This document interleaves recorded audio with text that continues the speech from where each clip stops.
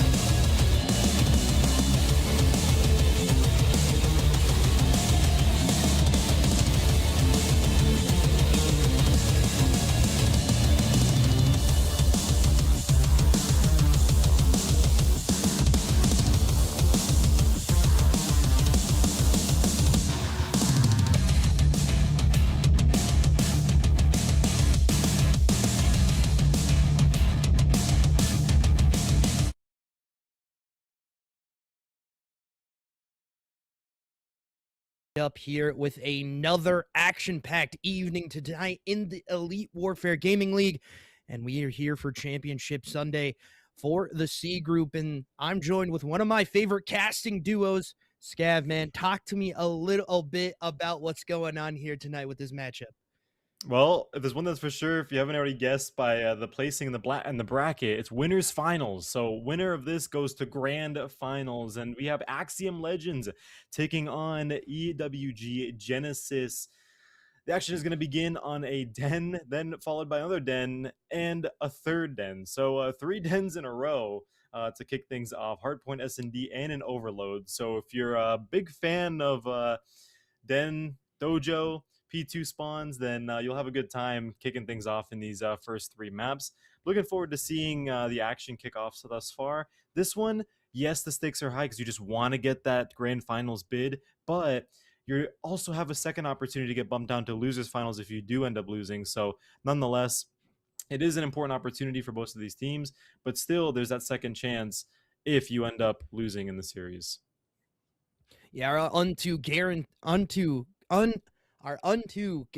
maps are going to be Saki and Raid. Yeah, thank you, production, for that. I absolutely fumbled the bag there. But then it is going to be Anthrax, Kratos, Illusion, and Homeless. And then for the side of EWG Genesis, Loki, Pip, I Stutter, and Fluffy is God. So it's stacked up teams on both sides. And if we look at, the bracket a little bit of here, how these guys got here, it was the side of Axiom Legends that had to go into a game 5. They've been in the depths of water in the semifinals matchup against Omnia. And then for the side of EWG Genesis, they've kind of walked through everybody they've played.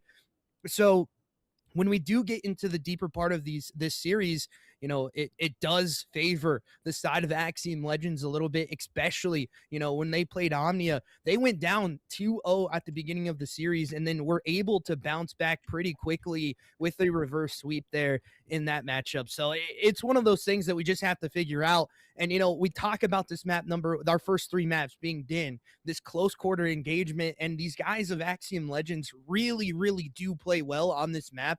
It just comes down to, is EWG Genesis going to be allowing them to play well? That is the real question. And I look at a guy like Fluffy, he's been very dominant in this C group so far. But for the side of Axiom Legends, you got to look at Illusions. He has dropped nuclear numbers when it comes down to it, especially, with the Dravik, with the new SMG in the NPC as well. So he's been able to play both guns as well. As we are going to load into map number 1. But Scav, what are you expecting for these two teams? Well, you said Axiom Legends is definitely the favorite going into this map number 1 because they have then sort of like memorized the mechanics and the places, like, they know it better than the back of their own hand. So if you're EWG Genesis, you're going to take that and you're going to try to establish map presence, especially on P1 early on. I'm not exactly sure where these two teams are going to be spawning out, but if they don't have those P2 spawns, you want to gain that control by mid-cut early on. Plant the flag down. Okay, well, with that being said, it is going to be EWG Genesis. Yes, okay, that doesn't have those spawns in their favor. So mid-cut control is going to be crucial here to kick things off, because if you can have mid-cut control, it allows the rest of your team over to the boys in green to make that push up, flip those spawns in your favor, and just start ringing in the kills onto that P1 hill. Yeah, you say that, but this jostling for position that is still taking place here on P1, no one really wanting to get into that time. They just want to fight for this P2 side. And as I say that, though, EWG Genesis is able to get back into it a little bit. Anthrax looking to try to find 2, gets absolutely top turnbuckled on, but Illusion's able to collect onto the damage there, as he starts out 3-0 and continues to try to fry onto the front side of the hill with another kill going his way as well. As we head into rotations for P2, now favoring the side of Axiom Legends. They need to try to fight this out if you're EWG Genesis. Anthrax already sort of planting the flag down, back in his own spawns, ready to go, and spawns are going to be in the favor of Axiom Legends as P2 hill does open up 21-25. Low key, trying to get something done. Illusions with a nice 2-piece as well. Setting the tone early on in this P1 map. I Stutter trying to get a 2-piece as well. Takes their own medicine. He's not able to do it so far. Axiom Legends able to hold on quite well with not only the spawns, but this hill. Well-oiled machine kicking things off into P2. And just as that being said, the Testament now will be defending those spawns for those last 25 seconds of time before P3 opens up. Yeah, definitely so. As you can see, the battle already going down there onto this last little bit of time. It is going to be the side of EWG Genesis that are able to win it. And you can see the rotation, the spawn flip is happening a little bit here as iStud are going to head through the middle part of the map. They really need to slow down this guy, Illusions. He's 11-2 after 2 hills, ladies and gentlemen. And as again, Illusions with another quick double up for himself, looking to try to find more on the Dojo side as he spots out another one, just absolutely beaming with this NPC in hand as he collects another one on the kill board for himself on a 4 streak. He's fully streaked out too, ladies and gentlemen, has that cruise to work with in the back pocket, looking to try to assert dominance early in this matchup and let these boys know that they have met the wall of the side of Axiom Legend as they continue to fry here with another 4 dead. Illusions just unloading hot lead into EWG to the point where they couldn't do anything but just sit there and watch themselves as they got sent back to the respawns throughout the entirety of that P3, P1 rotation all the way to P3. So far near flawless for the side of the Legends as we keep things going. Over to P4 shortly there. Excuse me. Over to P4 shortly thereafter. Illusions finally will be put to rest after a fantastic run. That's not before him and his teammates are able to get spawns in their favor. Loki trying to pick up some of that energy himself, and Ice Stutter as well, doing a decent job of a hold here. And if you want to make a break and regain all that lost time, it's going to be on this hill. So as the water begins to settle, EWG looking for an opportunity to bring this pendulum back in their favor. Yeah, definitely so, as they need to try to find something to go here, as it's just a pinstripe kill feed that keeps on going back and forth, and you really can hold this hill from the front. But as I say that, EWG Genesis able to break in on for a little bit of this time. Kratos here to try to contest it. It is going to be the shots that are going to be able to connect, as it is still that pinstripe kill feed that we talk about, but Homeless now in the hill time. He's 11-8. The two SMGs right now for the side of Axiom Legends just absolutely dominating into the start of this matchup, and they have the early lead. Let's actually go ahead into a listen-in with the side of Axiom Legends as they continue to fry here, ladies and gentlemen. One shot time, Dad. Back working. Get back on me. One shot. Nice. Good fucking trade. Come on. Dad, I'm holding time. Watch out, cut someone. Top I spot P2. He's top blue still. I'm one shot time. Two left. Are you P1? You just lay down. Yeah, top blue, do you, and time. Top blue tag. Nice. Top blue. One, dead. Hey, Mika. I'm dead. Mika's no. He's pushing to the back, I think. I spawned new. I'm staying new. I have a trophy. Here, lockers on me. We got two of them here. Push the arches. Three arches. One on old. Three arches. Three go me in the back on you. I spawned out. Oh, he's bullet. No. That's right. I'm hitting the roofs now. I stole my heli. There's one more couches. Fuck off. Two dead, nice. I'm coming help. Couches, I need help. I'm in. He's up there. He's on the side. Nice. Garage. I'm picking a big gun. Garage one shot. There's two one shot garage. Looking for pit. Nice. Couch is broken. No, he's couch. As you hear the listening coming in for the boys from Axiom Legends, and they are getting hot into the comms. You hear the dead call out, Scav, and they have every reason to be, as they have a dominant lead here into this map number 1. Yeah, very concerning position for EWG, and even with it, even when you don't have spawns in your favor as well, you're just getting completely fried through couches, and Illusion's getting right back into his rhythm, that very same rhythm that had him going with a near 5 KD over from P2 to P3, finally gets taken out into the process. 100-point lead for Axiom as we rotate on over to P3, and the kills just keep flowing in the feed, as again, Loki by himself, I feel like the third time today we see try to make a break onto the hill, and he's not able to do much until eventually Fluffy puts his foot on the hill very briefly for the floodgates of green and the Hellstorm shortly follow. Yeah, definitely a difficult place to be, because you have two people now streaked out for the side of Axiom Legends. You need to try to get on this hill time to even try to fight this back. Oh. And it is going to be Pip that is going to get him back off the map too, as a 4 dead happens. And it is an absolute bounce off the wall there to help him out with that one as well, as more kills go their way. They do have control of this P3 side, and they looking to try to, chain this together to P4. The contest comes on in, but not for very long from the side of Axiom Legends as they get control of the hill. And this man, 27-10, ladies and gentlemen, and we are not even close to potentially finishing this map number 1. He could drop a plus 30 bomb with the pace that he's playing at. Oh my gosh. Plus 30, could be a 40 if EWG puts up a fight here, moving on into the next hill that's been opened up. It doesn't seem like they will, to be honest with you. Axiom mastering Breakdown, just a masterclass here on rotations to new and fighting for those spawns even though they don't have them. And we start to see they're not backing off the gunfire as well. Still the pressure being put down by EWG, but just nothing is going in their favor right now. They'll get a kill, but shortly thereafter it's found by a trade. Can't say the same here for the side of Axiom. They're getting kills, and a lot of them untraded as well. So finally, a brief retake for EWG, with Fluffy being the only one on the hill, will prove to be very difficult, as it will be ripped out very shortly after. And just like that, 17 seconds left. We're going on over to P1, and hopefully for Axiom, we're going back to P1 to end map number 1. Yeah, definitely so. They look like this just looks like a victory lap for the side of Axiom Legends as they continue to fry here, ladies and gentlemen. And it's really this SMG duo that we've talked a lot about that continues to fry for their side. 31-12 from Illusions, 21-20 from Homeless, as he's been the majority of this hill time as well. He looks good to continue that as well. But as I say that, it is going to be the side of EWG Genesis that get into the hill time here for just a second. Illusions, chowing out with that pistol. Maybe a little bit of an ego chow coming on through. A Stutter going to get spotted out as well. Now he's on the hill time with the next cruise missile coming on through.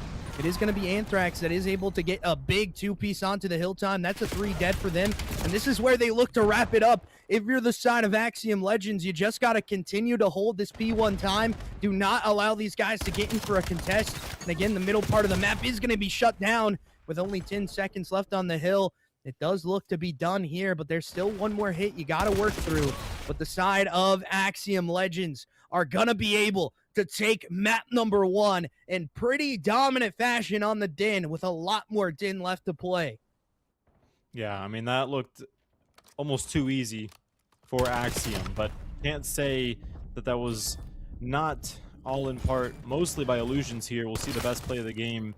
This is what really set the tone. Up until this point, it was still quite close between EWG and Axiom, but Illusions, at this point, I think he was 12-2 when we saw that kill cam, and was still frying nonetheless. Like, the pressure just was not setting in for him. He was in a complete flow state, locked in, and did a brilliant job of keeping that momentum. And when you have that IGL that's able to pop off like that, the teammates see that in the kill feed, and they themselves, even if they're not having a good game, they start to feel confident. And, just a chain reaction dominoes here on Den as Axiom just completely flips over EWG and causes a point of concern early this series. Yeah, definitely. So a big point of concern as now EWG Genesis drop a map. They have to figure it out here in the S&D, and we head back to the same map that was their struggle in the hard point. We'll see if they can do so, ladies and gentlemen, as I'm not sure if we're going to be getting a lobby switch. So we'll wait here for just a second before we get it from production, what's going on. But,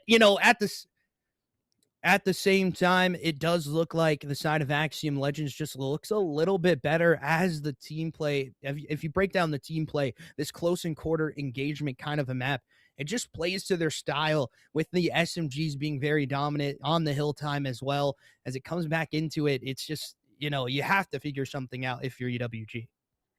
Yeah, and Axiom you're right. I mean, Axiom is, and we've seen them cast before. They are very dominant when it comes to the CQB style maps. Blackheart is the first one that comes to mind that I think is like their pudding, right? But when it comes to Search and Destroy, which is going to be next on Den, it doesn't really turn into a CQB style map. It can be that type of map, but only in bursts, right? And that's only when you get site retakes that go through from A and B. But up until that point, the M15s are going to be incredibly useful early map, especially when you get that top broken control, top window, bottom right corner, and that control over Dojo as well. So the ARs didn't really get the chance to shine this hard point that we saw. We saw a lot of just the SMGs and the new meta SMG as well that was pulled out and used by Illusions. But in Search and Destroy, same map, very different pacing. So if you're EWG, I'd slow down the pace a little bit, dictate it, wait, especially if you're on defense, for the side of Axiom to make those mistakes and lean heavily on those M15s to get the early picks. Yeah, it's one of those things that it's just Illusions from start to finish in that map number 1. I mean, I circled his name on this roster for a reason, and he shows you why in map number 1. He absolutely dominates from the start to finish as we are headed into map number 2. And Scav, talk to me a little bit about what EWG's got to figure out here in the S&D on the retakes to not make it so close quarter engagement. Yeah, so like I was just saying, like, leaning on those M15s got to get those picks and get them early. Our snipers are allowed, correct? Or they yes. have been gotten rid of. Okay, so even better. We got a sniper. You got Axiom, trigger happy, right? Kratos been pulling out one right now, trying to catch somebody lacking. That's the recipe for success. If you're EWG, you kind of want to do that yourself. Get an early snipe, M15 pick, and then just go from there. Yeah, and you can already see Illusion's electing to switch over to that M15 as he spots out Pip through middle and just rips him for it. And Kratos with another one on the sniper, getting Fluffy and Low-Key and Stutter now left up by themselves as Kratos decides to push this. He takes some pop shots with the pistol as well and is able to finish it off with the Jaeger. Spot out onto the feet there, but it's not going to happen. And Axiom Legends continue to roll on through this side of EWG, not dropping a body in the first round here. Yeah, and if you're Axiom, you're kind of doing exactly what I was expecting, what you'd want to see EWG do. Very heavy with the M15s. First blood was an M15. And the sniper there, held by Kratos tightly in hand, just kind of denied any peeks at all coming from Dojo. I'm sure EWG got the read there, so hopefully if you're on the flip side, you do the same thing and play the same strategy. Keep your distance. Very clearly, Axiom knows how to do it themselves.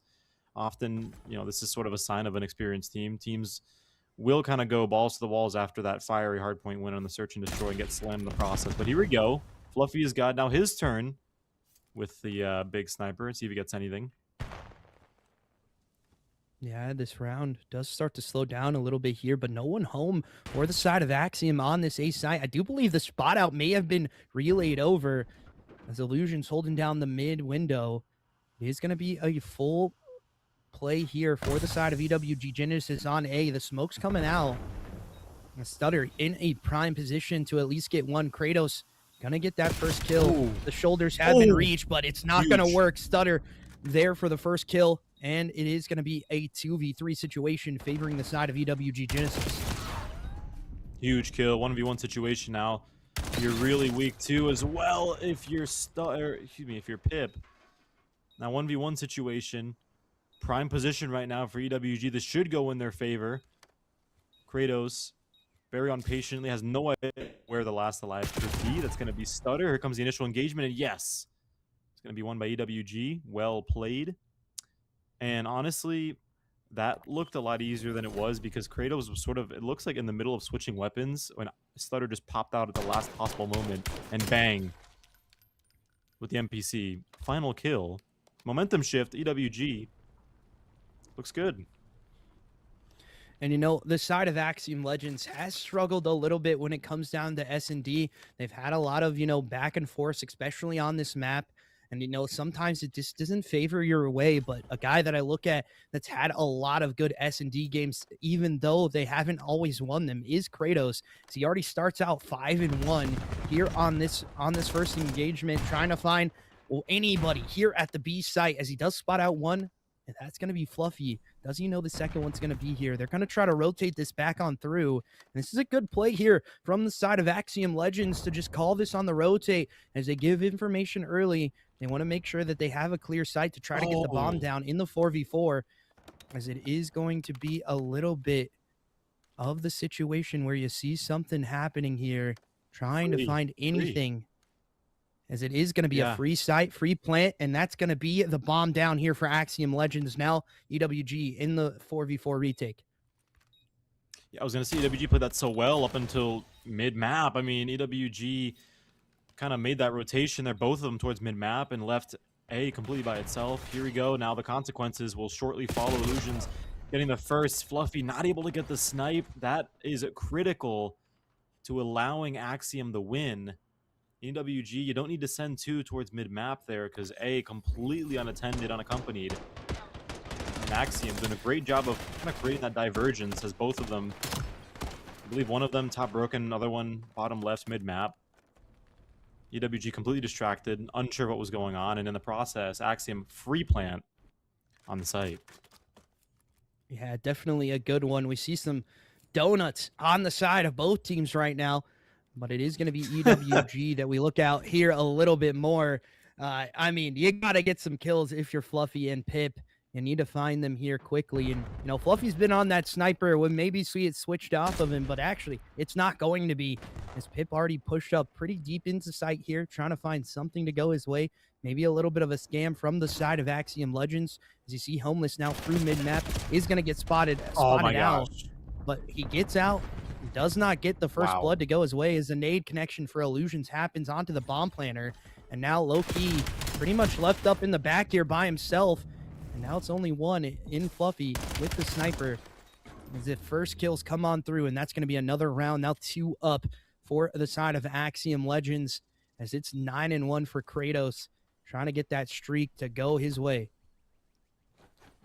Homeless was just centimeters away from being killed that round, and that top broken control by Low-Key, like, he had getting that kill that could have completely changed the outcome of this round, because, you know, you start to see 2 EWG players get pinched up mid-map there, and the one who was doing part of the pinching was Homeless, so very unfortunate, to say the least. Tough luck, to be honest with you, if you're the side of EWG. Just COD timing not going in your favor, as we start to see, if you couldn't get enough of the donuts that we see on the scoreboard with Anthrax, Fluffy, and Pip, you see some donuts on screen as well. So here we go. Round number 5, as this time Axiom will be a lot more intentional with that A push. Yeah, they do want to try to make this execute go their way here on the A side. It is going to be, however, 2 players for the side of EWG, and they're going to be noted as Low-Key does not get the first kill onto Kratos. He's on a 5 streak now, trying to get that cruise missile in the back of the pocket as we head into the later rounds, and he absolutely beams one off the heady, and another round quickly decided by the side of Axiom Legends as they go 3 rounds up and start to take a dominant lead here in the S&D. Absolute domination, transferring from that hard point to the search and destroy. And these guys are just playing well. I mean, some of these strategies are like counterable too, and I thought EWG would be able to counter that A push pretty easily because they had the spread, but they're just not winning the gunfights nonetheless. 2 in particular from EWG not doing well. Axiom has one of their own who also isn't doing the best. Well, 2 of them not doing the best, but that doesn't matter when you got Illusions and Kratos just carrying on the backs. Yeah, and it comes back in, and the bomb plant's going to be here in the 4v3 retake. However, Fluffy's God is now going to fall off the map. God. Oh my God. When it rains, it pours, and it gets worse and worse. Now Low-Key kind of left up in this 1v1 by himself as he spots out the last player in Anthrax. He's just going to play his life. How this divulges into a 1v1, no one will ever know, as this is a round that should be Axiom from start to finish. They get 2 dead early, and now it is Anthrax in the clutch to potentially go on to match point here for his roster. With only about 11 seconds left to play, he needs to find this kill or the defuse. He's just going to hop the defuse, and it's going to be Low-Key that finishes off the round, playing the timing perfectly there.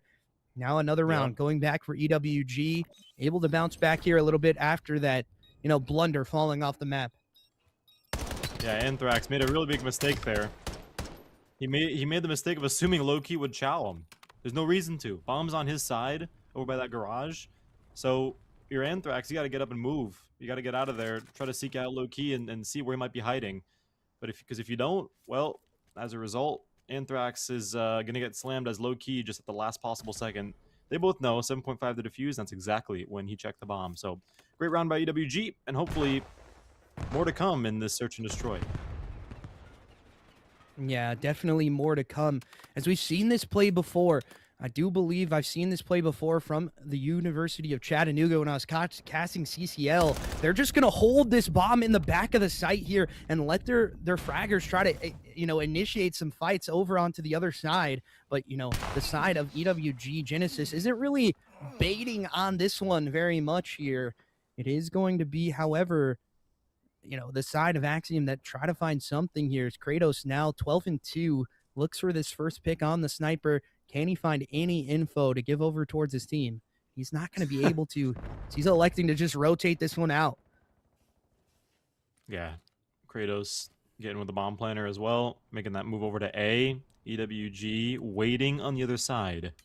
Now, Kratos makes an initial pick here that'll change the round completely, but with 25 seconds left, you start to wonder if that Chattanooga strategy is good in practice, but only if you have enough time, because right now there isn't any left for Axiom, as here comes the initial stun. EWG, gears start to turn, 2v4 situation. Kratos trying to find one, not able to do anything. Low-Key with a nice 2-piece. Bomb has been planted, nobody left alive. EWG lives to see another day. Yeah, definitely so. And that I mean it works in theory, but you gotta push out this A side solo if you're gonna hit this play out. That's really the thing we've seen from that University of Tennessee Chattanooga side is they push out this A side fully and then they give the information is given on over and that rotate comes out giving the free bomb plant towards that B side. And that's just not what you saw here from the side of Axiom Legends. But we head back on over to EWG Genesis offensive side. Can they find something to continue rolling rounds together as they've now connected two to this one? Because it is Fluffy now giving information over towards this B site, but there's a lot of information going on A. You can see the players a little bit confused on where this play is going to be at. Number smoke. 2 and 4 are a little bit confused, but now they're clustered up together here on the back door. The bomb is going to go down. The peak comes on through. First blood now getting enacted by Axiom Legends. Make it a double. And it is going to be a trade outs that go back and forth. Would have liked to see a free plant there from the confusing smoke, but still Axiom beautifully done, able to adjust themselves. 1v2 situation here for Loki. He had a 2-piece, I think, earlier on in the map, so this could be an ace if I'm not mistaken. 6 streak as well. Here's one. 36 seconds left. He can take his time here.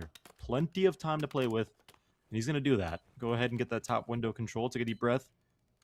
And now you start to slowly encroach forward as Illusion's unsure at this point where Loki could be. Loki could get a fantastic read here if he goes through guns. Oh my gosh. COD timing could get the best of both of these gentlemen here as here comes the feet that are sticking up.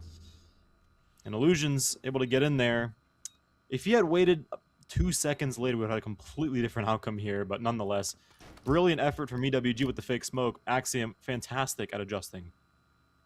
Yeah, definitely so. And now we have one round away from the side of Axiom Legends going 2-0 up. But we've seen this before here, Scav. A 5-3 curse maybe on the cards here for EWG, but they really have to play better as a team because they are not getting the trade out kills when they need them. And it is just not going their way at all in this one.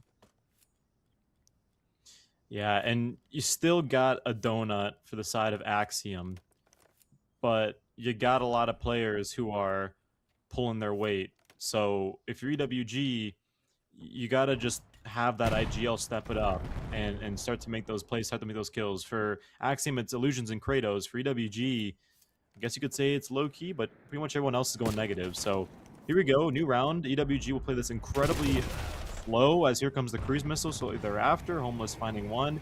Kratos trying to find the second. He'll only get information. Okay. He'll find low key from top window. I'll try that out next time I play ranked. And the bomb is going to be planned. 4v2 situation. EWG has got to pull some weight here. And it is only now left up into one with time dwindling away. Pip by himself having to clutch a 1v4 situation. He does get the first kill, but these next ones are going to be very difficult as he does not spot out the player, and that will do it for map number 2. 6-3 decision here for the side of Axiom Legends as they go up 2-0 in the series and continue to frag out the side of EWG Genesis. Looking down barrel of a winners finals sweep. For Axiom, you want to make a statement to anyone in losers finals who's sort of waiting for their opportunity to face off against you. This is the way to do it. You take the other team that's basically won every game up to this point and you completely slam them in both respawn and search. As we kind of go into a brief timeout for both teams, they prepare for an overload den. If you didn't love this map before, you better love it now because we're about to see it in the third of the 3 modes for this map set, Overload. And I mean, for EWG, I can't necessarily give you a strategy other than just rely on your mechanics, your gunny. Travel in groups. Don't isolate yourselves because Axiom will eat all that up. And with the new rule changes and an Overload, also something to consider as well. Try not to get confused with that either. Yeah, and the biggest thing here too for Axiom, if we talk about their side for a little bit, there's not a lot to work on here. They are very, very confident. This is almost a comfort pick for them. So this gets very interesting now as we head into what is, arguably one of Axiom Legends' best overload maps, as they are already up 2-0 in the series. You really have to dig deep if you're the side of EWG Genesis, and you need to find something that works out for your way. We've seen the reverse sweep here in the C group by this exact team that we're casting for right now, Axiom Legends. If EWG Genesis can bounce back and come alive and take us at least to that map 4, I do, have a little bit more favorability for them in this one, because Sake, being that new map, is very long distance heavy, very AR heavy, where the players will be playing probably that third AR, maybe even a fourth AR as well, just the style of the map it is. So it's just the bigger thing here is, can we see EWG Genesis bounce back after losing 2 straight?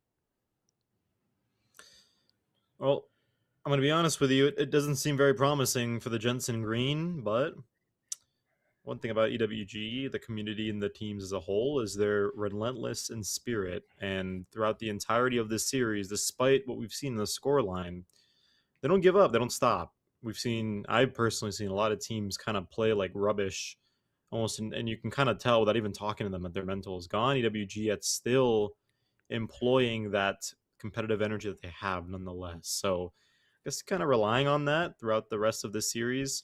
Axiom, with reason, going to be walking into this map number 3 with a chip on their shoulder, and hopefully chip's too big for them to carry, and EWG can take advantage of that. That's sort of where I'm at right now with EWG. They still have another chance too. This isn't goodbye for EWG if they do lose this map, but at least putting one up on the board against the dominant Axiom will make a statement they are worthy of that grand finals chance if they do meet them again. Yeah, definitely so. And it is going to be a little bit harder for them to try to figure out here. If you're EWG Genesis, you need to try to break it down and make it go your way. Like, this map and series right now just really has not been able to go your way. The kills are not falling for you when you need them, especially in map number 1. The outslaying power that we saw from Illusions on this side, of Axiom Legends, is really why they were allowed to, walk for free down a lot of these hills. They may have not had the best of rotations, but able to hold the front of P4, holding P3 as well helps them out. And then when we head into Overload, it's more of a team-based game. You gotta, fly in packs, and we saw that in the S&D with the side of Axiom Legends as well. Yeah, I mean, I'm not exactly sure, as a coach, what the strategy is. I'm not a COD coach, but if I was, again, just kind of throwing out what we just saw in the last 2 maps, and kind of going back to the basics, kind of reminding them what their roles are on the team, kind of encouraging the IGL to dominate those comms. We need somebody to be a playmaker. We didn't hear any listen in for the hard point, but if that's lacking, you want to make sure that you have someone that's making those like initial calls. Like I said, the IGL sounds like a broken record, but that's incredibly crucial to Call of Duty. You need somebody who's able to step up and kind of make the play calls. Lobbies where we're kind of just going with whatever sticks in the wall is not going to necessarily work in a mode like Overload. That's why a lot of people hate it, because it genuinely requires like intense strategizing even before the map even begins. So that being said, I believe we're going to be heading on into a map pretty soon, but until then, I'm going to go ahead and toss us to a very short break. And yeah, we'll see you all very soon. Whether or not if EWG is able to take one of their own, or if Axiom is going to DoorDash the series, we'll find out in the next several minutes.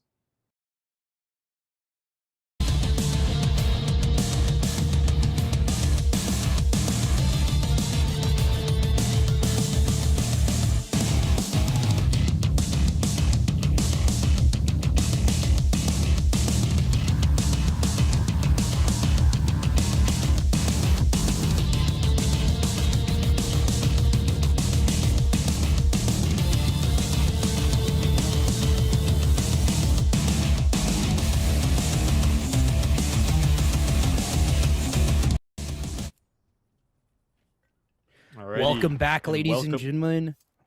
Go ahead, brother. Go ahead, Scav. Sorry.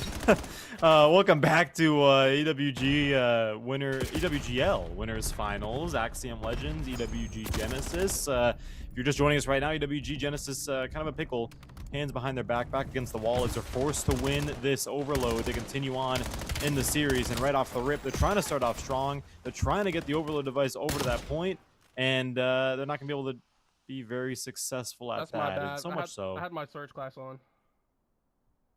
That's my bad. That's my bad. No, I fucking threw a smoke. All right. I think it was a smoke. Yeah. You see, when you're casting enough games and you see people will sometimes either ignore a smoke or just draw the game, Yeah. you kind of learn to just ignore it until someone says something. But yeah, there goes a smoke. And here comes the map reset shortly thereafter. Yeah, we will head to that quick break. Let this map get reset. Let us take a break. Let you guys take a break as well. We'll be back in just a couple seconds.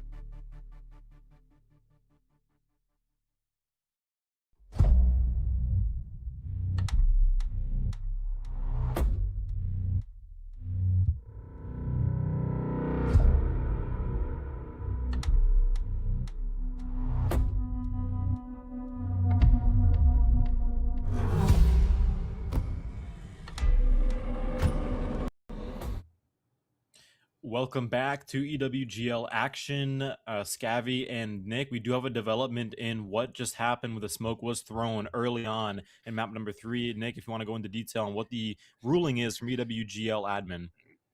Yeah, from the owner, actually, Lucky. He's saying that this EWG Genesis first infraction of the playoffs, so it is a minor infraction. This means that Axiom Legend will go 1-0 up in the overload. Here is how it will work. To keep things simple, EWG stays in the spawn and allows Axiom to score one overload once the point is scored.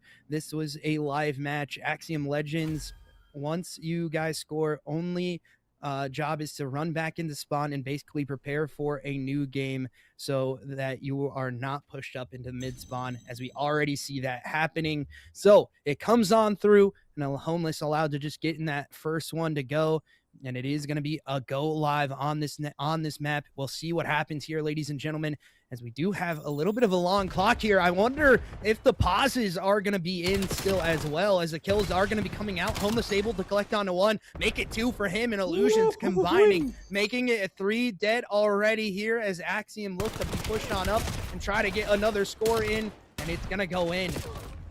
Now 2-0 up on the side of Axiom Legends. Yep, 2-0 kicking things off here on this den. And the kills, along with the scores, will continue to cycle through. 3 off yet again from EWG. And Stutter, being the one who finds one. Homeless shortly thereafter will take him out. There was the 3rd score. And Nick, honestly, not the best look. I'd argue this is the harder side to score on, and it's 3-0. Granted, one of them was free. So, that being said, already momentum quickly shifting us away as Kratos looks for the 4th to have an early halftime. It's not going to happen.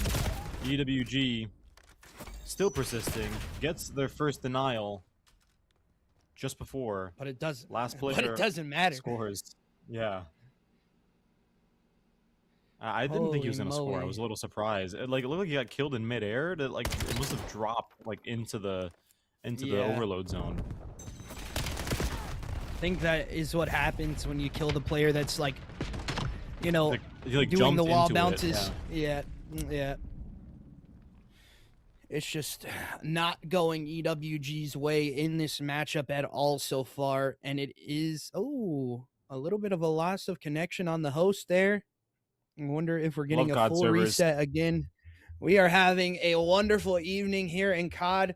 Ladies and gentlemen, we will head to that quick break as Axiom Legend go 4-0 up on the first half, as I do believe we lost connection to host. So that in turn means that we will get a reset of lobby, all of that good jazz. We'll be back in just a couple of seconds, ladies and gentlemen, with this map number 3, where Axiom Legends is up 4-0.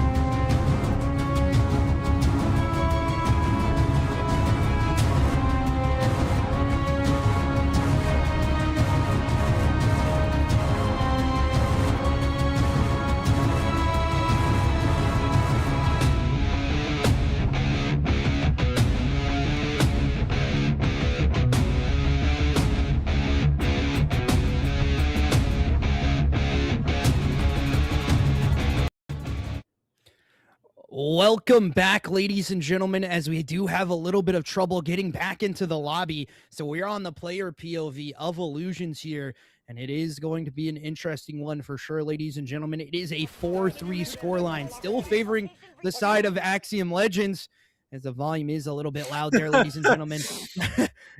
Get a little bit they're on of fire. the gear coming in. They're on fire for sure.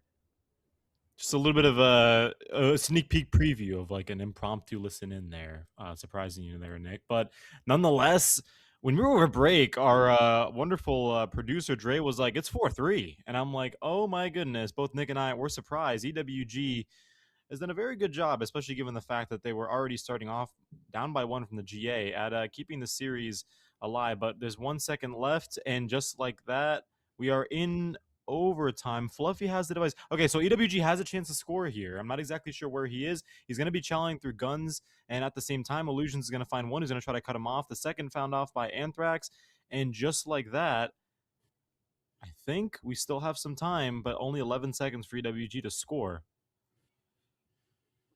Yeah, it is getting dwindled down, and you know, this full rotate back onto the site is not what you want to see with only a second left. That is going to do it. The side of Axiom Legends move on into the winner's side of the bracket, and Illusions is talking a little trash maybe in the comms as well as he continues to fry in this one.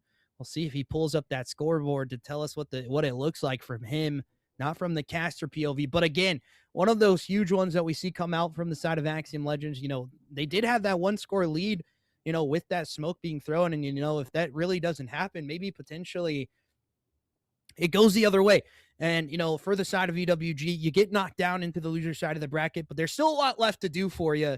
You know what I mean? You still have another matchup that you have to get mentally reset here for against the side of Vortex Gold. So you need to figure it out. We need to figure out what we're going to see for those maps as well, ladies and gentlemen. A lot left to be up here on Champ Sunday. But Axiom Legends moves on into the grand final of the C group here. We'll see who their opponent is here in about 30 minutes, I do believe. So we'll see what happens. Exactly 30 minutes. Yeah, that match is supposed to be going on at 8:30. We'll see what happens here as we're going to hit up an interview with the side of Axiom Legends. We'll be back after we get that interview set up and see what they are talking about headed into that grand final.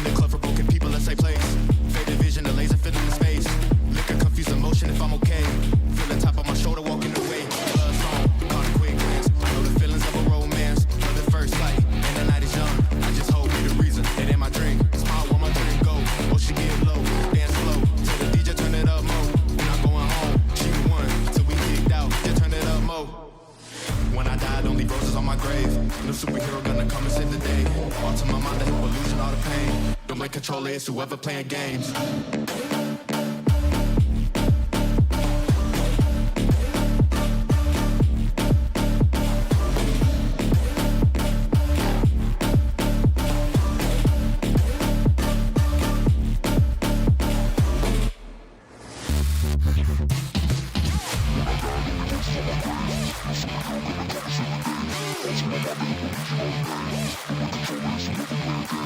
When I died, only voices on my grave.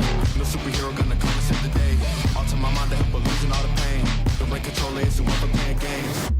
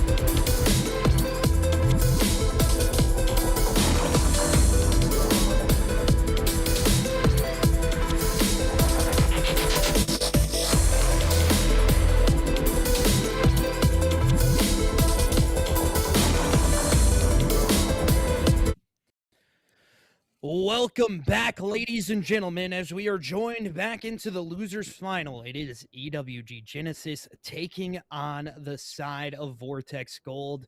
And, EWG Genesis has to bounce back here a little bit to try to, get that realization for this winners final if they want to be there. The grand final, I should say, if they want to be there. And the side of Vortex Gold looking to return to that grand final position, trying to get the full, and they've been in this losers bracket for a while now. They're trying to get all the way through it, get it all the way, realized to that grand final. And Scav, I mean, what do we need to see from the side of EWG Genesis to bounce back here? You're going to see a lot, to be honest with you. And this is a good opportunity for them because, I mean, I'd hope that a Vortex is, playing warm, but specifically for EWG, they've already played the team in grand finals. They know how they played and they understand how to adjust. Hopefully, at this point, how to adjust for that. Whereas you look at Vortex Gold, and well, despite maybe getting a scrim in or queuing up in ranks to keep themselves warm, they haven't had much practice against EWG Group C level skill. So with that being said, if you're EWG Genesis, leaning into those experience that you had against the number one team right now in the tournament, the winners final, the grand finals opponent right now, you want to make sure that you don't repeat the same mistakes you did against Axiom. And with a new map set, it's looking pretty promising for EWG. It's a headache. You take a map like Hardpoint, EWG lost 250 to 136, and then had two more dens right after that. Same map set. This time, Colossus, Den, and Raid. So we're actually going to start off with one different Hardpoint in the series. And again, to your question, Nick, if I'm EWG, leaning into those mistakes you learned from the past series and not applying them this time. Yeah, I mean, Colossus is a pressure kind of a map. As we take a look here at the rosters, the same roster coming in for the side of EWG Genesis and for the side of Vortex Gold, Rose T2P, OG Symphony, Tim TV, and Symphony. A little bit of an interesting lineup here. We'll see what it looks like for the side of Vortex Gold, as they've been a little bit cold here, trying to, wait to see who their matchup's going to be. Yeah, it's going to be exciting as well. Colossus, I would say was controversial when we kicked off ranked play on this game and competitive play in general, but it's gotten a liking to the community. I specifically remember it being kind of hated by a lot of players, but then we got Blackheart and we're like, all right, let's bring back Colossus, especially with the new map set as well. Sake specifically, I can think of a lot of people being like, not playing there. So Colossus, to kick things off, I would say a good mixture of both CQB and those M15s are going to favor, especially on that P1 over to P2, CQB galore. But then when we start considering P3, that's when you start to see the M15s start to shine and get in their accolades as they try to establish that map dominance for the next hill that spawns out. Yeah, definitely so. It's more of those things that is just like, you know, how are you going to figure this out? How are you going to figure this out for EWG Genesis? As you definitely need a bounce back here to try to, you know, figure something out.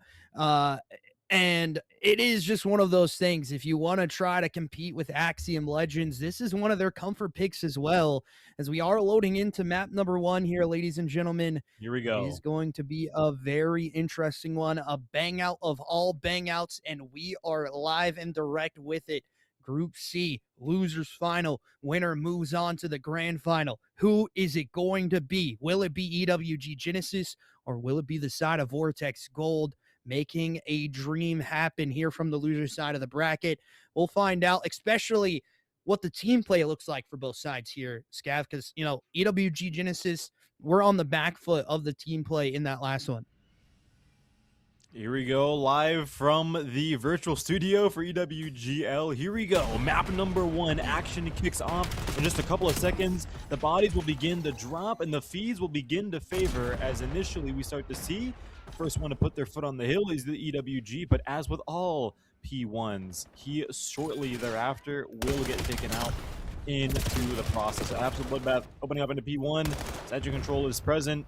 And off to the races, these fine gentlemen go. Yeah, we'll see what it looks like as if hill time goes back in favor of Vortex Gold. And it's going to be iStutter on the hill, going to be able to collect onto that kill. And this is something that they need to figure out here, is the 3 SMG meta is very dominant with that NPC on this map especially. You can see that the ARs are going to struggle here a little bit, as Fluffy already controlling the pace of play over to P2. It's going to be another 2 dead for both team. Rose T2P already collecting on some big kills as we head into that rotation. But the spawns, however, do not favor Vortex Gold as the nades come on through. The stun's coming from the outer side, and that's going to be a 3 dead now for the side of EWG Genesis. Ooh, Sephi with a nice 3-piece as well, establishing that P2 presence early on in Symphony as well, cleaning up shop, taking out the last alive for EWG to allow those spawns to be in the favor of Vortex Gold. A beautiful textbook retake on the hill, and now they'll reap the rewards that follow, as that P1 control is not really being dominated too much by Fluffy. Too often the feed. A nice opportunity for the 20 seconds left of scrap, but it's Fluffy and Co. last alive on the hill. Yes, get the kill, but only for about 15 seconds. However, Pip winning that rotation over to P3 will provide some headaches to the side of Vortex Gold if left unattended. Yeah, definitely so. It's going to be a little bit difficult here for the side of Vortex Gold to try to figure this one out, but through middle green, it is going to be iStutter that is going to get back on the hill, but now he's left up by himself, just going to have to play a little bit more passive here as he gets one into green, can't get the next one to come up.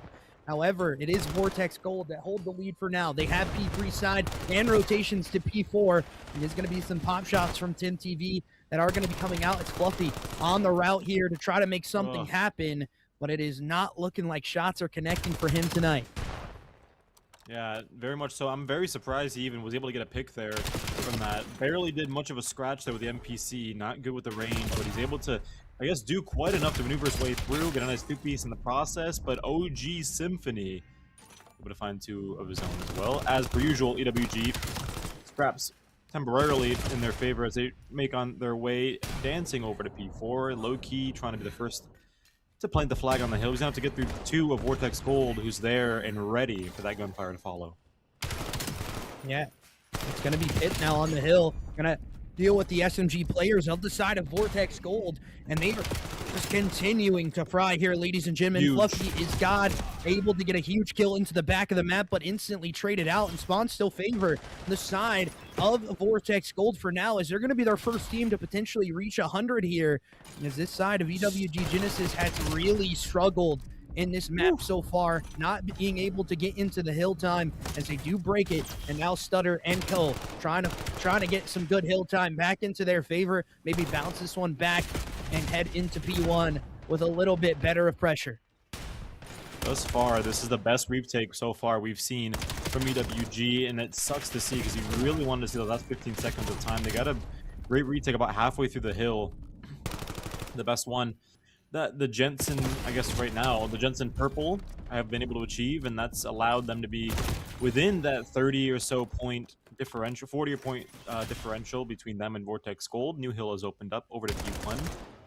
Moment of silence here for just a second until the respawns go through, and the frags will follow as Timtev and Symphony, yet again, the dynamic duo, able to get the two off onto the hill and cement themselves past that 100-point mark. Yeah, definitely so, and we should head into a listening with the side of Vortex Gold as they continue to fry, but as I say that, get knocked out of the hill here and need to lick their wounds back into it. Let's now head into that listening with the side of Vortex Gold. Yeah, I spawned yellow. I'm gonna kill this kid. One's already new. Come back dead. Side dead. More on me, back blue. Two back blue. Both back blue, one side door right now. Kill. You dead. Nice, Seppi. Keep trying to go through. Here. Yeah, I was stunned. He's weak side door.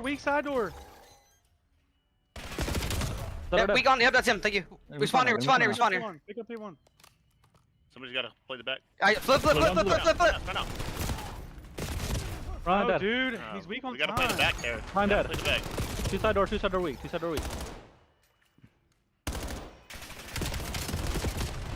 And that was the listen in for the side of Vortex Gold. Now let's instantly hop into the listen in with the side of EWG as they need a break back onto this P2 side.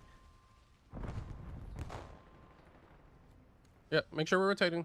Get this shot Yeah, by 3 I'm people. on 2 on hold. I'm counting on, dude. I'm counting on. Two Got go one, new, got two one. go. I'm leaving them. I'm on Make sure we're point. setting up new. Make sure we're setting up 3 new. 1.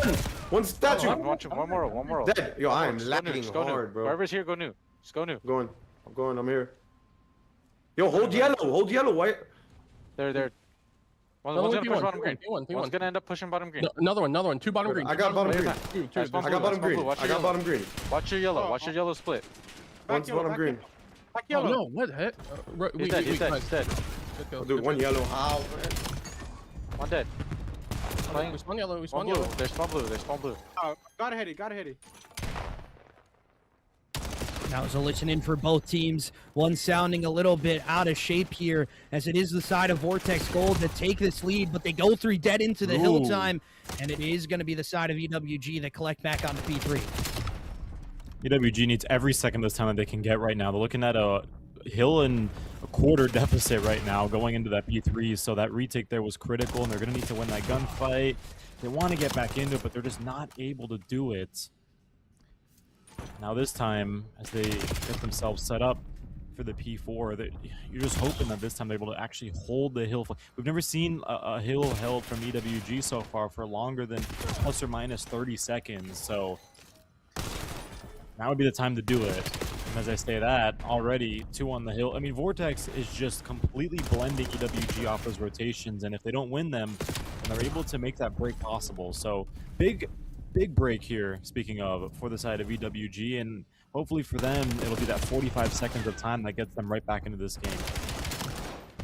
And you can just see the SMGs for the side of EWG not being very comfortable on the map right now. But again, another 4 dead that favors them as they head back into P1 and the rotational battles taking place for it. With a lot of time still left up onto this one, they need it to go their way. But the side of Vortex can get very close if they can get some of this hill time back in their favor. A big flank coming on through. Tim TV gonna be able to get a big 2-piece, and Symphony able to clean up the last one there, allowing this player to get into hill for the last little bit of time. It is, however, going to get cleared back out, and it is going to be EWG that need to try to break into P1 with the side of Vortex Gold already having a dominant pressure on it. Fluffy making a route right now to get those kills from the spawn here. If he finds one here, yes, it'll be good. Trying to find a second here. No, won't able to do it, but still, one is enough. Pip's able to find that opportunity from that kill from Fluffy. Trades will go through onto the hill right now. Still dominant by Vortex Gold. They can't win it here quite yet, but with those guaranteed P2 spawns in their favor, EWG sort of gotta throw everything they have up this hill and the next, and they're doing that, but nothing's really working. Seffi with a good read, not able to do much. Low-key and Pip, critical kills here. And right now, the gears are turning for EWG. They're making some breaks. They got to turn a hell of a lot faster, Nick, because right now we're looking at almost 100-point deficit if they're not able to take this P2 back. Yeah, they need to try to get onto this P2 side. They need to collect all the time left on P1. They also need to push it out. But Timtev just able to collect their 36 and 21, ladies and gentlemen, on a 4 streak.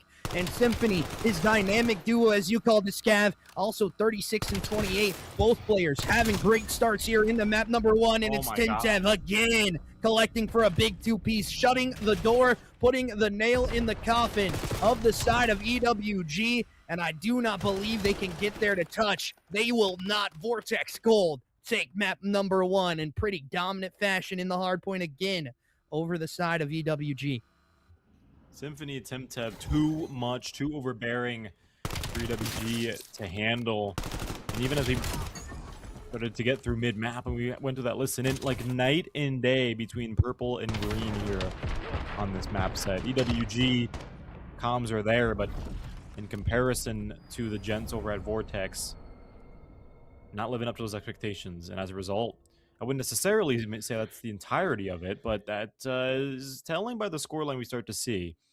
And yes, we had a dynamic duo there that was going in and completely frying for the entirety of the map and soaking up hill time. So it's like the best possible outcome right now is what you love to see if you're a COD coach as well. So, well, the train for Vortex is chugging along, and it's now up to EWG to stop the coal from burning, as it's getting pretty hot. And I'm talking almost 100-point deficit hot, 164 to 250. You just saw that against the side, against the team that we just visited in the winners finals, and only 30-point difference, excuse me, against Vortex Gold. So yeah, definitely so. And you know, they have to come back and try to bounce back here like they did in the first matchup against the side of Axiom. But yeah, I mean, it has not looked good so far on this map. You had 2 players on donut cams there in the last S&D that we watched. You know, yeah, like you see Moose in the chat saying, I feel like EWG is just a little bit checked there.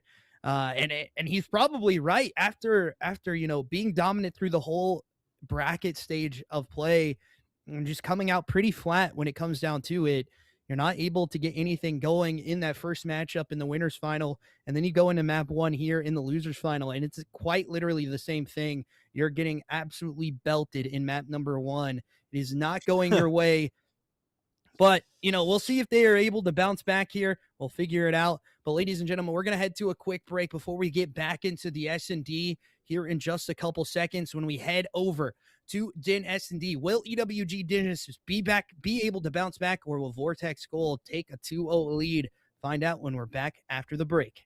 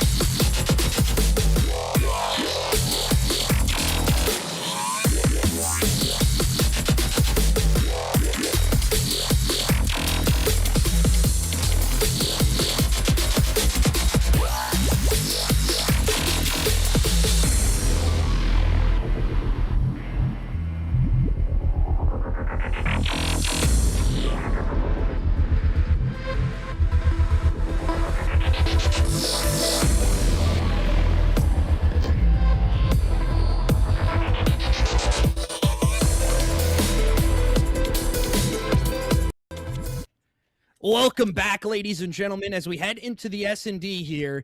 It is going to be the side of EWG Genesis that need to come back alive in the sniper scope glint. Getting spotted out from Stutter. The information is going to get over, but it does not matter. Is Timtev able to collect on to first blood here? And again, it is a side of EWG Genesis that get first blooded, needing to find an opening kill to try to get them back into the round, as a 3v4 retake is going to be a little bit harder to manage here. And Symphony has that sniper. He's going to be taking some pop shots with the pistol. He's able to get some, pressure laid down on the Pip. It's the shoulder peek just coming out, and now players all going to try to execute around it, and Pip's going to get taken care of there with the bomb being planted. It is going to be a little bit harder now for 50. Sniper shot. Oh my good lord. Symphony, what have you done to the man? You can't be doing that to people, man. I'm sorry. I'm sorry. He saw the light. He saw the light from the sniper, and then he shortly saw the light after being absolutely obliterated. Bang. Headshot right at the dome. He saw the light twice. And that is unfortunate nonetheless. Like that's just the cherry on top, honestly, if you're EWG. It's just unfortunate, but you made that comment earlier. EWG's checked, but you're at this point where you have enough experience. You got to pull yourself out of it. I don't know what the coaches told them in that intermission, but I hope they told him some encouraging things, because this still very well is in EWG's hands, and they're able to pull it off. They took 3 off against Axiom. There's no reason to believe that they can't do the same against Vortex.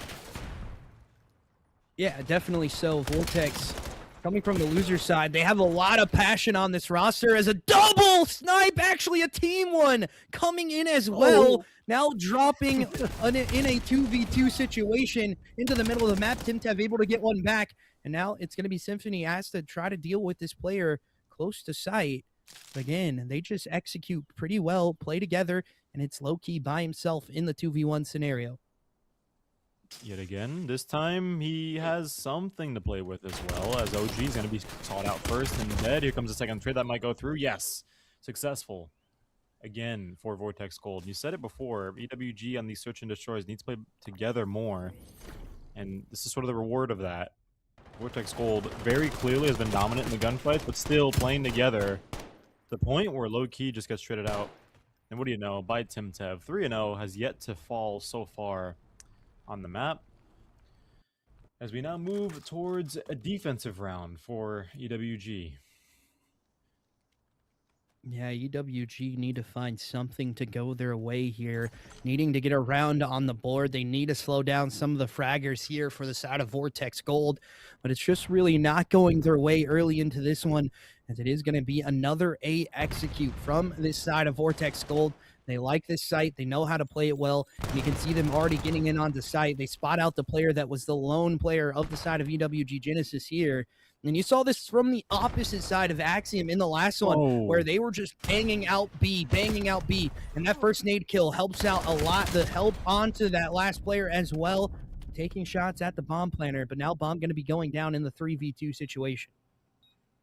Timtev nearly got obliterated from that bomb plant, but from windows over by guns, his teammate got the trade in the process. So here we go. He lives 3-2. Here comes a smoke screen that goes through, and he's going to go for the knife, and he's going to be successful with it. Goodness gracious. It'll be the straw that breaks the camel's back. If EWG is not able to pull through, that knife was just very unfortunate to see nonetheless. Vortex Gold completely on fire, showing that last series they kind of had to sit out and watch as EWG took on Axiom, showing that had no effect on them whatsoever. They were hot and ready to go into the series. Yeah, definitely so. Starting 3-0 right now. Definitely what you want to see if you're a Vortex Gold fan in the chat, as we do see some love from them coming out. But yeah, EWG just not looking like themselves in this matchup right now. It is going to be a nade that does go out towards this B site, and this is finally where we see the play come out, and Symphony able to get one instantly traded out. However, now they do not know that was the only player here left up at B. This could be a quick bomb plant, and Fluffy is playing the back route pretty perfectly. He picks up another one now in a 2v3 situation. It favors the side of EWG, but they need to get this bomb plant in here pretty quick. Yeah, I'm not sure what's going on right now, like what the holdup is. I don't know if they saw it from Dojo, just, like Rose just sitting there, but there's the plant. And now he's going to start to see the gears turn, but this is a fantastic flank. We'll start to see from bottom, top window. Yes, there it is. There goes the kill. 1v3 situation. Should be an easy win for EWG. They played that well, Nick. They played that a lot slower, and it kind of came to the point where Vortex was a bit confused and disoriented, and one by one, EWG was able to make their picks and get the bomb down while winning the round. Yeah, definitely so. And, you know, this losers final has started off a little bit slow for the side of EWG, but they do bounce back here. And off the back of this man on your screen, as he collects on to 3 in the round. And we are in our 4th round, ladies and gentlemen. We're going to take a look at that scorecard. And Pip on a donut right now, unfortunately, as he will be on it first. He's the first one to meet the donut's wrath. It's Krispy Kreme. You need a sponsor, the donut cam. Get on it, man. What are we doing? As we have another round of defense going in for EWG Genesis. We'll see what it looks like. But it is going to be this A execute that we've just seen time and time before from the side of Vortex Gold. But first blood in those cards for iStutter. It helps out a little bit to alleviate some of this pressure. And Pip just going to get red there onto that back play by Tintev. Again, another one going down. Symphony able to collect as well. Now in the 2v2, 2v3 situation, they head back towards A. Yeah, and quickly that advantage from iStutter completely pushing back EWG is not going to be, felt for very long, as Vortex Gold are able to push them right back, get the bomb plan in the process.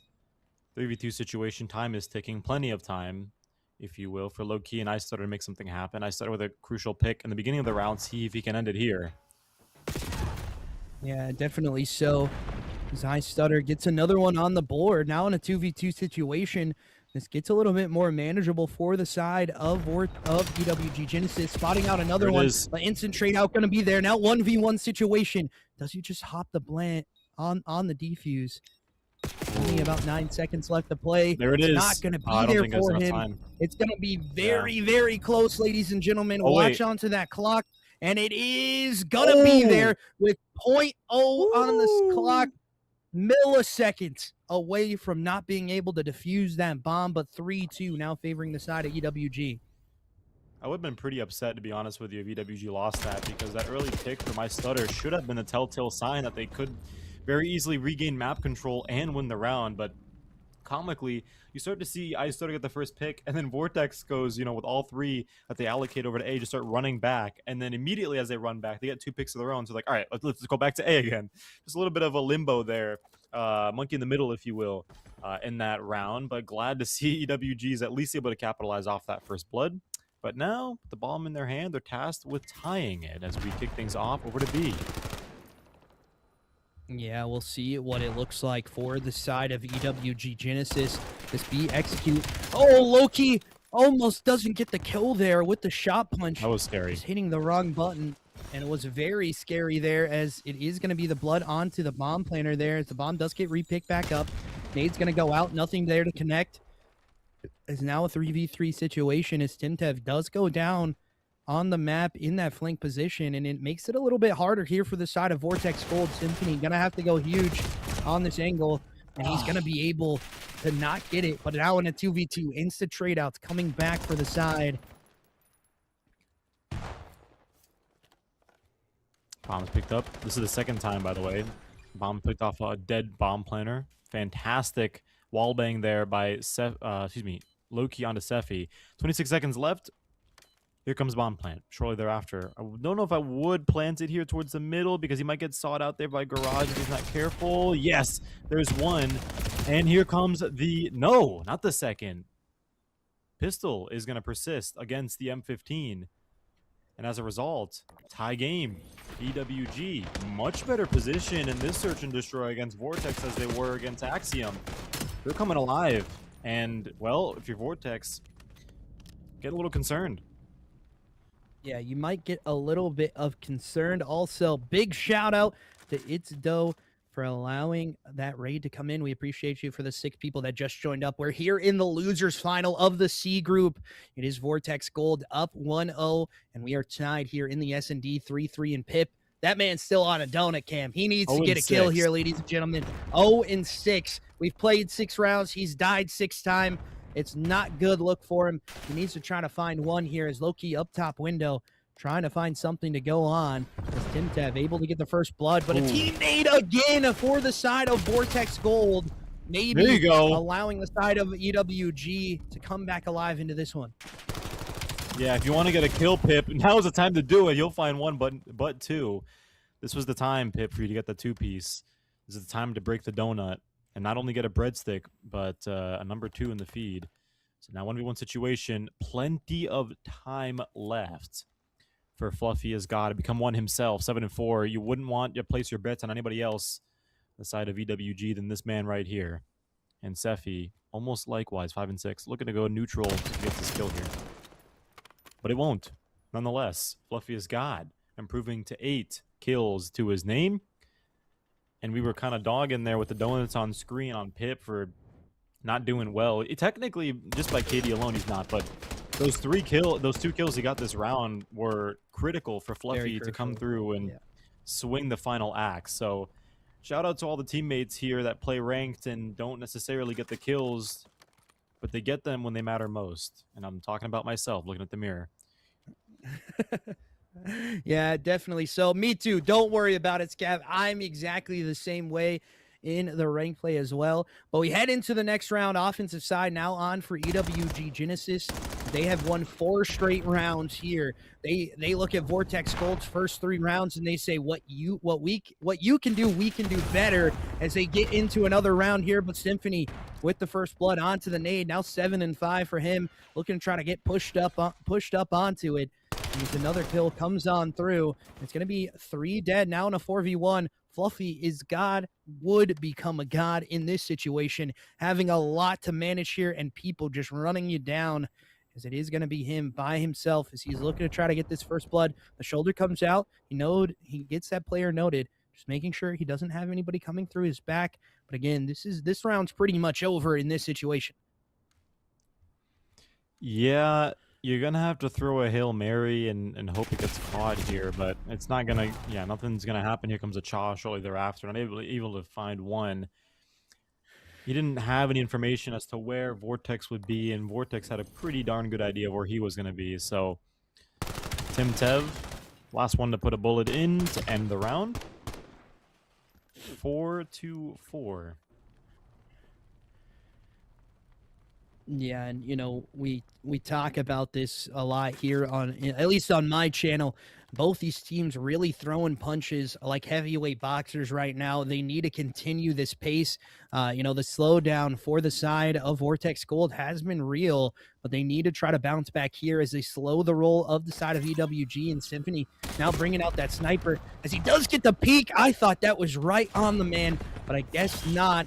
It does not come on through. Sniper is still roaming here towards middle, as again, he's just trying to find this first blood with this shot and allow his team to potentially get pushed on up. It's going to be Pip into 10, and he just gets Kobe there. The trade-outs come out now in a 2v3 situation, and Fluffy has a lot to manage here with 2 players down on his site. 2v3 situation, and they got the trophy up as well. Symphony just waiting, kind of hype himself up here before he goes to Chow. Not able to be successful, though. 1v3 now at Timtev, last alive with the bomb. We'll see if Fluffy as Guy gets his revenge here and puts the last bullet in to end the series. Shutter is going to fall. Here comes a smoke that shortly follows the fake smoke at that.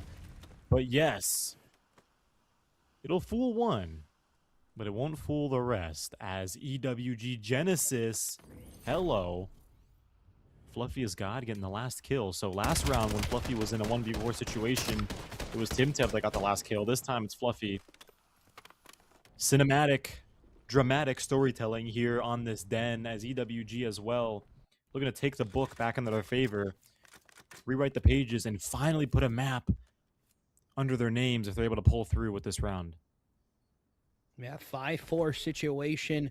They are 1 round away from taking map number 2 and tying up the series. But Vortex Gold looking to try to take us to round 11, where it could be potentially favoring them a little bit more. And the pressure already coming through. Bomb going to get dropped there as Stutter goes down, and now Pip in a situation where he's not really by himself, but he has someone to deal with here in this Couch's position. It is going to be Fluffy as God that goes down from Symphony's push. This overextension that comes on through, and Pip able to get a crucial kill there. Now in the 2v2 situation. 2v2 situation, and over to B. EWG has a practically a free plant, and they don't know that, but they will soon find out, unless Vortex will make that rotation possible. They're not sticking together, though. They're all by themselves. So here comes the B plant. And Vortex, this is interesting. They're going to either pinch or reunite with each other at some point, and whether or not if they do will determine the next couple of seconds, as EWG will use that buddy system. Smoke will go out. 32 seconds left. Vortex has no idea where they could be. Yeah, they cannot find these players right now. Not a lot of time left on this clock, as Pip is going to be now in a 1v1 against Safi. This gets a little bit harder as Pip just plays it perfectly. And you know, we were kind of trolling him there at the end of that map where he was 0-6, but he's able to bring it back a little bit and get some crucial kills, and the last one to win the map for his roster. Now tying it up at 1 for both teams as we head into a overload, which is entertaining as well. The game mode can be very, very entertaining. If you look at the kill board, 11-6 from Fluffy as God, Timtev, 10-6 from him. But now overload on the same map that you've already lost it as well. This gets a little bit harder for the side of EWG Genesis, but, you know, they bounce back, especially with that, you know, hardpoint bounce back. You didn't look good on hardpoint. You haven't really looked good in respawns yet in the first series we watched and in this one. So you really need to have a good overload map here to, you know, kind of push that snowball down the hill. It's going to be on a den hill as well. The very same den hill that EWG fell to Axiom 4-3. So they have a chance to redeem themselves here, this time against Vortex. And after a very lackluster start to the Search and Destroy, all the way to a very promising finish, EWG, I certainly will say at this point, has what it takes to take out the Gents over at Vortex. We're also, obviously, by that EWG win, guaranteed a den hardpoint as well. Now, if EWG are able to pull through and win this map, we also have the potential. Well, actually, I guess we always will have the potential to see a raid S&D at the very last. It's going to be map number 5. So, nonetheless, EWG looking alive, looking promising. And hopefully for them, they're able to continue with this momentum and win that next map. Yeah, definitely so. They need to have a bounce back here, as they did not look good on Den hardpoint as well. So these next 2 maps are definitely crucial ones for them that they have to bounce back from. But ladies and gentlemen, before we get into the overload, we're going to take a quick break here on the channel and let the chat get some drinks, get some snacks, as we'll be back with map number 3. Will EWG Genesis be able to take it, or Vortex Gold bounce back from the S&D loss? Find out when we're back with Den Overload.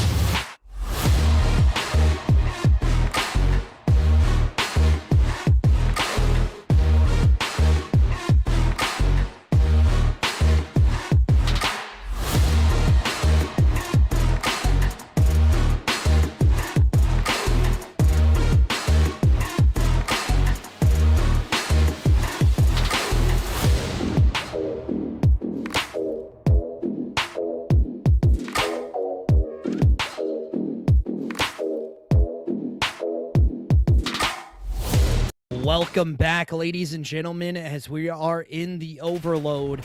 We are tied up at ones, ladies and gentlemen, and we'll see what it looks like here for the side of Vortex Gold, as they already have a fast push onto it, and they're already in deep into the site. This is going to be the first score going in for them.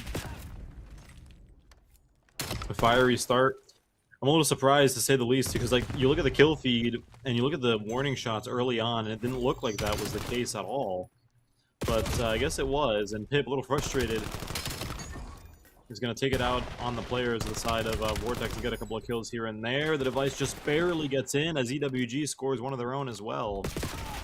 2 quick scores, early map, and 2 critical errors on the blitz side of the spectrum. So still, we would get that reset over by Green, and Sephi, ringleader, picking it up and trying to make another score. This is a quick scoring game, my goodness.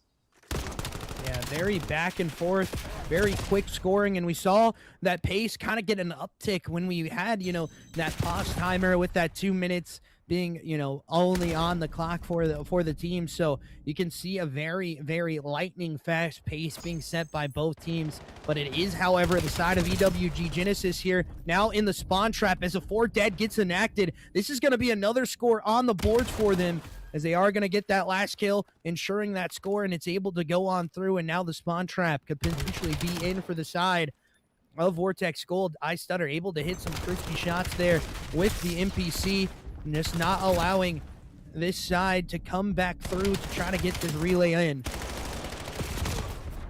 Oh, the knife goes through. The double the double kill by Sephi. One with the name, one with the AR as well. Fluffy broke his team out of the spawn traps, and he's going to put Vortex back into their own as he tries to get a score here, and not able to do it. Timtev, these two are like nemesis. They keep killing each other back and forth. And, oh my, Stutter.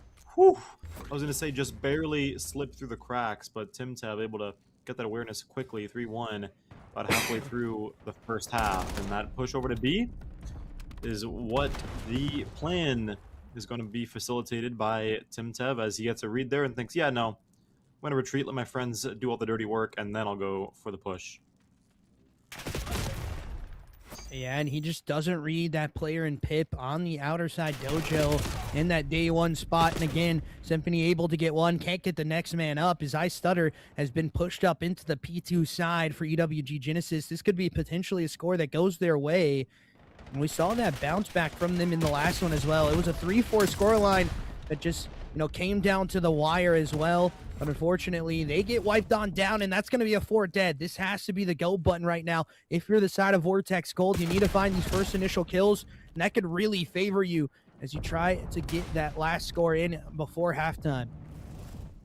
Despite the feed very heavily favoring Vortex, EWG did a really good job of just countering that and not allowing that push to go through despite the 4 off in the feed. But Sephi finding one. EWG put all their eggs in one basket, and it was last alive to Fluffy to get the engagement there, and he's able to get the kill. If he hadn't, that would have been really bad. 3-1 here, and now EWG have a chance to score. Yeah, definitely have a chance to score here. You saw that turn-on kill come on through, and Pip able to get a jumping kill there for a double-up of his own, just coming out of nowhere, coming off the top turnbuckle. And again, a score goes back in for the side of EWG Genesis. It is going to be Pip in the spawn trying to trap it out, but it is going to be, however, back over to this dojo side. Fluffy making sure he doesn't hop off the map there, getting a little bit close there. But again, Rose able to collect onto a big kill. And that's going to be 2 dead now for the side of EWG Genesis. Make it 3, as it is going to be the spawn trap that tries to get enacted here from Timtev. He's getting very active, trying to put the nail in the coffin of this EWG Genesis side. It's going to be Stutter by himself on the outer side, and it's going to be Symphony that collects onto it, and that's going to be halftime, favoring the side of Vortex Gold. Yeah, this is a really quick overload, and I think, like you said, it's because of that rule change that went through. But before we even dive deep into what just happened, what went wrong with EWG, just that dive kill by Pip was just beautiful to see. And I was kind of hoping that it wouldn't have been, I was hoping that they would have at least gotten the score off there after what we saw from Pip, but they were able to do it. Just the problem is, though, EWG can score, but it's just Vortex is just too quick on their feet, and they're a lot more patient with the device. There's a couple times where EWG just kind of would grab the device, caught lacking, maybe 2 people on it, and it didn't really seem like there's much of a plan to go through. And Vortex took complete advantage as they themselves are very coordinated on this overload thus far. Yeah, definitely so. Very coordinated. As you say that, though, the side of Vortex Gold do go down, but it is rose by themselves here. As Pip collects onto a big 2-piece. It is going to be some initial kills that come back on through. I Stutter with another one, make it a double for him as he's trying to get Mixie into the spawn of the side of Vortex Gold, and he collects big kills, allowing his team to get pushed up and get that score on through. And now the relay potentially going to try to come on through for the side of EWG Genesis, trying to tie the game up. And it is going to be a middle channel that comes on through. Low-key is going to be able to win it, and that's going to be the full push-up as Fluffy is in your spawn. And there's only going to be one now that is able to stop it. And Low-key going to recap onto it, able to connect, and that's a score that's a score that is tied up now.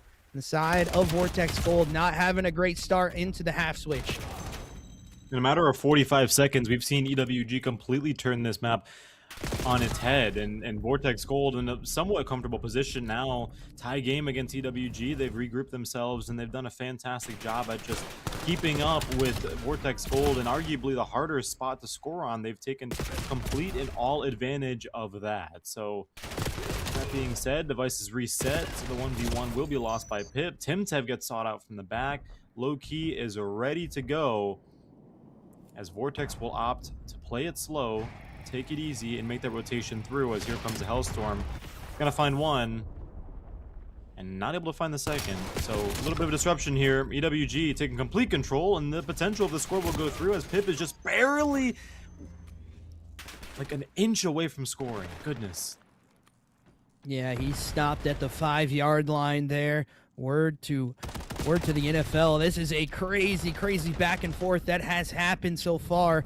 It is going to be another potential for the side of Vortex Gold to come on through, but they go 3 dead again, and now trying to put the nail in the coffin and at least go up 1 score is the side of EWG Genesis. Shots through the middle of the map. Fluffy trying to turn and burn, can't get anything there.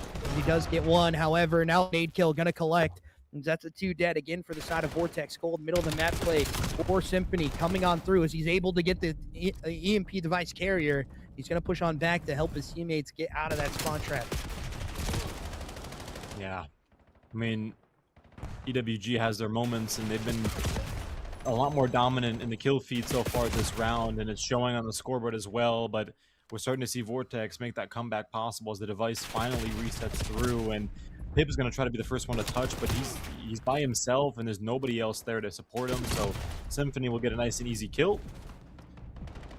And the gunfight over by P2 is going to shortly ensue, favoring the side of EWG as they deny that push and try to make one of their own. It's been like complete stalemate here, Nick, in this second half, and honestly, I think it's in part due to just the fact that EWG has greatly improved from the last one we saw. Yeah, definitely so. Playing a little bit, better in the composition of this map as well. As the kills come on through, still favoring the side of EWG Genesis. That point does get dropped. Easy pickup here, but it is going to be the back play that comes on through, and Stutter now pushed on through, trying to find another play to go his way. As Fluffy has got is pushed up into your Dragon, and that's going to be the score on in for the side of EWG Genesis as they now take the lead 1 point up. Fluffy still holding this mid connector here and is just able to get a freebie again as Symphony now into the middle part of the map. 2 going to be up for spawn for the side of EWG Genesis, but they're able to shut down this push a little bit, but they still have a lot to deal with.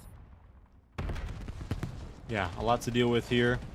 Plenty of time still for Vortex to win, but this is a good feeling. If you're an EWG fan right now, you're sitting on the edge of your seat. This is the first time you take a lead in Overload all night, so here it is, 30 seconds left. The device on their side. They have to be really careful now, though. They're making that rotation over by Dojo's side, and a bad read here could mean another score, but nonetheless, Stutter, will be the last one to get the kill. Timtev just a bit too far deep into EWG spawns. Fluffy just barely able to escape through with 17 seconds left. Here it is, the time is ticking, and the Vortex Gold throwing their own Hail Mary to try to take this map back to a tie game. Yeah, they need to find something. There's only one player left up, and that is going to be that, ladies and gentlemen. The side of EWG Genesis stand large, and they take map number 3, now taking the lead 2-1. They take it 5-4 in the overload, and we head to the same map here for Hardpoint. They looked a little bit lackluster in the first Hardpoint, looked a little bit lackluster against the side of Axiom Legends on this one too. So we'll see if they can be able to bounce back here a little bit. But Stutter going huge in the spawn of the side of Vortex Gold allows them to get that scoreline tied up and allows them to come back alive in Symphony. 33 and 25, 3,500 damage. I Stutter 3,300 damage, 28 and 20, as it is a crucial scoreline that we see go their way. But again, we head back into Den, Scavin, and it really hasn't looked good in Hardpoint for the side of EWG Genesis at all. So what do they need to do to try to win more of these close quarter engagements? Playing as a team, playing together, like we were talking about from the get-go of this map. EWG, oftentimes when they get isolated and picked off, especially in the search and destroy, but you could apply it in a hard point, is just they got to play together. They got to play for the trades. There's not much else I can really say other than that. You want to win those gunfights, and you also want to just lean onto each other's energy. You need that IGL to step it up and make a game plan. And I hope by the promising wins that we just saw from a close search and destroy and a overload, both of which, by the way, Vortex had a pretty established dominance early on, and it was up to EWG to take that and snatch it right back. So I think it's just a mixture, again, of playing off the momentum, but also kind of remembering to play for those trades. And I know it's easier said than done, but if EWG wants to close this series and have their rematch against Axiom, they got to do that tonight. Yeah, definitely so. If they want to close it here, they have to look strong on this map. They have to be dominant on it. They do not want to take it to 5 and then have to go into a bigger set, as it is, a little bit of that thing that we have to deal with. It is a 2-1 here, favoring the side of EWG Genesis. And it is going to be a little bit different here for the side of EWG Genesis, as you don't have the frying power that you dealt with in the last one of illusions as well. So you can kind of see something that could be favorable for their side, but they do have to shut down Timtev as well and Symphony. Those were the guys in the map 1 that were very dominant into it, and we'll see if that can get done or not. Yeah, we shall see in the next several minutes whether or not if EWG can take this home, like you said. Promising momentum here. Vortex Gold, though, following closely behind. So next several minutes we'll decide that. It's a hard point on Den. Last time we were on this hard point on Den, EWG was not too fond of the outcome. It was like 136 to 250 against Axiom. So here's their time to redeem themselves, Nick. Yeah, definitely so. We see these first kills coming on through, trying to find something to go the way as a pinstripe kill feed comes on through. And now it is going to be Fluffy as God that is going to find some kind of inkling of pressure here towards this P2 side. He's already going to be hopped up into this window side.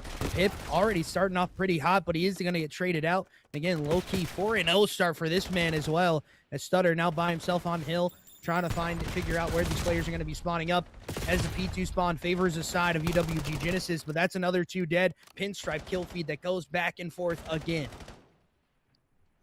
Back and forth, but not sort of surprising for us to see on this P1. I'll tell you what is surprising right now. We're seeing EWG sort of for a second falter, but then come right back and defend those P2 spawn. Timtev quickly gets killed off hill without even a fight. That's kind of unusual, and it's going to be iStutter who does it, but in the process, behind the scenes, we saw EWG get those, Vortex get those spawns in their favor as EWG gets 3 off in the feed. iStutter, I don't think he should have won those 2 gunfights he just did, but this is a very good sign for EWG that they're definitely back into it. They're on fire, and I'm looking forward to see how this map plays out for them. Yeah, definitely so. It is another 4 dead as we break it on down. The spawns do not favor you. However, Timtev able to get that nade kill to come on through, and it is the SMGs now getting on into the hill for the side of Vortex Gold, and this time is now dwindling as we head into rotations for P3. You look a little bit better as we head into P3. It is a slight lead, a pretty big lead here for the side of EWG Genesis, and Fluffy gonna be able to sniff out Symphony there towards the max side of the map. Pip able to spot out one, giving Fluffy information, and he's able to finish that kill for him as well. And now full control of the hill for the side of EWG Genesis. That is his still control, and TimTev and Symphony combined for 2. Trying to break on to open to this hill. Symphony with another one as the time goes white, but the spawns do not favor you, as it is going to be going back in favor of the side of Vortex, though, for the hill time. It's going to be another crucial 3 dead here for the side of Vortex Gold.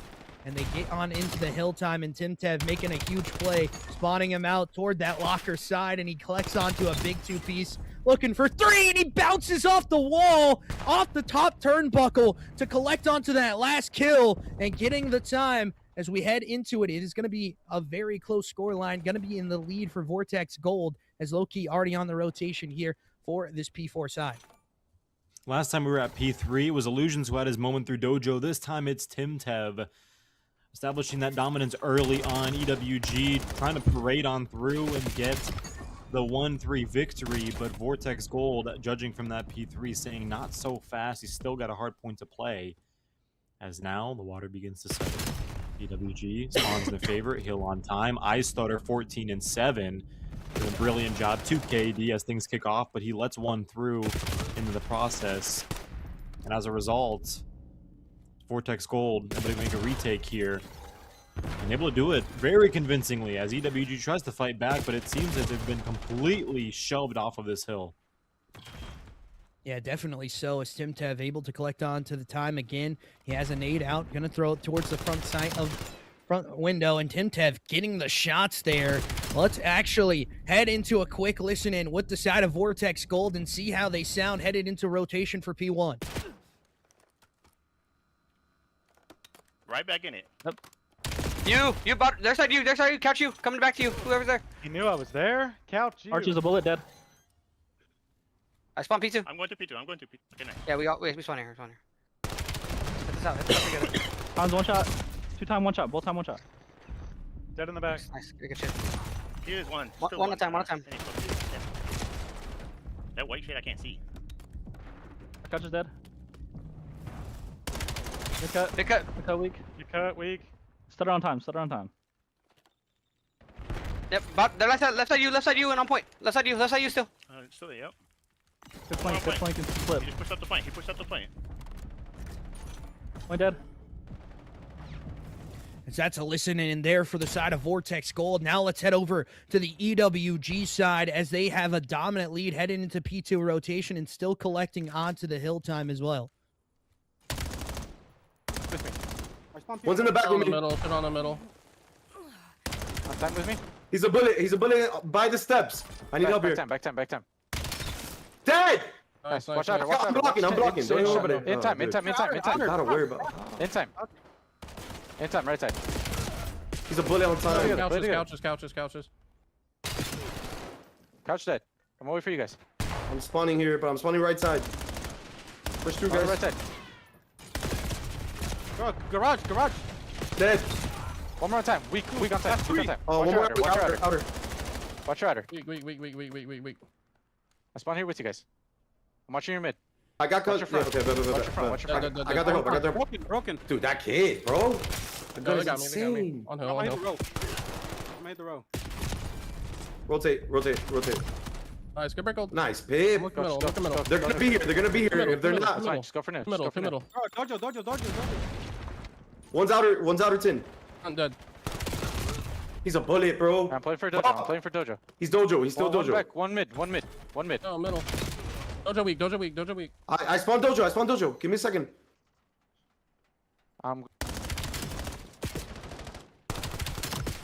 Yeah, and again, you hear the listening coming in for both sides, and it is, a little bit of a back and forth on the comms. Both teams sounding a little bit stressed. They do not want to lose this map if you're the side of Vortex Gold. And EWG want to take a 3-1 dominant pressure here, as it is their lead for now, but it is a very close scoreline heading into the, P3 to P4 and their third rotation of hills.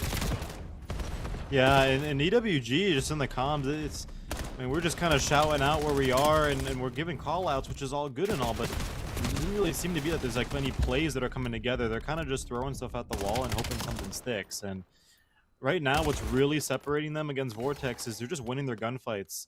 They're winning their gunfights, and they're just their map knowledge and like they're moving around really well. But guarantee you, if they try to put some more coordinated kills together and actually call out like where they're moving and where they're spawning, then be a much bigger recipe for success, I guess you could say. But nonetheless, what do I have to know? The scoreline still reflecting EWG as they're winning 3 off the hill. Vortex Gold kind of stuck on the respawn screens for about 5 seconds or so as OG Symphony tries to get one of his own. Timtev with a nice 2-piece there. We didn't get to see it, but it looked pretty nasty from the corner of Symphony's eyes as Vortex doesn't have spawns in their favor yet, so they're going to have to kind of push themselves through the storm of purple that surround them. And I'd say right now, Nick, they're doing a hell of a good job at it. Yeah, they're doing a very good job at keeping themselves alive into this map.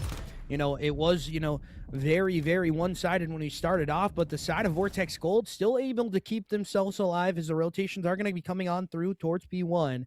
It is OG Symphony trying to find something on this P2 side. No one's going to be home. They're going to be up top, broken, and it is going to be control in favor of the side of Vortex Gold with that 3 dead. 3 off. P1 is back. So is the lead for Vortex Gold. EWG concerning position, but they do have P2 spawns in their favor. Remember what I said earlier, Nick? If you have that mid-cut control, you're in for a ride. And just like that, just that initial pick from mid-cut control onto the hill is allowing Pip to confidently run back around and take out Rose as well. So EWG trying to take that pendulum back in their favor, but the old flank is going to go through as Symphony will find one. Fluffy is going to be the second that falls, and Rose as well takes out Aya Stutter. So just like that, brief retake from Vortex Gold as we have a brief moment of silence for EWG as they try to run it back onto this P2 hill and regain that spawn possession. Yeah, you know, and, you know, we were talking about the side of Vortex Gold not looking very hot at the beginning, but they have brought themselves back into it with that slow burn style of COD. They are just not, they are not dying. They are not going away.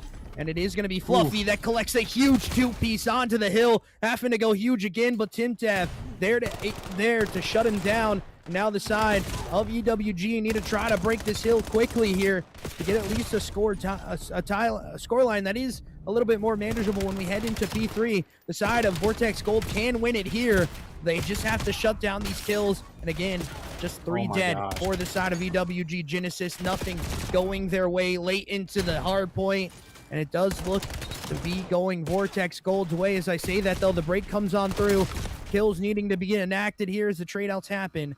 And it is going to be a good 10 seconds back for the side of EWG, but you got to get on your horse. You got to get over towards that P3 side, which you have been very dominant on in a night kill. Stutter making his best Freddy Krueger impression as he continues to frag here, and we'll see what it looks like as we head into P3 and if they can break it or not. Yeah, I don't think they will, to be honest with you right now, Nick. It looks like EWG just falling short of a frenzy, but there goes the retake. They can't win it here, and Stutter needed to win that gunfight here, but it's okay. Fluffy has able to get the kill. I was going to say EWG had lost that rotation against Vortex Gold for ages, but somehow, some way, I don't know how, I don't know in what miracle this happens, but EWG is still able to hold on by a thread against Vortex Gold as gunfire ringing on through. It's only 5 points on the board, and there goes Timtev finding one of his own. 247. Rose, is that the final kill that does it all? Yes, sirree. We're going into a map 5. Yeah, a map 5, which has a lot of interesting implications on it. Whoever wins it, headed to that grand final against Illusions and Co. from the side of Axiom Legends. We saw how good he played into that one. And, you know, their S&D very strong as well. I mean, I shout out a guy like Kratos. He was absolutely spraying it in that last one as well. We'll see them in our grand final. But this one is going to get a little bit harder here. Now, game 5, you know, the side of, if you are Vortex Gold, the side of Illusions and Co. were able to pretty much 3-0 this side of EWG Genesis. So it does look a little bit more difficult when we head into that grand finals matchup, but anything can still happen as we head to a raid S&D, ladies and gentlemen. We are going to see a map 5, potentially round 11 as well on the cards. You know, raid being one of those maps, it's been in a lot of different Call of Duties. We've seen it for now about, 17 to 15 years now in this Call of Duty space. So it's definitely some old style of Call of Duty. The plays coming on through.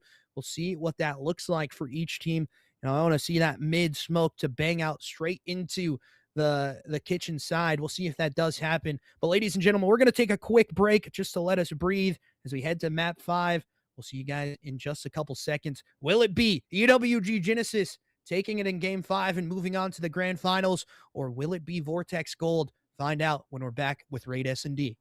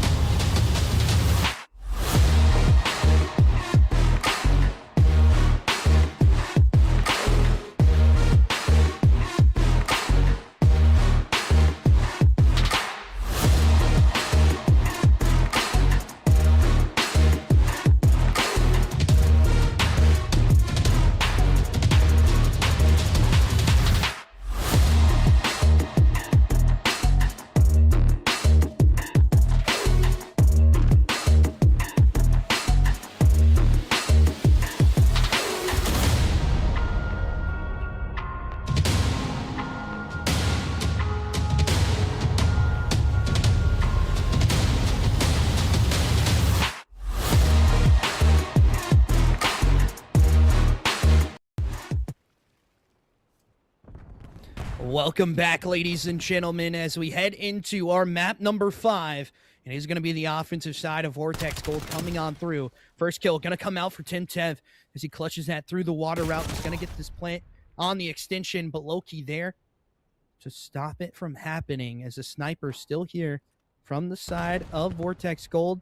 Bomb's going to be down in no man's land. A lot to manage to try to get through this push. It is going to be the side of Vortex Gold that need to find it, in the bomb carrier is going to need to try bomb needing to get planted here as the ARR from Symphony is going to get picked up. Stun check coming on through. And it is going to be low-key. Oh, Symphony can't get that shot to land. Oh my gosh. But it is Stutter that does go down. Now in the 3v2 situation, bomb going to get planted here. You want Sephi as your teammate. End of story. That's exactly what we want to see. He almost completely just got obliterated from water steps there, and Sephi kind of stepped up before he could even pull the trigger and traded out EWG from denying that pinch. 2v1 situation, though, now. Bomb is in your favor. Apartments completely obliterated with hot lead as Rose, for some reason, is going to make that chaw there and lose to Pip. And just like that, EWG is going to win the round. I was going to say about mid-map, Vortex was all bundled up from what it seemed to be like kitchen side. They're all together. And then you kind of see the discrepancy there where that map positioning for Vortex just wasn't very good. They're all kind of sitting together and trying to group push through. And you look at EWG, their coverage and spread over the map was fantastic. And, plays like that and position like that is really what allows you to come in and get those kills / trades when you need to and win the round. Sorry. Yeah, definitely so. As we head into the next round, EWG Genesis do take round number 1. Vortex Gold needing to bounce back here a little bit as it's back on their defensive side. You saw the side of EWG just be pretty dominant when it came down to it. Pistol battle going on in the water, and Symphony able to win it. Does get traded out, however, now in the 3v3 situation. Bomb going to get planted here. It is going to be planted reverse. I've never seen a plant like that before. Again, it is going to come out. Planter going to get instantly taken care of. It's TimTev able to get that one. Now in a 2v3 situation. Kills coming on out. Water route still enacted. Now it's going to be Fluffy by himself on the inner Tiki. Does get taken care of. Low-key in a 1v1 situation. Just going to be trying to play this defuser if he can get it. as he gets one. Now Timtav versus Low-Key in the 1v1. Does not spot out this player. I thought Timtav was going to walk across him. Oh my goodness. But the time is there for him. He's able to get the round. Yeah. And that's going to be the defuse.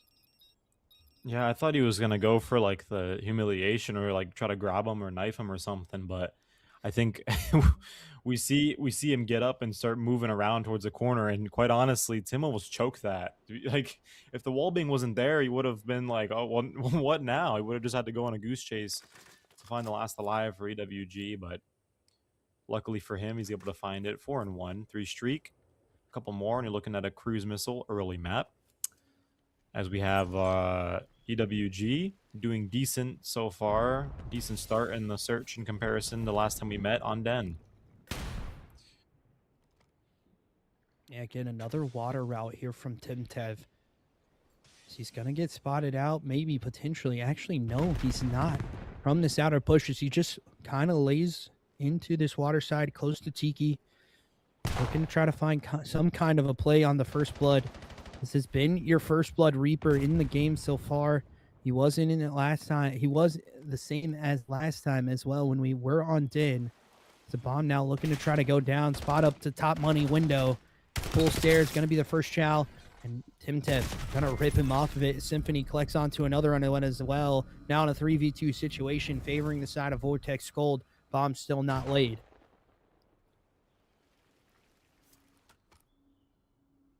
Gonna make a move over to A, and with 28 seconds left, the urgency is gonna start to kick in.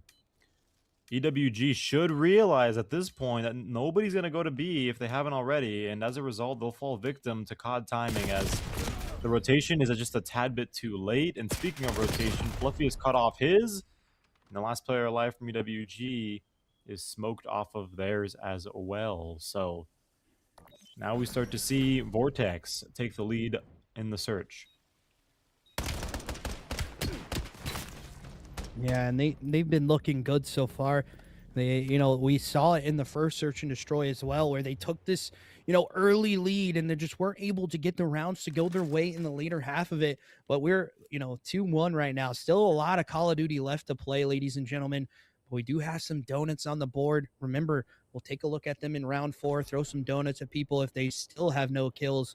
We'll see what that looks like in this after this next round. It is going to be EWD Genesis headed over towards this A site, just waiting for those nades to land. No one going to fall victim to that off the rip here. And it is going to be Vortex Gold that do not find first blood. It is going to be Fluffy is God that's finding the first blood against EWG Genesis for EWG Genesis. Now it gets a little bit harder as Fluffy finds another first blood. There's going to be this blood that comes out onto the bomb planter, and that's going to be a quick round, getting all of the kills when they need them. That will go 2-2 as we head into it. That top statue control by Pip is critical to establish if you're going to make that B plant possible. And even though the plant didn't actually go through, Pip is just brilliant job of getting not one but two, one from water steps and one from just bomb itself. So I think it was the search and destroy that we were again like dogging on Pip, and now he's kind of the ringleader for the side of EWG 6-2. But I'll tell you who isn't. 2 donuts, Rose and Stutter, have to get some kills on the name. There's Rose's first. There's a breadstick. I Stutter. Gotta do the same for this round to get out of the donut.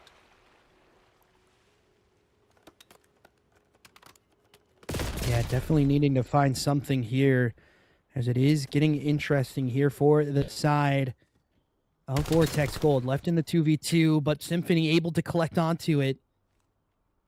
As now he's trying to find another player here. 2v2 situation. That was a 3v2. My apologies there, ladies and gentlemen. As the bomb looks to go down towards this A ring side. Just an investigative little search here from Timtav to make sure that no one is in this back jungle position.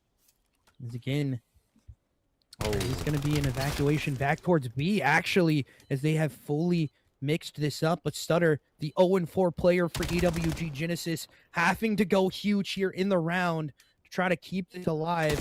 It's just going to be the rundown, and that's going to be the kill. and it is going to be the side of Vortex to take the lead back.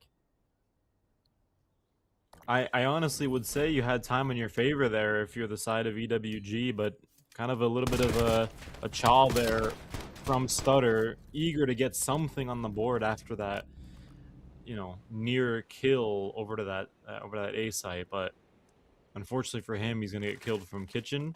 Props to Vortex for checking their backs as well, because that would have been pretty bad if they didn't. You just gotta play your time, play patient. Honestly, I opt to just wait for them to plant the bomb or just camp on bomb, honest, if you're in that situation. But here we go. It's going to be all 4 stack over to B as Vortex Gold sort of distributes themselves across the map, but now the gears are going to start to turn, and so are those arrows in the bottom left corner. Yeah, definitely so. And you see this play coming on through. There's going to be Sutter on the bomb here. He's going to get this play in pretty quick.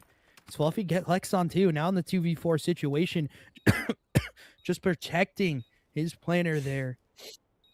Stutter gets out with his life. 6-2 Tintev on the prowl here in the back of the map, trying to find something. He takes some pop shots, gives the glass, but it is going to be a quick round here for this side. 3-3 tied up. This is how a loser's final should look like. This is what we like to see over here in the EWGL. We want to see teams like this that are both back and forth, back and forth. You want to see teams that start off strong like Vortex, get kind of tossed around a little bit in that search and hard point, and then come back to force a map 5. It's been fantastic. This is the first time I see the breadstick graphic. This is fun to watch. It's incredibly fun to see nonetheless for both sides of the spectrum. And I'm sure as entertaining as it is for us audio member, it is nerve-wracking for these two teams at home as the pace is going to start to slow down as we kick off the offensive push from Vortex. Yeah, and the bomb going to get planted here pretty quickly with 1 minute and 9 seconds left on the clock. But the nade from Stutter from downtown, able to collect onto the bomb planter. But another plant coming on through. Low-key could peek this at perfect timing, but unfortunately just doesn't get the read onto it. Shots coming on through. He tries to get the punch to go on out, but he's a little far away there, Low-key. Can't get that punch to come on through. Now in a 3v3 situation, it divulges a little bit for the side of EWG with that man advantage. And the plant really dwindling away now if you're the side of EWG. Yeah, 20 seconds left, 1v2 over to the EWG side advantage, and it's just going to be two mice playing with their prey as a game of cat and mouse will ensue. OG being hunted down, but only for so long, as the bomb is going to take off through. 7.5 to defuse. That's going to be it. OG and will also win the 1v1 as we're 4-3. And now, yeah, I hear the deep breath coming from you, Nick. That's exactly what EWG is starting to feel right now. Deep breaths as they begin to stare down the barrel of a potential loss if they can't pull ahead these next 3. I mean, he aces in the round too, man. Like, you got to take care of this one guy right now. He's 9-4 on a 4 streak, able to collect onto every kill in the round. And the breadsticks still getting love shown to him. And Olive Garden, you got to sponsor us. You got the best breadsticks in the game. Come on, ladies and gentlemen from Olive Garden. You got to give us that sponsor. As Rose trying to look for this next kill. The nades do go out. Nothing there to collect. As a 1-for-1 trade out does happen now in the 3v3. And he's not able to get anything to go that way. As it is now 2v3 favoring the side of EWG. But as I say that, Vortex able to bounce back with another one. Now 10-4 from OG Symphony. So rotate from the side of EWG. Genesis coming on through, and Symphony has hit the perfect timing. He just needs to hit the go button here, as they do not know that they're headed towards this B site. The plant coming on through from Pip. If they peek this at the perfect timing, it could be a little bit of a hard retake now for the side of Vortex Gold in this 2v2 situation. This is a perfect setup right now for EWG, and for Sephi, even better setup as he seeks out Pip from basketball courts. And now here comes the kitchen push from Stutter. He finds one and not able to find the second. Again, Stutter a bit too aggressive here. It is going to lead him staring at his opponent, defusing the bomb as we improve Vortex 5-3. And all anxiety, all nerves, everything EWG has fought for to sustain To maintain, to win is at stake. 4 lives to take, 4 lives to give. Vortex Gold could very well make it to grand finals in the next 3 minutes. Yeah, and we have that 5-3 curse on the board as well, as the love still coming on in for the breadstick man as we head into this next round. 5-3 situation. It is going to get a little bit more interesting, but OG Symphony on the double breadstick with 11 kills as Fluffy as God collects onto the first kill onto Rose. Who else is he going to collect it onto? As Rose has had a little bit of a struggle in this one. Tim TV able to get the plant in. Is he stinging a little bit of shots? Whoa. What the? Whoa. A little bit of glitch there coming out as well. There's a bomb is going to go down in this one. Smoke coming on through. Now the B plant in for the side of Vortex Gold. And a 7 streak for Symphony as well. He's going to get this last one, this potential last one as well. And that will do it, ladies and gentlemen. EWG Genesis get knocked out in losers. Vortex Gold fight through the fodder and are able to take themselves to the winner's bracket of EWG C Group, as it is not what you want to see if you're an EWG fan. OG Symphony 14-4, 8 non-traded kills on a 9 streak to finish this off with 15k damage. A huge one coming out from them as they roll on in to take on Axiom Legends. And that's going to be an interesting one here too, ladies and gentlemen. I do believe this is the goodbye here for Scav, though, and he will be not getting the grand finals. Unfortunately, Uper will be with us on the grand finals. We'll see him in just a couple minutes, but we appreciate you as always for joining up into the finals weekend, the final Sunday.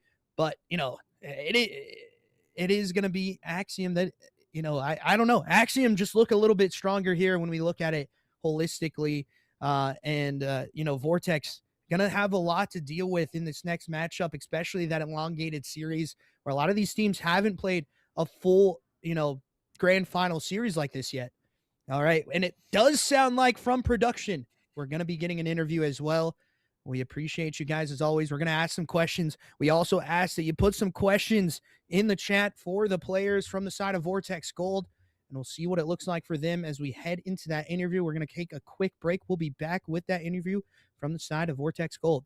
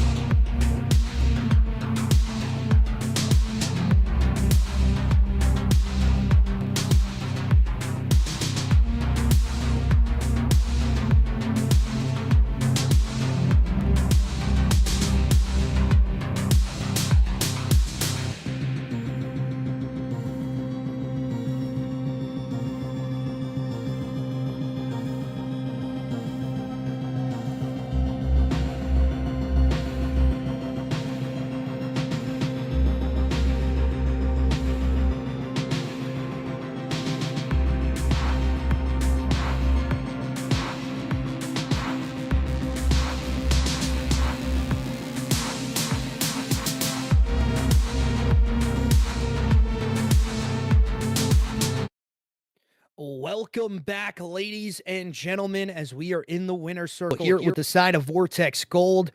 And it's Dom, as most of the chat knows him as, is that's, a lot of Vortex guys in here as well. And my first question is from Gabe, actually. He's telling you if you win it all, you get drinks on him next weekend. I'm looking forward to it. Grand finals, here we come. All right, let's actually take it a little bit serious here, though. You go into a map 5 set here with a team that got 3-0'd by the team that's awaiting you in grand finals. And, what does that come into the play here? Does that come into play into your mind a little bit? What does that look like for you taking on this side of Axiom Legends? Honestly, to me, it means nothing. One game done, we're going on to another team, it's another playing field. It means nothing. We came out hot first hard point, we just got to do the same thing into the next match. Yeah, and I also kind of want to piggyback on that. What does it mean? It means nothing. But specifically going into the next two, or the maps 2 and 3, you guys fell in that search and you guys fell in the overload. So walk me through what was going through your mind. You were standing on the barrel of an early exit. Grand finals seemed too far away. What do you do? What do you say? What is the mindset and you have with your team to come back? Hey, see, we weren't really engaged into the stuff. Once we got back on the same page, going into the next hard point and going into the S&D, once we all got to that page, we were really good after that. It was just regaining, getting our confidence back, challing with confidence. We really just need to lock in. Remember, we got more to play for. We got more to play for right now. So we just continue to push through on to the next, every round, on to the next. Yeah, definitely. So you head on into the grand finals and a little bit of a longer set here when we head into that one. It's going to be a little bit more difficult. A lot of maps left to play this evening. And the best of 7 coming out. They do get the map advantage for bans at least. But when we talk about that, what does it mean for you to be in a best of 7 series here, playing for the bread in the C group of the EWG finals? I mean, it's huge. We came in 9th seed, played through the losers bracket. A lot of people counted us out. We're here now. We're here to prove that we deserve this grand finals. We're here to prove everyone wrong.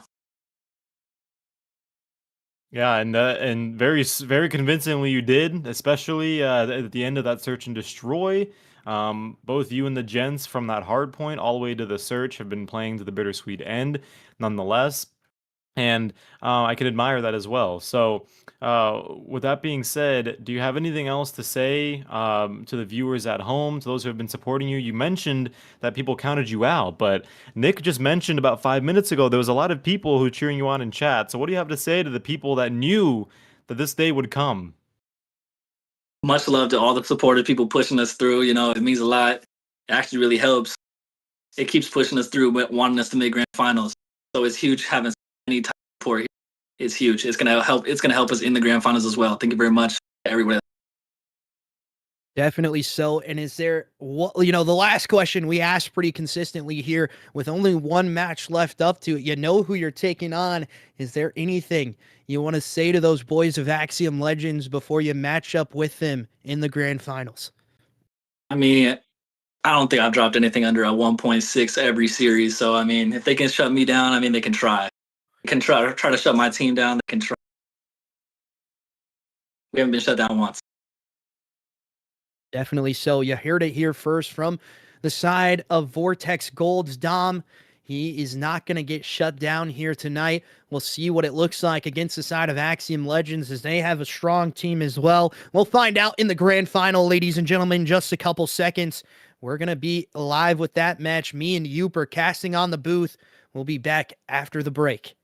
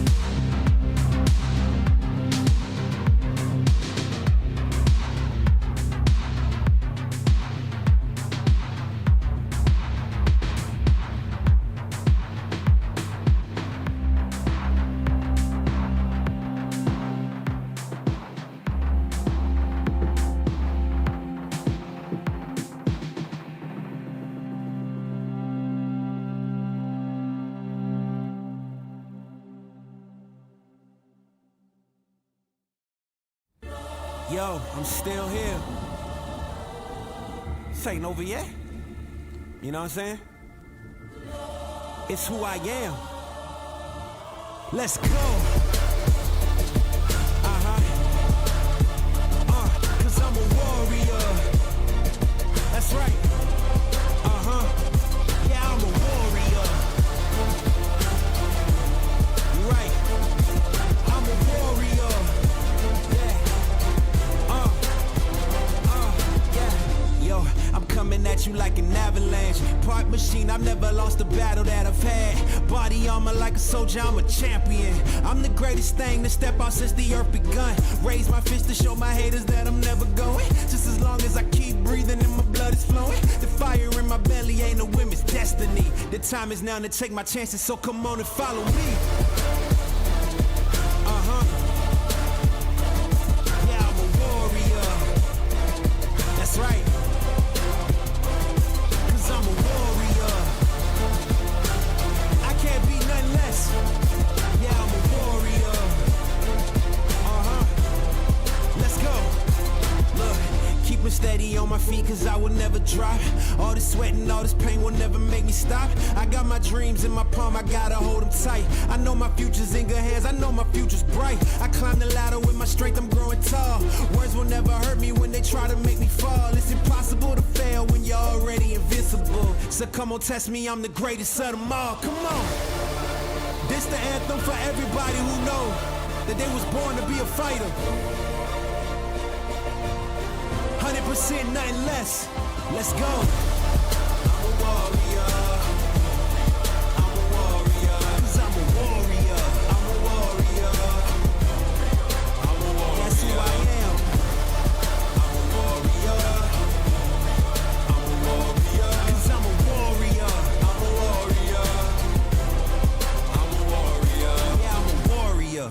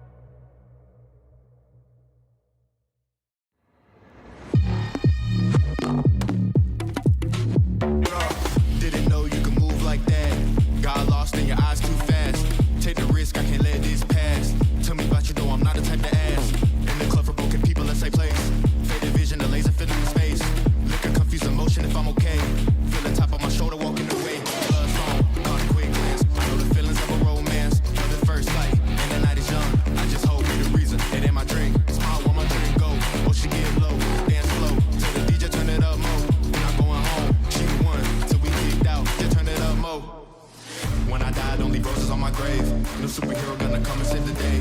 On to my mind to help illusion all the pain. Don't make control it's whoever playing games.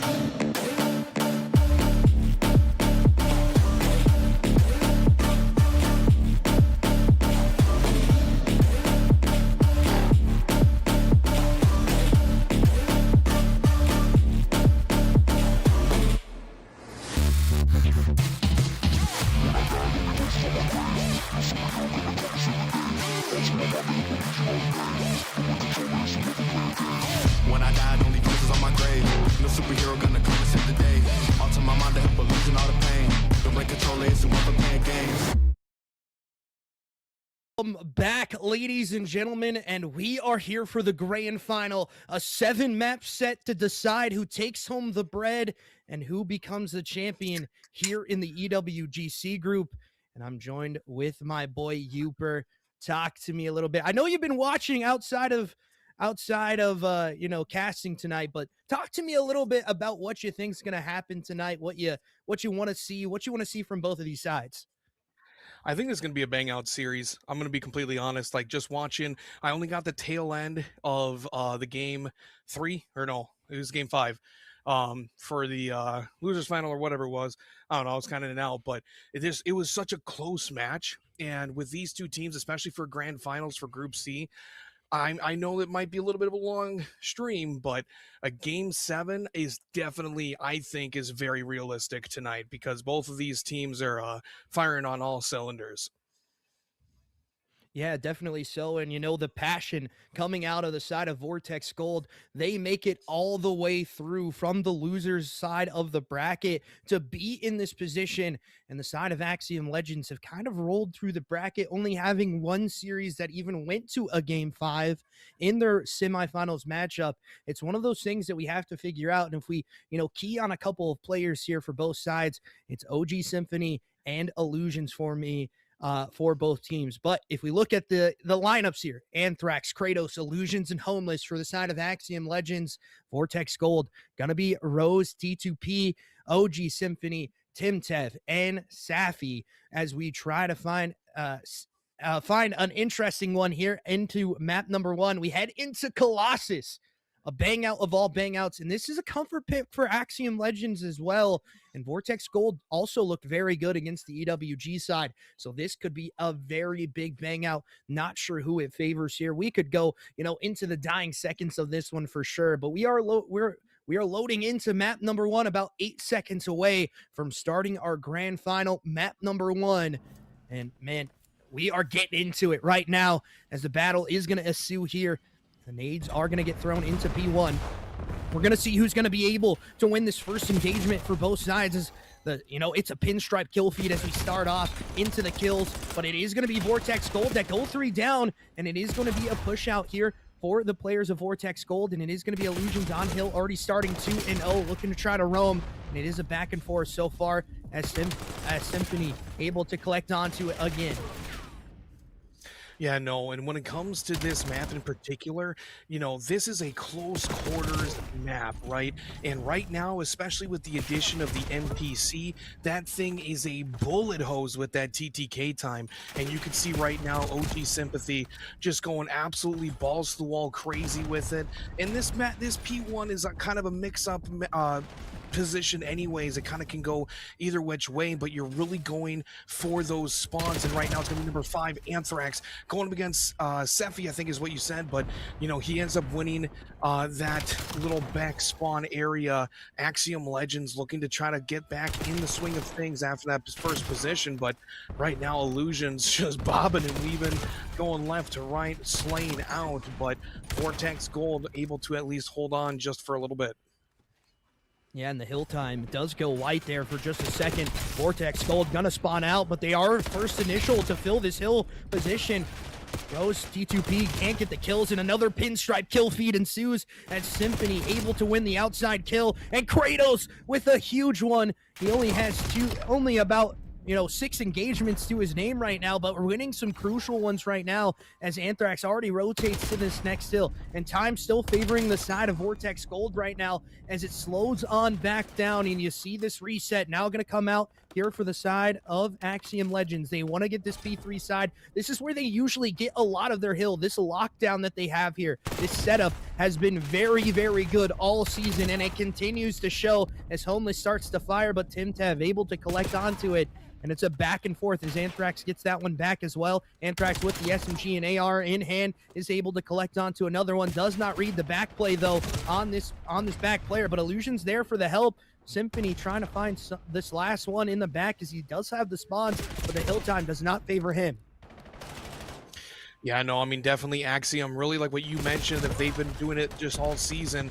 Might as well do it in the grand finals as well. A huge lockdown little event there. It wasn't until 20 seconds left in the hill before Vortex Gold was able to even get inside of that hill. And obviously big rotational game. Number 6 Kratos finds one, looking for the second. That's going to be Sympathy, but then eventually he gets taken down as well. It is nothing but purple in the feed. Axiom Legends looking to trail from P3 to P4, get a little bit of a points train going, and it looks like they got a pretty good foothold on everything right now. So as long as number 5, if you look at the bottom left of your screen, Anthrax, that is the key position right there. They're gonna you lose those spawns, you are up the creek without a paddle. But Axiom Legends does get taken out, and right now it looks like it's kind of going to be in favor of Vortex Gold. TimTev with the double piece going and slaying out over in P1, and Vortex Gold, no way he gets that kill. Oh my god, mid grenade popping it off and getting the kill still. But yeah, right now Vortex Gold, they're not going down without a fight.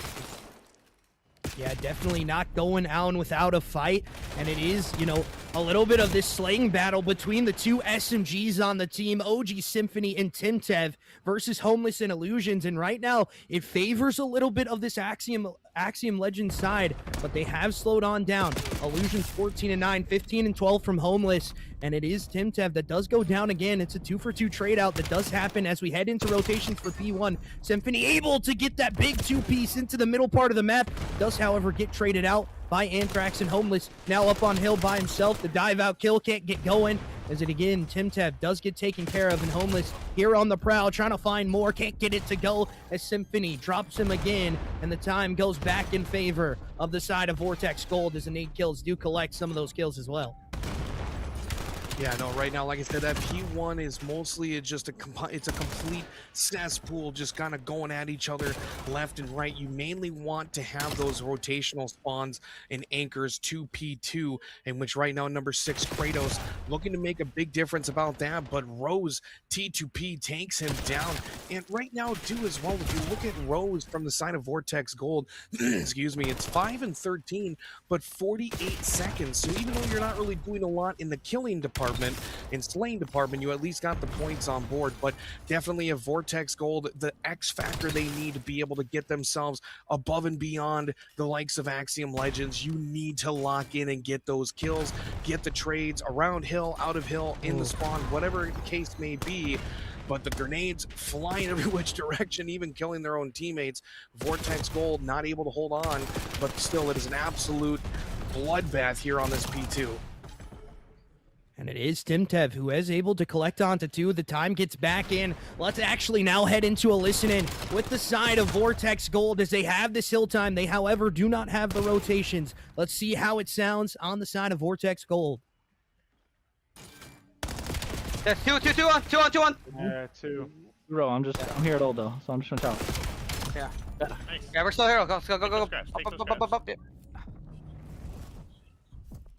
I got you, Seth. No? Yep. Got it. He's Alright, holding back okay, in. I'm okay, playing my life. second. I'm playing my life until you get him. Go. Dead. Nice. I'm stunned tunnel. Heard. Blue. Blue dead. Stunned in tunnel. Back our time. Oh, he's weak. Dead. We gone. Left side. No, man. There's one I'll time. get it. One time. Yeah. 2 blue. I'm gonna flank through the tunnel. Give me a second. Blue, weak blue, there side, 2 tunnel. He's on blue head. He's sub. Watch out. One, Watch one. TJ. Oh, one's my bad. I think that's 2 or 3 one dead. tunnel. He's going P4. As that was the listen-in for the side of Vortex Gold. Let's head over to the side of Axiom Legends as they have the slight lead here. And this is the hill that got them a lot of good time in the last rotation of things. Now let's head in over to Axiom Legends. He won. One right now. What I do right now? Shit on! Holy Nice, fuck! nice, nice! Blue, Now they're spawn here. they're Spawn here. They're pushing through, they're pushing through. I got time, I got time. All dead. Fuck yeah, boys, come on. No. Play through your tunnel in one boat. One boat, One boat, one tunnel. One boat, one tunnel. blind it. Time low. He's tunnel. 2 1 time. Hey, Come on, yellow lobby here now. Yellow lobby. Stay Come on, outside. back up. Promote. We flipped. They're gonna be back there with you. Yeah, back up here. One shot in the back. It's me, 3 on hill. One HP on point. 1 HP on point. That's right. I'm back here. Dead. Nice, that's Nice, two. Tia, go. Let's see. Let's go. Turn down. One more in the back. Close right there. Chilling now. Back weak. Nice home Shit on. minutes. Good, boys. Let's go. I spelled set. No, In the back. there's Two two back, back. two back. One shot side. All good. All good. One front. Two side. I'm playing it right now. I'm watching your side. Yes, one back. As that was the listen-in for both teams and a little bit more active from the side of Axiom Legends. But it is, however, a back and forth that still ensues, and it is going to favor the side of Vortex as with about 2 points as we head into this jostling for position hill again. It is Vortex in the slight lead and still trying to build on it. Yeah, no, right now, Axiom Legends, I mean, right now, they've dominated both of the P3s, right? So, I mean, when it comes down to it, if Axiom is able to sneak away some points here in this P1 and P2 before getting into that P3, I think that's going to catapult them into being able to finish out the map here. But, I mean, Vortex Gold, they are not going to make that easy in any way, shape, or form. I mean, 172 to 173. Axiom Legends with just a little bit of a lead, but 20 seconds remaining on this P1. You have multiple members of Vortex Gold that are pushing up, and that might bite them in the tuchus because potential spawn outs, as you can see, they're now spawning over by P4. The new spawns for P2 going to be in the hands of Axiom Legends, and if these guys are able to get at least 20 to 30 seconds on this P2, that might spell disaster unless Vortex Gold can combat their amazing P3 hold. Yeah, and right now it's just the illusion show as he is on a 7 streak, ladies and gentlemen, 33 and 23. But his, his opponent on the other side, 37 and 27 from Tim TV. As again, another crucial kill 2-piece for this side. Sorry, excuse me, comes back in. And Illusion's just holding down the time. He has over 2 minutes on hill time already, and he is still frying here, ladies and gentlemen. 35 and 22 on a 9 streak with that NPC in hand. And the spawn outs may be potentially happening, but it is not going to be the way, as it is going to be a rotation now for the side of Axiom. They want to try to play these last little kills, and they're leaving their best player on the hill just to hold it down here. It is going to be that spawn out that is going to be potential now. But there is not a lot of time left on it here for the side of Vortex Gold. You have to go to this P3, which has been a thorn in your side. However, you do get the initial time here. Yeah, I know, and definitely Illusion's finally getting taken down, but still, 5 seconds is all Axiom needs. If you're Vortex, you gotta hold it down as much as possible just to have a bang out P4, but let me tell you what, Illusion's with the Hellstorm calling it in, finds one. The contention is in, but still, Vortex Gold holding on for dear life. But now it is another mad dash. But here's what's even the worst part. Even if you hold it down on P3, somebody's got to get to P4. And it looks like number 5, Anthrax, might be the guy for Axiom to do just that. But that might not matter as Kratos comes in with a huge kill into the back, and that will do it for map number 1. Axiom Legends take it here in dominating fashion on the back end of things. It is, however, a good place coming out of Vortex Gold as well. A very, big back and forth until it wasn't there on the last P2 and the last P3. Just not what you want to see. But, again, we still have a lot of Call of Duty left to play here, and that's just map number 1. There's a slaying power for Illusions comes into the reality. 41, though, from Tim Tev as he drops a 43k damage game. 44k for Illusions, 39 and 25. As that was map number 1, ladies and gentlemen, and it's going to be a dogfight like that all night tonight from start to finish. Map 2, still, pretty much the same thing when we talk about it. It is going to be another dogfight when we go into that map number 2. It is going to be that Scar S&D. A little bit of a map that, sometimes here on, for me casting at least, it's, a little bit harder to watch. It's a very one-dimensional kind of game. As we are going to get a lobby switch here, ladies and gentlemen. It's quick into it, but we're going to get a lobby switch here. Let these guys get set up. We're going to take a little bit of a break before we get into map number 2. The S&D potentially coming in here crucial. Scar, you're going to have to throw in some, interesting plays as we head into it. Yeah, no, absolutely. And you can see a little bit of an overview here. Nice little map. But yeah, no, Scar S&D, you kind of hit the nail on the head. It's a little bit of a one-dimensional map. Everybody just kind of goes towards, I think it's the B site, if I'm not mistaken, the one that's over by P2. And it's just like I said, everybody just kind of goes up top red, goes in the middle. And if you try to go to the other bomb site on the map, it kind of just turns into a crap fest. So, definitely in seeing the slang capacity, I mean, Illusions right now, especially with that gunny being as hot as it is, working those angles, there's a lot of close quarters spots that you can kind of flank in with that MPC. I mean, Illusions, 30 non-traded kills, 2 minutes and 42 seconds on Hill. I mean, you could easily translate that into an absolute just bullet hose of a map here on this map too. But yeah, Vortex Gold, I mean, you could even see right there with the scoreboard, it was not that like blowout of a kind of map there on that map 1. So yeah, I'm really looking forward to seeing how everything goes. But if there's one thing I need some sniper play, baby. So I'm really curious to see who are going to be the snipers, or if they're just going to go guns a-blazing. Yeah, it's going to be Kratos versus OG Symphony on the sniper duel there. We'll see if that does come out, though, at the end of the day. This map is very one-sided. It's very hard to get your snipers engaged into the gameplay, especially when you die off as quick as possible, quickly into the round.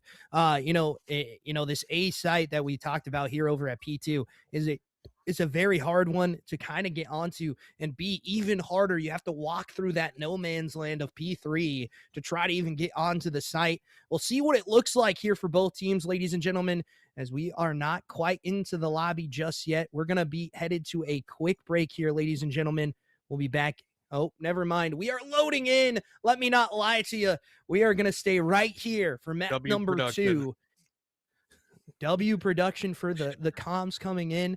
WWW. And make sure you guys remember, we have donut cams, we have the breadstick cam, and if you see it, make sure it's no hate. It's just you got to get some more kills in this one. We appreciate you guys as always. And if you have not yet, Dre just hit some of those predictions as well. If you want to go get involved into that, who is going to win? Is it a series prediction? Yeah, it is a series prediction. It is a series prediction. So if you want to go vote on and who's going to win the series, the channel points will be there for you as we head into the first round here of S&D. It is going to be an interesting one. And you talked about it. Illusion's already in this close quarter engagement potential here. But Tintev goes unread right there. Does he get the second one? No, Homeless with the bounce back just makes it a 2v3 situation favoring the side of Axiom Legends. I'm completely dumbfounded. I thought Tintev was going to have that double. I guess God is on Homeless's side, because holy mackerel, that was pretty crazy there. But no, like I said, Illusions, he's just kind of creeping over in shop. But this is the point right here where things can get a little bit squirrely. You have Rose. He's going to get flanked by Illusions. He's going to take him down. You got the guy top green bouncing out the back, and still Vortex Gold Sympathy by their lonesome with that sniper in hand. I mean, it's probably safe to say that here Goose is cooked in Vortex Gold. The gooses got proverbially cooked right there. But no, definitely Axiom Legends starting off pretty strong here. I mean, Illusion's just one kill away from getting an ace. So I mean, somebody get this man a beer and let him relax, because his other 3 teammates, man, they're getting backpack, baby. Yeah, and that does happen at the end of the day. Sometimes you get backpacked, sometimes it just doesn't go your way here in the map. But the quick switch off of the sniper, we'll see if if Kratos is going to be pulling that one out on the other side, this defensive side has a little bit more potential for the sniper, and it is going to be Kratos just holding this top blue position. He gets the spot out, takes the shot down range, and it wins it! Oh my good lord! As you double peek the shoulder there, Rose, that is not what you want to see. The first kill engaged by the nade, and the second one there from the big sniper of Kratos as it connects onto some big kills into the round. And this is where things, like you said, can divulge as another kill goes in, and now it's left up into Timtev's hands in a 1v4. He does collect onto one, getting that smoke out, playing around it as we've seen him do before. Ooh. And it's not going to happen. He had a lot of those damage come in on that fight, but it just did not go his way. Now 2-0 start here for the side of Axiom Legends. Yeah, no, that was a beautiful sniper shot there, too. I cannot complain at all about that shot. Kratos, and he had a warning shot in first, just missed a little bit wide left, but able to connect once he kind of repositioned himself. So beautiful job there. Axiom Legends, like I said, man, they are looking fan-damn-tastic. And right now, Vortex Gold kind of on the back ropes there. We're going to see what they can do, but I'm looking forward right now. Timtev, the only guy with some kills. I mean, I'm feeling a pretty soon here we're going to see a donut camp. Yeah, definitely so. As Illusions collects onto another first blood and a second one as well, as they are just challenging him into the middle part of the map. This is not what you want to see if you're a Vortex fan in the map right now. You do not want your team to challenge the guy with the hot hand, and he continues to fry as Homeless just playing his life across the map. That's another kill going their way as a hop out happens, but an instant trade just there. Not enough bodies on the round. Now 3-0 start here for the side of Axiom.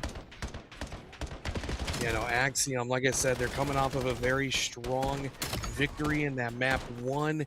Illusions looking really good. They're just getting the timings. They're getting everything kind of lining up for them. Vortex just walking into proverbial buzzsaws everywhere they go. Right now, there's only a couple of breadsticks and some donuts still for Vortex Gold, but they are getting a hard shut down. Like any potential play that those guys are making over there on Vortex, promptly and proverbially getting stomped to death. And sympathy alongside Kratos. We got a sniper battle potentially here coming up. Homeless gonna get taken out there with the sniper, and that's a double. A really quick scope that comes on out. And this is gonna be where this sniper battle ensues. It's gonna be OG Symphony. Gonna look for this top play onto Kratos. Getting a little bit shots out. If he would have hit that one, I would have lost it. I'm not even gonna lie to you. As the shots come on through in the 3v2, Sniper going to get enacted here, but it is going to get pushed on back through, and it is going to be potentially the side. Oh my god! Oh my god. Vortex Gold able to win that round off the back of the sniper of this man on your screen. He gets 3 into the round, and just a quick drag scope onto the last one too, letting it happen. Somebody clip it and put it on his Twitter. Yeah, as we head into that next round, man, I mean, you got to think that's got to be the bounce back here for Vortex as they get some crucial kills. As Homeless, you're the first one to meet the Breadsticks wrath here, man. Olive Garden, you got to give us that sponsor for the breadstick cam. We need it. You got the best breadsticks in the game. What are we doing? Man, let me tell you what, breadsticks from Olive Garden sound pretty good, but definitely what sounds even better is Homeless to get a kill. Currently has the bomb, though. I mean, right now it's only 4v3, so Vortex Gold now 4v2. Homeless looking for something. He does spot somebody. It looks like it's Rose. Rose by their lonesome in a 1v4, so you would think with the momentum from that beautiful snipe, the triple snipe there, Axiom Legends back on their bicycle, just moving forward as now it's 4-1. And like I said, Kratos and company over there on Axiom, they are not taking any prisoners. Yeah, and they're not taking anybody lightly here. These guys know they came through the loser side of the bracket, but they know they can do it. They know that they can win it. They can still win it against a team that has the caliber, has put up, big numbers. As the breadstick comes down now for 4 players on your screen here. 1-4 start, needing to find something to go their way here. As a nade gonna connect, and Anthrax with first blood allows this round to get opened up here for the side of Axiom. As a spot out happens, Carrier going to get pushed on through. A Symphony gets taken care of. Now Timtev left up into this 1v4 situation, has bomb on the back. I do not believe they spotted him top blue. Now they know where he's at. Informational play, gonna give him on Kratos, chasing this down right now, looking for this player. As a spot out happens in this close quarter engagement, this is just not what you want to see from the side of Vortex Gold, as they have met a brick wall, now 5-1 favoring Axiom Legends. Yeah, I mean, like I said before, man, just Vortex, if it can go wrong, it will go wrong. It's pretty much been the motto of this Scar search and destroy for Vortex. I mean, you know, you get naded off rip, couple of guys get taken down right after that. I mean, it has just been an absolute nightmare. Vortex not able to get anything going, as we have more breadsticks coming in from Olive Garden hot and ready.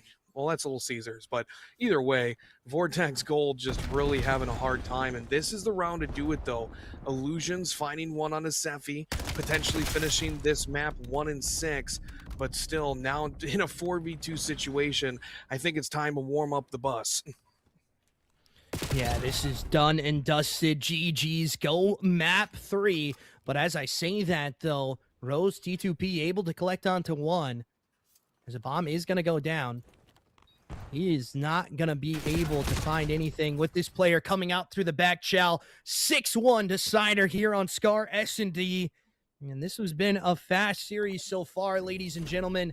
Dominating from the side of Axiom Legends. And really, everyone on the roster getting their kills when they need to. Really, the only one not is Homeless. He was 2-2 to finish us off. But 6-2 from Anthrax, 10-4 from Illusions, 8-3 from Kratos. All getting the kills when they need to get them. But now we head into Overload, and it gets a little bit harder to, manage here as we head into another comfort pick for the side of Axiom Legends. It is going to be a very interesting one for sure. But, Din Overload, it plays a lot better for that CBQ kind of engagement of a game. We'll see if that continues. We'll see what happens. But we're going to head to a quick break. Let the lobby get set up here, ladies and gentlemen. We'll see you after that break.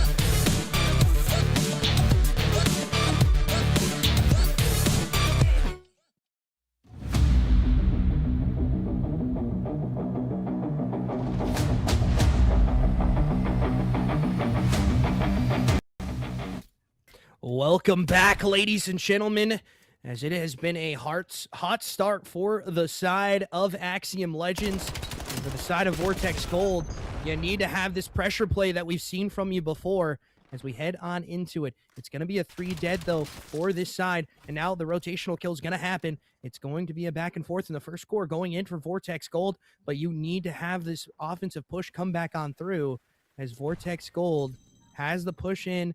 And again, they need to find the kills here on the P3 side. Yeah, no, I mean, Vortex Gold already scoring, I mean, within the first 30 seconds. So, I mean, they're already kind of starting off on the right foot. And quite honestly, they need somebody to put some wind in their sails. But as soon as I say that, 3 dead, and Axiom Legends Illusions already putting BTA on Vortex Gold with a 3 streak. Device in hand. It's going to come up to his buddy here, Kratos, getting the double, and Axiom Legends are going to be able to respond with the detonation of their own. And so in case if you guys also noticed too, it's back to the 5 minutes again. I don't know if some people, if you're just tuning in, if you're new, it was kind of like 2 minutes. Time stops when you're holding or waiting for the device to respawn, whatever. But we're kind of back to the 5 minute thing. So in case if you're unaware, but as I'm yapping, Vortex Gold with another detonation of their own. This is going to be a pretty quick den overload, if I should say. Yeah, definitely so. You know, with that rule set, you know, you talked about that change. The teams have just played at a better pace when it comes down to this game mode because they had to with those old rules. And now they do get the recap in OG Symphony, looking to try to have these blockers in position for him as he is trying to get another destination to go through. Anthrax going to get one, and Illusion's here to fort this push as Homeless gets one too on this window push. Illusion's going to get the shots out towards the middle part of the map. He does get shut down by the pistol of OG Symphony again. Kratos now here just holding down the angle, making sure nothing goes wrong. And there's a blocker still coming in, and they're looking to try to get these initial kills. The trade-outs come on through. That's going to be 2 dead for both sides. It's another kill for OG Symphony on a 6 streak right now, just trying to play his life. And Simtev in the middle part of the map, can't get anything to go, still having that pistol out. And he is really dominating the side of Axiom Legends, like solely by himself, as he finally does go down. Yeah, and the biggest thing, too, to really note is that Sympathy ended up getting that Hellstorm, which on this map in particular can mean the difference between a capper or not, especially over on that P3 side. So, I mean, right now it's still kind of Vortex Gold going hard. The device is over by them for the moment, but potential it might end up spawning out. I don't know if it did just yet or not, but no, the number 2, Semphy, going to be the device carrier. He gets taken down. Axiom Legends with a beautiful hold here, but still with 1 minute and 52 seconds remaining, anything is possible, especially with the device in Homeless's hands. You have no idea what could possibly wait around you for you in the next corner here, but looks like it's going to be a hard P3 push. Everybody's going to be home for the party. Yeah, definitely so. As a team nade connects, this is where the scorer is going to go in and tie it up. Let's actually head into a listen-in with the side of Axiom Legend as they try to rechain it back from this P3 side. I'll do that. Nice. Okay, just play Reese to stay up there. Nice. Stay there, stay there. Shit. You want top broken? I need a mid, what's up? I'm grabbing. I need it out. He's still top broken. Watch your mid cut. There, two there. One more locker. Mid cut, dead. P1, yes, dude, P1, come on. P1 now. Pick it P1 up. now, Rose. Oh, I don't see mid cut. Rose, P1 dead. Nice, this is... I'm throwing a trophy. Go. Yeah, locker. Arch. I'll play with you. Arches, shit on. One more arches. Arch. He's pushing locker. I'm behind him. Honestly, I'm not even mad. They're going mid cut. Back up. Yeah, back up all the way. Walk carry dead. There you. P1 stat. Is there a stat dead? That wasn't in. There's one more. I'm going mid. He's feeling so nice. Catch us now. Push B with him. He's arch. Catches you. Oh, back nice Damn, he got me. It's just y'all two. Shit on! No, it's one. No! As that was a listen-in, and you're hearing Homeless scream shit on in the comms. He is feeling himself tonight. That man is trying to look for a home right now as the rundown is going to be there. They have it in the back pocket as well, as the overtime going to get enacted here with about 30 seconds, and that's going to do it. There's just no one home there to help him out with that push, and it is a tie scoreline headed into the second half. No, absolutely. And at the very end there, shout out to Tim Tev from Vortex Gold, because, you know, it was pretty much open season, but with him getting that double and shooting down that push, I mean, Axiom almost was able to get inside of the end zone there with that device, and it would be a completely different game going into the second half. It would have been a 3-2 instead of a 2-2. So good job there from Tim Tev being able to at least stop the bleeding just for a moment. But as we head into the second half, like I've always been a firm believer in the side that Axiom is on right now, over towards the back P2 area. I just feel like that side is completely brutal, and with it only being 2-2, it's been pretty good so far, but I really have a feeling that this might potentially, I'm going to call it, I think Vortex Gold might potentially be feeling themselves, and I think we might see a couple quick caps. Yeah, definitely so. As we, you say that, and it's already a quick cap for the side of Vortex, and they are in your spawn. You got to deal with them. You got to take care of them. You got to get them out of there, as it is two players just holding down this mid push, as Homeless is going to be here for it, but he can't stop the cap. Already 2 up for the side of Vortex Gold as they try to wrap it on through, and Anthrax is going to be the first man up.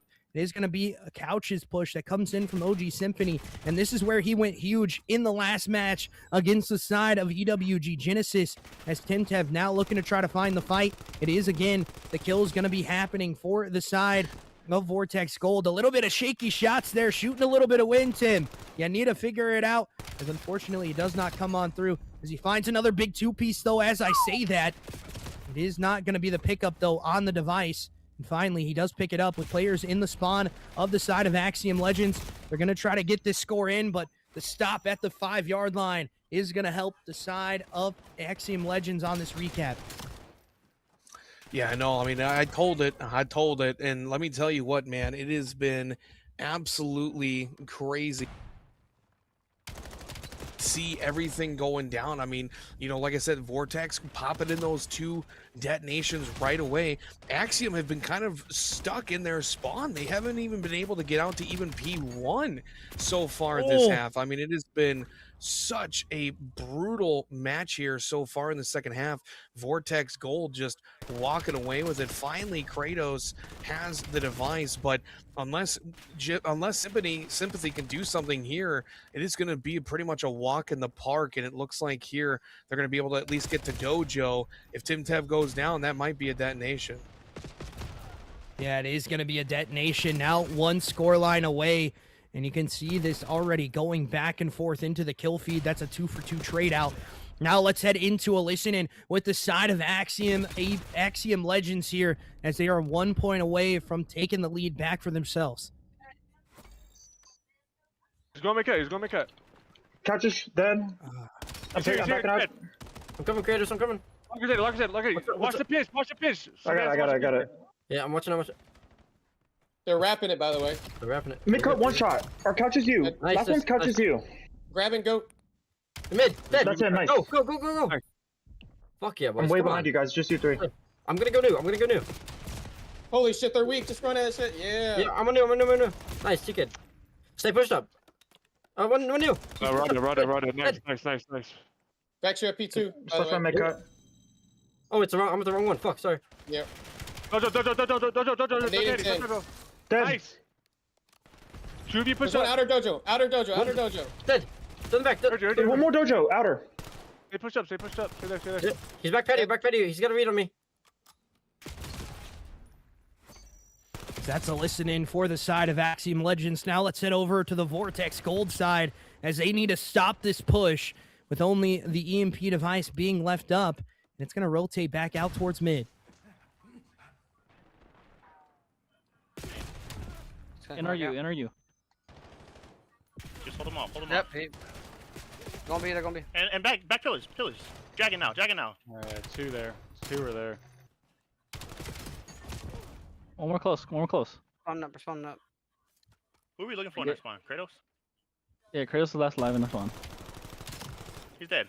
Nice. P2, Anthrax. P3 Anthrax. Oh, Homeless. behind me. Fuck, man. One's like 2P2. Interact a bullet. One's in lights. Lights illusions. Damn it, man. There's 2P2. He's just holding it like. And that sounds a little bit shaky from the Vortex Gold side as this time is dwindling away, and the side of Axiom Legends looking to put the nail in the coffin. But as I say that, that score comes back on in. Timtev trying to find another kill to go his way, but he does drop the EMP. Now it's OG Symphony just trying to play the time. He plays back towards his teammates, looking to try to wrap this out towards the other side. With the time dwindling away, he needs to try to find this score for his side and try to get this to go as Timtev collects another big kill, but he falls, and that will be map number 3 with a 3-0 lead for the side of Axiom Legends. And man, this could be over before it even really gets started, because right now it is just the side of Axiom Legends that look a little bit better on every single mode on the maps that we have decided here. And you know, it gets a little bit more interesting now as we head into a Scar HP, where they looked very good on it, but an AR-based map and, you know, Illusions, 38 and 22 to finish that on off. You know, a little bit slow from the side of Vortex Gold. It's just not going their way this evening. Yeah, I know. I mean, like I said before, you know, Vortex Gold, they just, when you heard that listening, it's like the wind has been knocked out of their sails, right? Like they were up 4-2 at the beginning of the second half. A couple of oopsie whoopsies happened, and all of a sudden you find yourself now fighting for your life, hoping to try to get a reverse sweep at this point with how everything has been. So, I mean, at this point, it's just one of those things that Vortex Gold going into the Scar HP, it's kind of do or die at this point, because if Axiom walks away with the dub, that's a 4-0, hot 4-0 grand finals. That might as well be called a DoorDash at that point with how quick it was. So we're going to see how it goes. But I mean, right now it is Axiom Legends are looking like the golden child at this point. Yeah, definitely so. And, you know, it is a little bit predictable for this side. We've seen this side be very dominant throughout the bracket stage of things. Like I said, they've only really had a map 5 series against one team. And, you know, they were able to dominate a team that was dominating all the way through the bracket as well in EWG Genesis in the winners final in a 3-0 fashion. And they're looking to do the same thing here and potentially take it in 4. But they need to find it here on Scar. We'll see if they can do it. Vortex Gold looking to try to bounce back here, start that reverse sweep, start the engine a-going, or this could be a difficult one and a difficult loss for you tonight. Yeah, pretty soon here. I don't know if there's anybody that's 21 on the side of Vortex Gold, but if somebody get them boys a bottle of whiskey, because they might be singing a whiskey lullaby here momentarily if they don't get their gears in motion. But like I said, though, I mean, Scar HP, and anything's possible. There's been plenty of times, both in the amateur scene, challengers, and even the CDL, where a team has their backs against the wall, something just clicks, the momentum change happens, and then you're off to the race. I mean, we've seen plenty of reverse sweeps before. Even in grand finals in the CDL, we have seen reverse sweeps happen. So it ain't over till the fat lady is singing, and she ain't singing just yet. So I'm rooting for Vortex Gold here, because like I said, I'm pretty sure this is going to be a bang out series, and it has been pretty close for the most part, other than that search and destroy. So definitely, if you're a Vortex fan, don't even look at that second column. But we're underway now, and let me tell you what, guys, this is the do or die moment. So if you are a fan of Vortex, make your voice be heard. Shout out your boys, because they need all the premium gas they can get right now. Yeah, they definitely do. As you say that, though, they get into the hill time here first. It is going to be Timtev trying to make it a dip and dodge around the hill time. Homeless able to collect onto a big 2-piece, and that's going to get a wipe down onto the hill. As you know, we talked about in the map number 1, this hill also kind of the same thing. Just a little bit more jostling for position. You want to play that P2 side as Kratos gets into the back, and it is the spawns that favor them so far. But however, it is a back and forth. It has not really gone the way of Vortex Gold quite yet, as O Symphony starts to pop off here with a 2 streak of his own. And the P2 time looking to be favorably spawned for the side of Axiom Legends right now. It is going to be a chow out that does happen. And oh my good Lord, Symphony, as he pops a crazy chow out there. Only one left up onto the hill. And that Vortex Gold able to take control.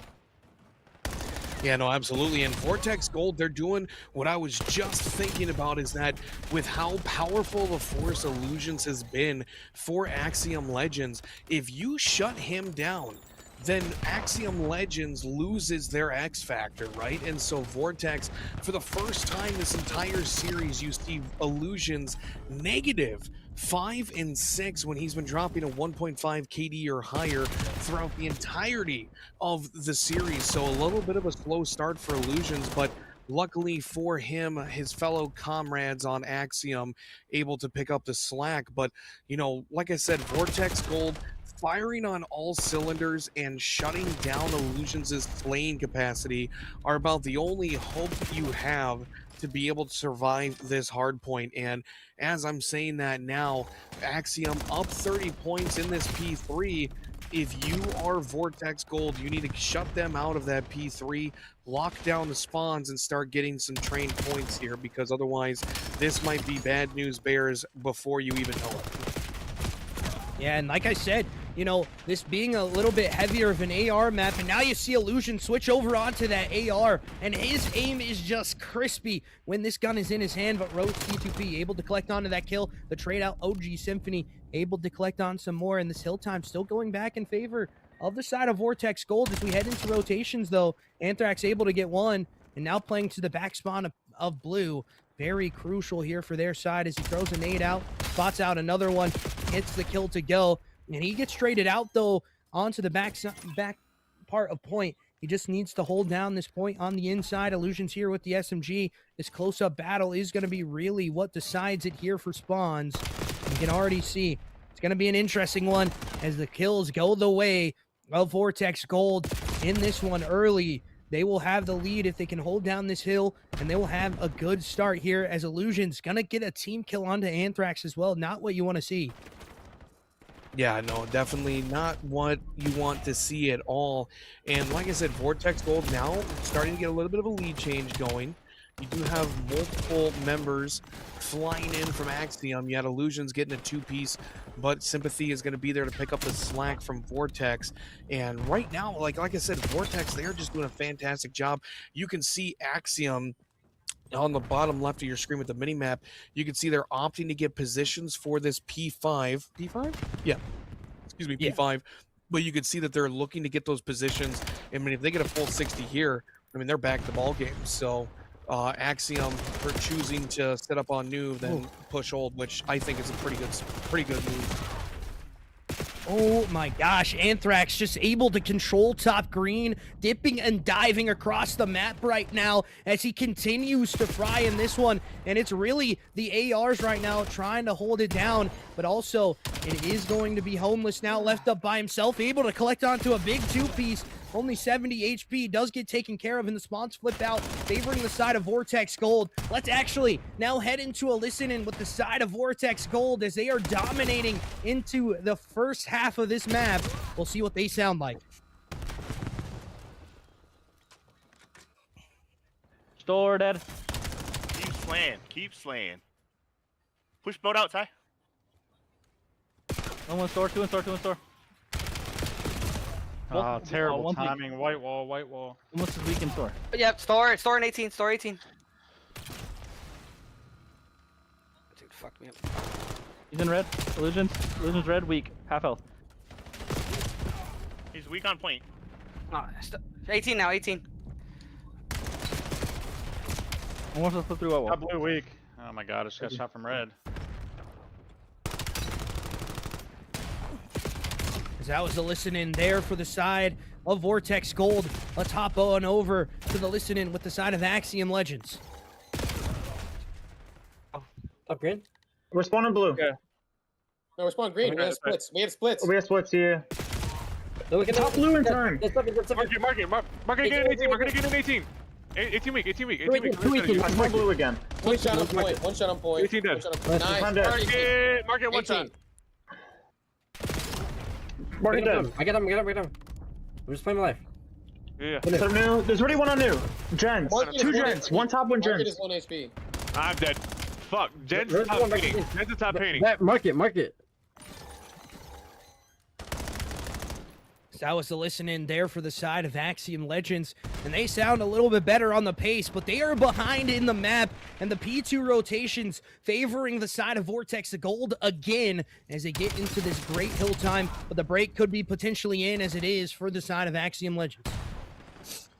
Yeah, no, Vortex definitely finally coming out to play here. Like I mentioned before, they just need to have a little bit of a momentum change here, and it definitely is that.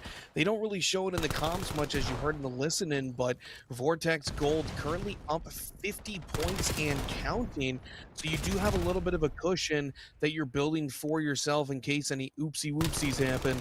But as of right now, though, Vortex Gold doing a fantastic job. Illusions, actually, just want to point out, just because he has been such a proverbial huge benefit for Axiom. Only 21 and 19, make that 22 and 19, but still the mad dash to the P3 as it is nothing but Axiom in the feed.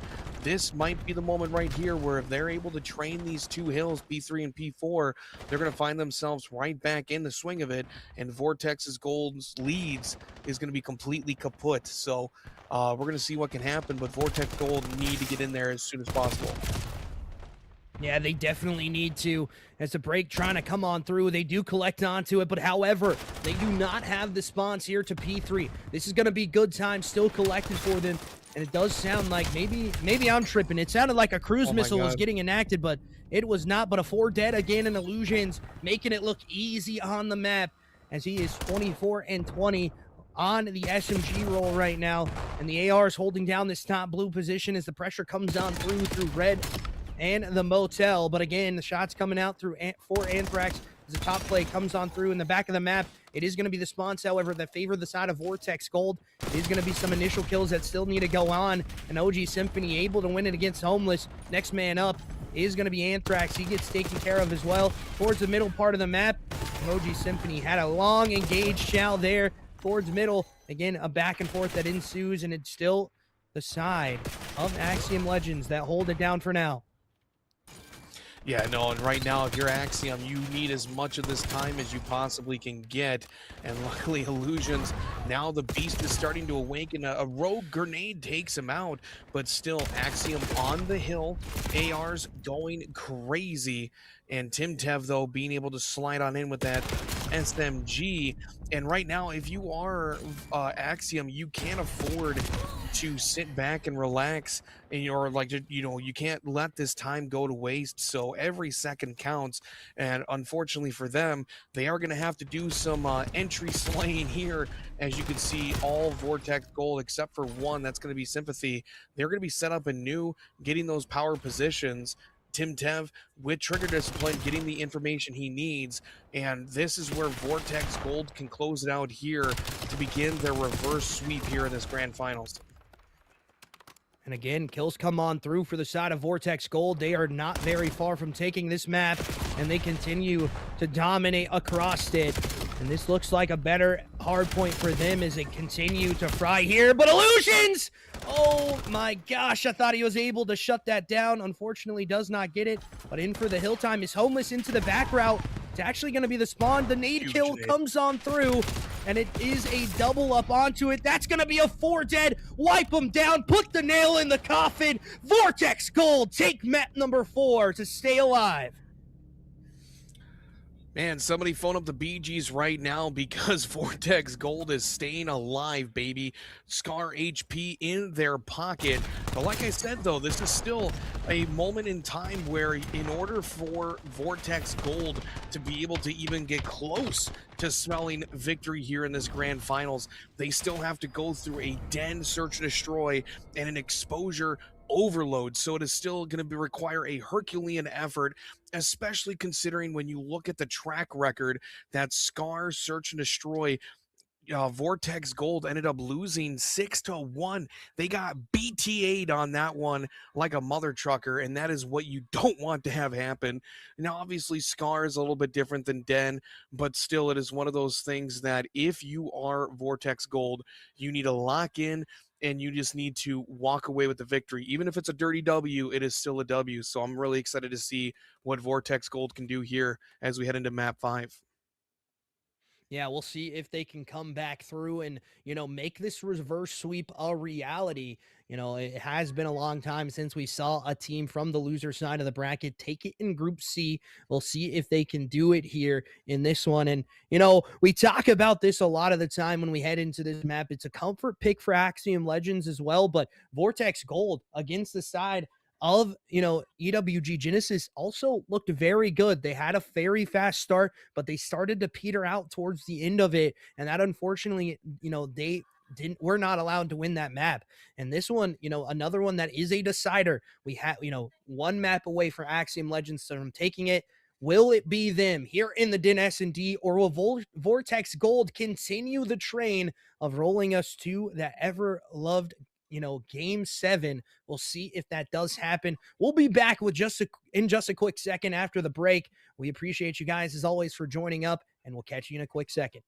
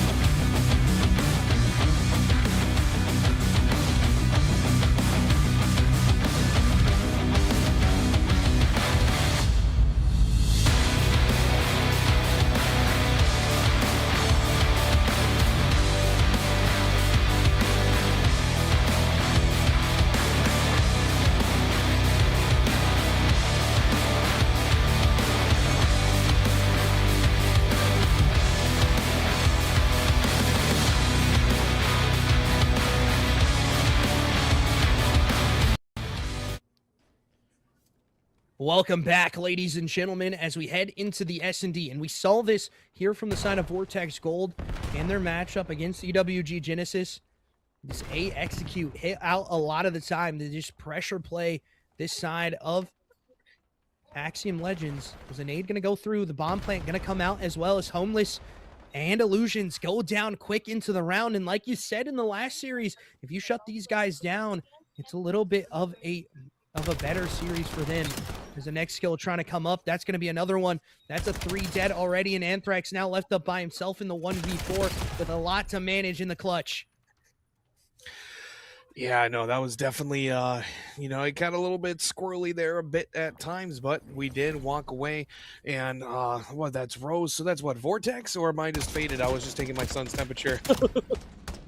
Yeah, it was Vortex winning the map round number 1 there. I'm not faded. As they take a huge round win there. As you do have to take care of the children sometimes. We do understand, ladies and gentlemen, it happens. The numbers looking a little bit wonky up top, bro. I don't know what's going on over there on the production side of things. But W Production. We do appreciate W Production for fixing that up for us as well already. Quickly onto it, as we've seen this play also from the side of Axiom, as we do have the logo switched as well now. Unfortunate there, as it is going to be Axiom Legends on the offensive side. Illusions does go down first. Now 0-2. Very unusual from him. as we see this slow play happen a lot of the time for Axiom Legends, and they just don't get the kills to go their way. There's going to be the clear out that happens, but an instant trade out does get enacted. Now Anthrax again left up in a 1v3 situation. Did somebody shoot an arrow in Illusion's Achilles heel or something? Because starting off 0-2 is kind of an interesting take there, at least for me, but Anthrax in a 1v3, he's able to at least find the kill there, still in a 1v2 situation. He gets the second. Now in a 1v1, Anthrax still bomb in hand. Rose going to bounce back here. Ooh, might potentially get the information. Anthrax kind of caught out in the open. Anthrax almost completing a 1v3, but unfortunately falls short. But man, that was looking pretty good. But still, Vortex Gold up 2-0. I don't know if you guys are a fan of the game Legend of Zelda Wind Waker, but I think somebody changed the direction of the wind, and now they're finally getting something in their sails. But ultimately, it's still a long series ahead, so I'm looking forward to it. But still, up 2-0, that's a great thing. And you look at the other side of Axiom Legends, 3 of the players starting 0-2 off the rip here in the S&D when they look so dominant in the Scar as well, as the map picks have just not really favored them right now. It is a nade that is going to go out. It is going to be a nade kill that is potentially going to be happening. But again, nothing home. Timtev here on the initial for this entry frag to try to find one. As the first kill comes on through, and the next one, they know where this player's out. Ooh. That's going to be it. And the sniper coming out as well. That will be the round. And another 3-0 start off the rip here for Vortex Gold. 3-0. And they continue to slay out. Man, look at that, guys. Let me tell you what, I am loving what I am seeing right now. Vortex, especially in the Search and Destroy, unlike the first one, if just by looking at their gameplay, they're playing together, they're shutting down illusions, they're working together. That's the big thing, right? And Vortex Gold looking like a completely different team. The confidence is there. They got what they need going for them. Currently up 3-0 in this map 5. And let me tell you what, a couple more rounds like that, you're going to be going into a exposure overload with a lot of premium gas. So still 4v2, Anthrax and Homeless by themselves. We got a couple of donuts and breadsticks on the side of Axiom, which is pretty unusual too. Yeah, definitely so. Now Homeless left up by himself, 0-3 situation. Timtev, Han 6-2 right now as he just tries to pressure on up, but no one home over onto this B site. It is going to be maybe a potential free plant for him as he has to clear every angle, not knowing where these players are at. Just have to make sure he's secure on this bomb plant. Doesn't clear the most important one into that middle part of the map. As a stun comes through, they know he's here now, and this is going to be a little bit harder of a thing to do with the bomb getting planted. It is going to be, again, the investigation that we see from both sides. It is smoked out. Tim not really finding anything. As Homeless now does get spotted out towards the middle part of the map. It is going to be a defuse on for him, and that's going to be the round. Now 4-0 up for the side of Vortex Gold. As we're getting a little bit of teabags there too from the teammates. Unreal. What are we looking at there? I didn't know these guys are a bunch of Brits. Yeah, we're getting a little bit of teabags here.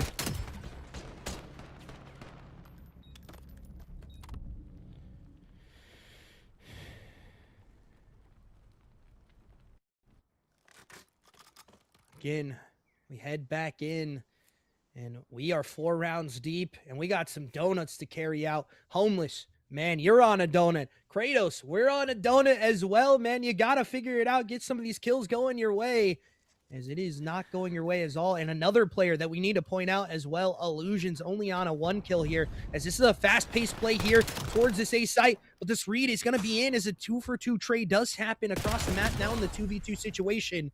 It is going to be now a 1v2 here for Timtev as he collects onto the first blood, smoking out, and he's going to head straight towards this other site, giving no information on over to what his play is going to be. 1v1 against Kratos. Yeah, I'm pretty sure here, unless Tim Tev decides to do a really big NASCAR level lap around the entirety of the map, I mean, unless they rotate around each other.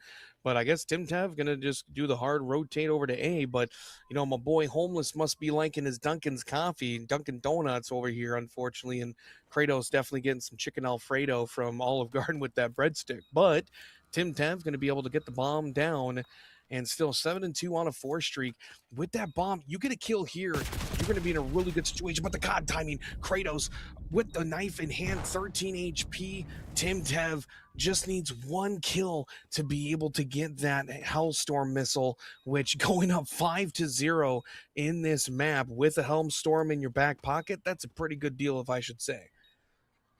Yeah, basically solidifies that round for you, as there's only about 12 seconds left on the clock. Kratos has to make a decision here. Either hop it or don't. The shots come on through, and it does not matter onto the round, but he gets that Hellstorm too, and this is where we can see things go very wrong for the side of Axiom Legends. They have to reel it back in and not allow them to try. This is getting interesting here, Uper, man. This is a 6-0 potential, and we saw a 6-1 in the last one as well. It is just one of those things where, the turn of table. What was it?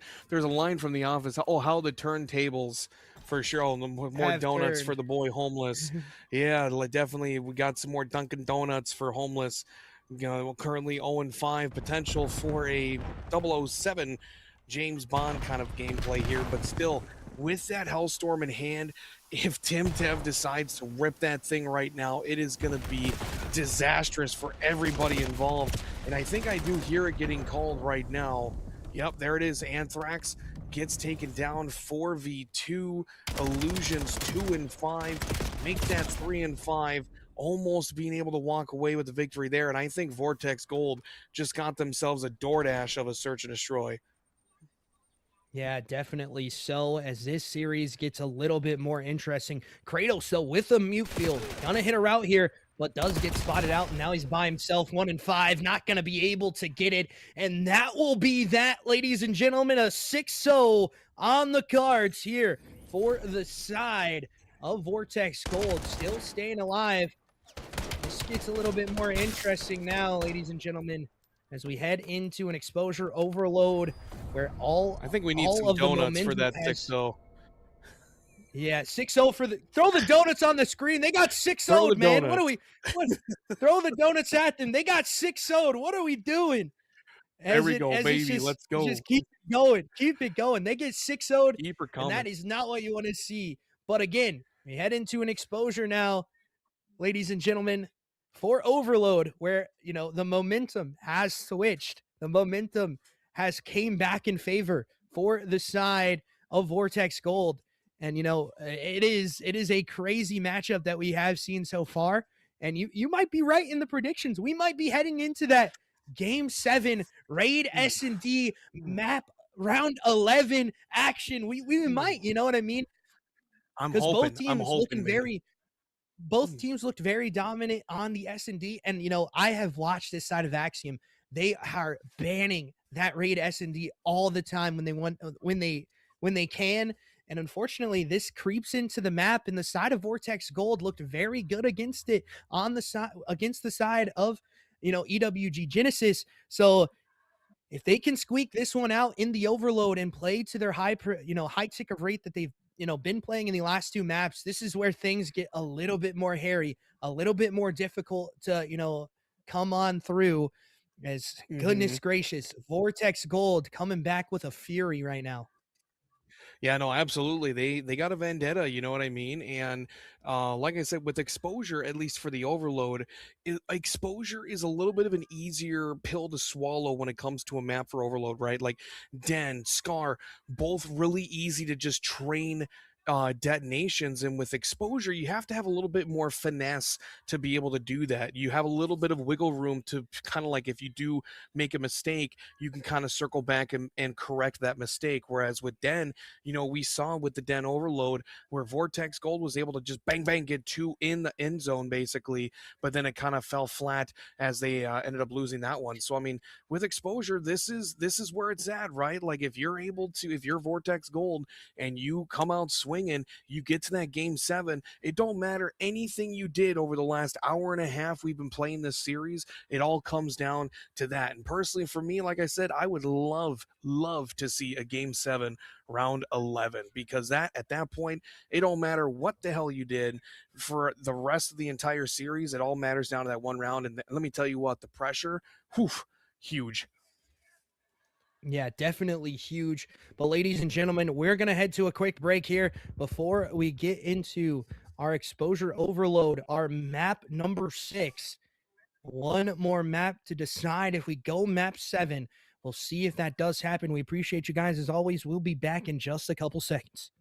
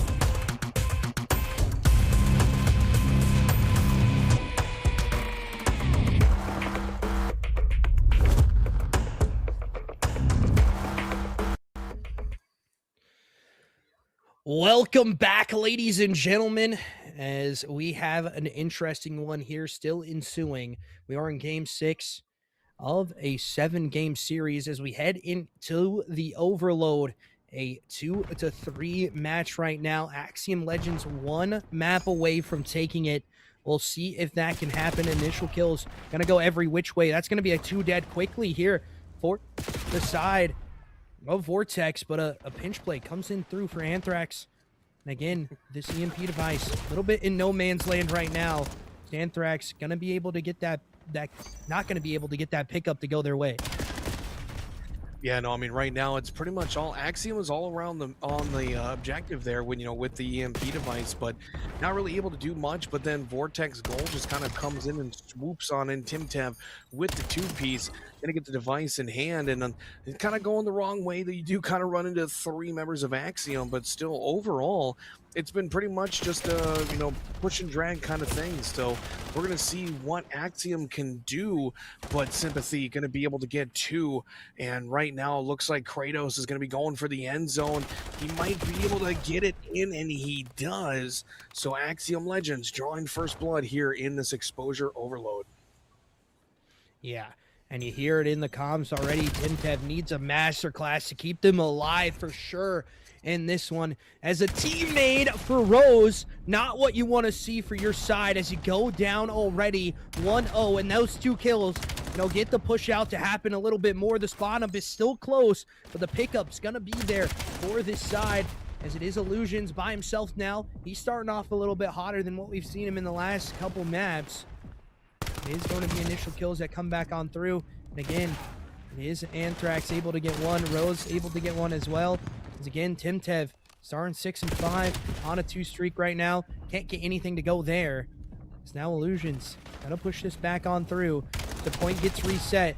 With a 1-1 scoreline, a back and forth that we've seen ensue most of the series as a pickup comes on through from Timtev. And again, nothing going the way. Just no offensive pressure right now from the side of Vortex Gold. Yeah, Vortex, they're just kind of getting put into the blender. It's almost like they're Stalingrad in World War II, just kind of pushing bodies towards the line with no effect, really. But Sympathy's able to pick it up. If he's able to get that kill, oh, and he doesn't. If he was able to get that pistol whip there, that would have been a detonation for Vortex Gold. But still, I mean, 2:22 remaining for time here, so there's still plenty of opportunity. But Kratos going to be the bomb carrier this time, get really close to that B objective. If you're Vortex, you got to at least get on the board here. Yeah, definitely so. You have to try to get one in. And right now, the kill's just not going your way. You are getting outslain like you did in the first couple of maps. And you need to find these kills here fast. Because this is a map that favors the side of Axiom Legends. And the score looking to come in now 2-0 up. And they are going to be pushed out into your spawn as well as Homeless now playing that dirt side. Looking to try to make sure this score can't happen on the relay. Yeah, that relay potential right there was looking pretty dangerous. They're able to get the bomb back a little bit. But right now, if you're Sympathy and you get this kill, you might have a potential to get a cheeky little kill or a little detonation right here. Oh, never mind. I'm looking at the wrong side. Don't mind me. I'm just being special. But definitely, though, being able to at least get it out of there right now, you know, if you're Sympathy, you're kind of just like, okay, what the hell do we do? Minute 8 on time. You know, do you try to go push over by B side, sneak it in, look like a QB sneak action? We don't know, but they got to work quick because with 55 seconds remaining, not a lot of time, and you're down 0-2. Yeah, you need to at least get one here if you can. And it is Illusions that's able to clutch up onto another kill. He does get traded out, however, but you have a guy in Homeless top ring right now, but another 3 dead. Now Homeless left up by himself, having to go huge for his side. And we've seen this man have huge numbers in this exact map. I think he's dropped, you know, a 50 bomb on it by himself. He just needs to start to heat up and get these kills to go his way. With time dwindling away now for the side of Vortex Gold, they need to find these 2 caps, which, you know, on this map, you know, of exposure, it is a back and forth kind of a style of map, and it is going to be Kratos that has the potential to score. But again, another 2 dead for both sides, and it is going to be the push on up for the side of Axiom Legends. They look to try to find these kills, but again, it's not going to come on through. And it is going to be the pickup and the overtime scene for the side of Vortex Gold as they wrap it on through the spawn. They need to get these initial kills, get a 4 wipe, potentially get more when it comes down to it. Can they find anything, though? This 1-for-1 trade out happens again. Oof. Yeah, unfortunate timing there. I don't know who was number 5, but I mean, they had an opportunity, but just kind of when you have 30 seconds and you got to get across the map in a way that actually gets you the detonation, it just wasn't there. I mean, and there was a lot of close calls too. I mean, this could have been an easy 0-4 going into the second half, but I mean, Illusions, even though he's 13 and 11, he has been awakened. The last 2 maps, Illusions has been MIA, and now suddenly it's like, hey man, we got some smelling salts, we got you some chamomile tea, we got just something to be able to get you locked in, and that's exactly what's happening right now. And definitely on the side of Vortex Gold, though, Sephi and Sympathy both looking at potential double negative. Sympathy's only 2 deaths away from there, so I mean, even though that this isn't Control where you have limited lives where lives matter, you still, it is a very important when you get these kills, you push up at the right times because you have locked spawns. So Vortex Gold needing a hope and a prayer, because otherwise this will be the last 5 minutes that they play in the EWGL Group C and fall. So if you're a fan of Vortex, like I said, get these guys some gas because they're running low. Yeah, definitely so. But as you say that, a 3 dead. Now Illusion's left up by himself with the MP device very close to this scoring potential. And it does look like it's going to go in. And like I said, team nade comes on through. Not what you want to see, as the rotation towards his P2 side has already been enacted. Sympathy now coming back alive here. Up on the tide, kill feed, and he gets another one to go his way. Gonna spot out one more. Can't get it to go on to Illusions, though. As the pickup for this kill does happen. Anthrax gonna be here, but it's not gonna get scored in. And 2 here for the side of Axiom, but Rose able to shut them down. Now left up by himself, trying to get this capture to go on through. He needs to find it. He does so. No, he doesn't! The nade from downtown, able to collect for Anthrax. And that is what you want to see if you're an Axiom fan in the chat. The defensive pressure coming back on through, as they need to try to wipe this down for the side of Vortex Gold. Get these kills you have been able to fry. Only 1 left up into it. That's going to be a 4 dead. This is the go button, as TimTev by himself, as he throws a trophy out, plays his life as well. Going to bounce off this wall, gets the score in, and that will be a tie ball game as we head into it with 3 minutes left to play. Man, you want to talk about the Kobe of all Kobe's from Anthrax, and then TimTev being able to get on in there, even drops a trophy system just for good measure. And man, he just barely touched that end zone and was able to get it in. And Vortex Gold again, 3-2 with the relay detonation with 2 minutes and 40 seconds remaining. I mean, Vortex Gold, they're starting to get hot. Like I was saying before, Sympathy and Sephi just really needed to start getting hot. And Sephi, we need you to lock in, brother. If you're a fan of Vortex, your fans are waiting for you. Yeah, definitely so. Homeless pushed on out, but can't get the kill. That's going to be a 2 dead into the kill feed. Nade's going to come out from the other side, as Sephi trying to find these players. Does get one, but instantly traded out there, as the EMP device still roaming across this midpoint. The retake going to be back up into top. It is headed back towards P1. Anthrax gets one in L, and now this is a back and forth that favors the side, maybe tying it up even here. As I say that, though, it is going to be Kratos that's able to pick on up. It is going to be a nade that he is going to be able to dodge, but back towards B we go. And it is going to be Sephi. Gonna have to go huge here. Stop this capture from happening, as he spots out one, looking for more now. As another kill goes the way of Vortex Gold. The only player left up close is going to be that EMP device. Trying to find this player is the side of Vortex Gold, as he is just roamed across the map, going back and forth from each side. Shoulders not coming in. Maybe he does get that spot out onto this player here. Oh my god. As again, it's TimTev turning and burning onto that player, as it is going to be Sephi now, potentially with 2 here. Can't get the second one to go, as it gets hopped into on the top box. It is going to get killed, though. However, it is Anthrax from the back line. Gonna potentially have this score in for free. No one home. But as I say that, TimTev there, it's just a back and forth with 50 seconds left to play. No team really has the advantage right now, and it is still a scoreline that could favor the side of Axiom Legends, but they need to be on their horses now if they want to try to get that score in. Yeah, no, right now, I mean, the device got reset. You just got a clean 3 dead. You're open on the A site, so you can get inside of here quickly, but on the cross, Sympathy not able to take him down, but the device is down. It is a bloodbath over here. Rose picks it up, but is the winner there? You could literally just play defense at this point now if you are Vortex Gold. Like I said, man, camp in that back spawn, hang out. At this point, there's going to be nobody close enough from Axiom. Ladies and gentlemen, boys and girls of all ages, we have ourselves a Game 5 potential, or sorry, Game 7 potential. With overtime coming in, let me tell you what, folks, this is it. Take that back. We got a Game 7, everybody. We are locked in, ladies and gentlemen. It is a crazy one here on the cards.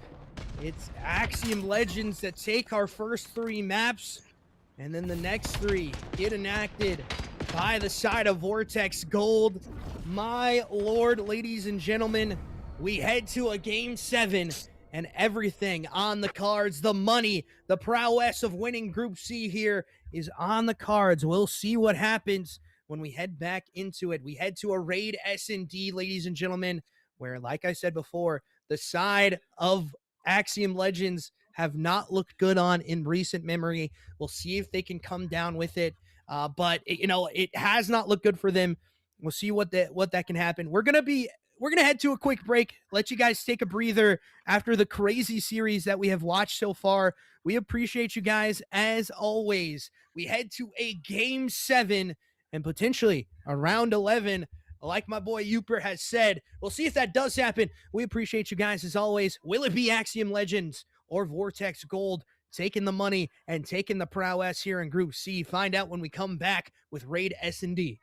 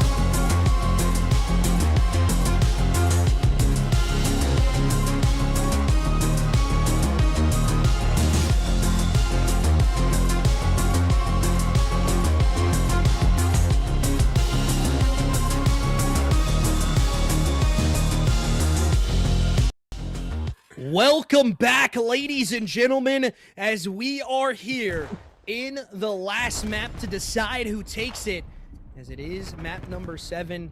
The side of Axiom Legends has looked really scared in this map. They have not been very good at it in the last, knowing as Timtev already getting first blood onto Kratos. That's another big 2-piece for the side of Vortex Gold. This is a comfort pick for them, and we'll see if they can have it go their way. We'll see what Timtev can find here. Is that man from Hawaii having a little bit of a ping issue right now? As again, the kill comes on through. Timtev able to collect, instantly traded out, and now Homeless by himself. Yeah, Homeless is kind of hanging out by these emotional support Lamborghinis right now, but your goose is cooked. You are spotted. Even though you have the bomb in hand, it is going to take some serious skill to get out of there alive, but the line and wait there. Vortex Gold getting the first blood here in this series, or sorry, in this map. Now, let me tell you, like, in case you weren't here, folks, unless production wants to pop up the scoreboard real quick, when we were in the last search and destroy, bing, bing, boom, look at that, 6-0. A lot of donuts rained on the faces of Axiom there in that map, but still, with this search and destroy, are we going to see a repeat, or are we going to see a potential round 11? But as of right now, Vortex Gold looking really good. Yeah, they feel very comfortable on this map. They have done very well on it before, as it is going to be Timtev on the bomb carrier here with the A site. He's going to hop into water, try to find any information out, and see what he can get done here. As no one home for the side of Axiom, they are just taking a little bit of a less of aggressive push on this B site. As the stuns come on through, now Smoke going to go up top window, as the spot out does happen. This is going to be a push on through, maybe potentially from water stairs, as again, it comes on through. Kills going every which way, as it is a 2v1 now for Rose by himself. As a spot out does happen. This is clutchable still in this position, as it's Illusions and Anthrax. Anthrax being your big deep flank pickup here, as Rose does get spotted out by Illusions. We'll see what else he can find here. It slows on down with not a lot of time left on the clock. Yeah, you're kind of stuck in a rock and a hard place here. 21 seconds remaining. You are on a 2 streak. You know that bomb is down on B. But, unfortunately, Rose not able to get the kill. Runs out of ammo. I feel you there, but Axiom able to walk away with the round victory right there. 1-1. Looking pretty good so far for Axiom. At least you got in, what is it, technically 8 rounds. You at least got 1 round win across 2 maps of S&D. So Axiom at least going from donuts to breadsticks, as both teams actually have breadsticks. Thinking about it, getting me hungry thinking about Alfredo. But otherwise, right now, Vortex Gold, they're still looking pretty strong for the most part. The biggest difference maker is Illusions. I mean, he really popped off in that last round, getting 3 out of the 4 kills. So we're going to see what he can cook up here. But on that 3 streak, you get yourself that Hellstorm. It makes a big difference. Yeah, and it's Timtev again that just hops up into that peek onto the window and gets the kill to go his way. As a spot out for Symphony happens as well, as these players are now trapped in this position. We've seen this before. They just take control of this position and are able to win the gunfights. And Symphony spots out another one, taking some pop shots down range. As the shots for Timtev come in as well. It is a 2v4 situation. They're going to try to rotate this out as Kratos gets one back for his side. And now it starts to slow one back down. Yeah, if you're Vortex Gold, there's no reason to go past the 50-yard line. You know that they're in the back of their spawn. There's no reason to unnecessarily waste your lives. So Sympathy almost ended up catching a couple of stray bullets there. But at this point, it's better to just play your life. You know, if you got both bomb sites locked down, Timtev with the NPC in hand finds one. Last man standing is going to be Anthrax, and they are going to be hunting him down. They know exactly where he is, and he finally gets taken down. So beautiful job there from Vortex Gold. Kind of got a little bit a little bit sketchy there. You know, like I said, you don't want to go past that 50-yard line when you're defending and you know you got the man advantage, but it luckily works out in their favor. Yeah, definitely so. Another round going their way, and defensive rounds kind of tick for tack right now. And really off the back of that first round win for the side of Axiom, it was just the trade out kills that happened there on the execute onto the side for Vortex Gold. Maybe they will switch up how they're going to execute here and how they're going to get onto site, as it is going to be another B execute. And it is going to be this play that we see a lot of the time from Timtev. As the spot out does happen, he's going to try to maybe hop into water, but maybe rotate this out now. There's only going to be one in ring position to even deal with anything. And Symphony wins it onto Illusions, just getting a freebie there. Now pushed on all the way through, and the bomb going down to A with a minute left to play is not what you want to see. Sniper going to get pulled out here for Kratos as he pushes that. Illusions really stole that. He really, I don't know why he took that, Chow. You just completely screwed up there. I'm going to be completely honest. I hate to be that. Or no, sorry, Homeless. Not Illusions, Homeless. Because, you know, glitch on the codcast here.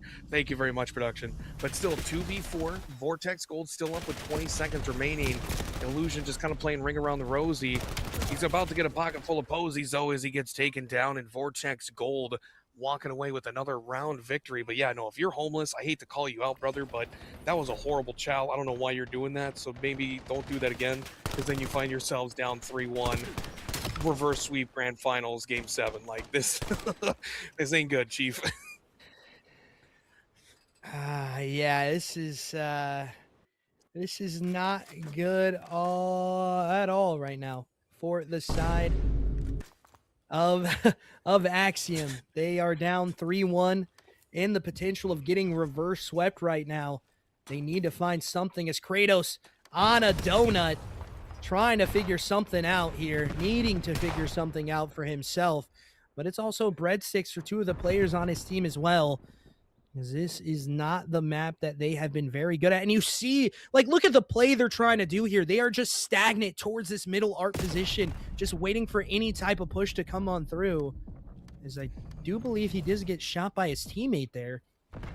Just telling him to move. As he had an angle onto a player potentially. But again, they're just stagnant into this play at all times. And they now know where they are. As they have full aggression onto it. The first blood does come out. Make it second here for the side of Axiom. As this play may have worked out. Now in a 1v4 situation, that's going to be it. I don't know how that round works out for the side of Axiom, but it just does.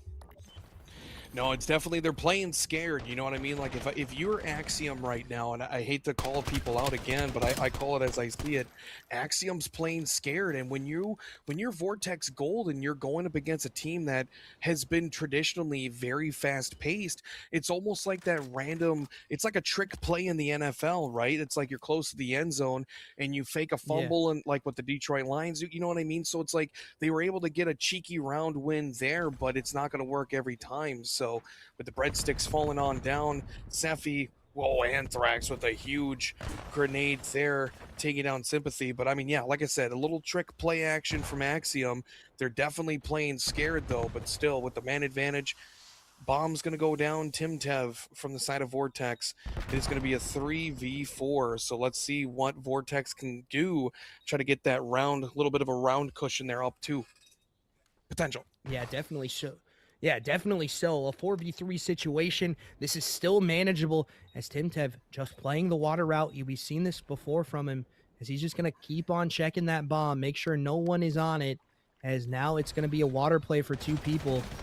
This pistol fight going to be going on down as it is Illusions now left up by himself. Can't find anything to go, and that's another quick one. In the 3v4 situation, you get first blood, and you can't win the round. Good Lord, man, what are we watching right now? As this is not what we thought was going to happen here for the side of Axiom. We thought they were going to win it in map number 4, but we are here deep in number 7, and it is not going their way at all. 2 rounds now up for Vortex Gold. No, absolutely. Timtev, some more breadsticks coming down for you guys. Kratos, look, gonna be getting probably a $10 gift certificate from Olive Garden. Just sponsor us already, please. We've been a lot of breadsticks here today, but still, Timtev doing his best Navy SEAL impression there, getting the W in that round. But I mean, right now, Vortex Gold, 2 rounds away from probably one of the biggest upsets we have ever seen in the history of the EWGL. Even in Group C, Group A don't matter. This is crazy stuff we are witnessing here, folks, and then we are glad you're here to see this. But right now, nobody's been dropped yet, but Homeless with the bomb in hand. Again, Axiom playing absolutely scared, doing their best Courage the Dog impression, because let me tell you what, Vortex Gold, they ain't falling for it again. Yeah, this, like you saw in the chat, this is an absolute breakdown if the side of Vortex Gold is able to win this round. As the smoke goes on out, Sympathy gonna look to try to find the nade. Nothing gonna be able there to connect, as they know that the bomb is going to be here. And only one left up, and that's gonna be that. Oh my good Lord. 5-2, ladies and gentlemen. 1 round away from a generational breakdown from the side of Axiom Legends, as this is not what you want to see at all. As it... Oh my good Lord, ladies and gentlemen. Does production have an Undertaker bell? Yeah, please tell me you got something there, because we need something here as we head into it. Holy good Lord. As we head into the next one, it's going to be 5-2, favoring the side of Vortex Gold, and they're going to head out into the same play as the bell has been rung. Axiom Legends, you need to stay alive here in this round. You need to find something to go, as Timtev is going to get first blooded there.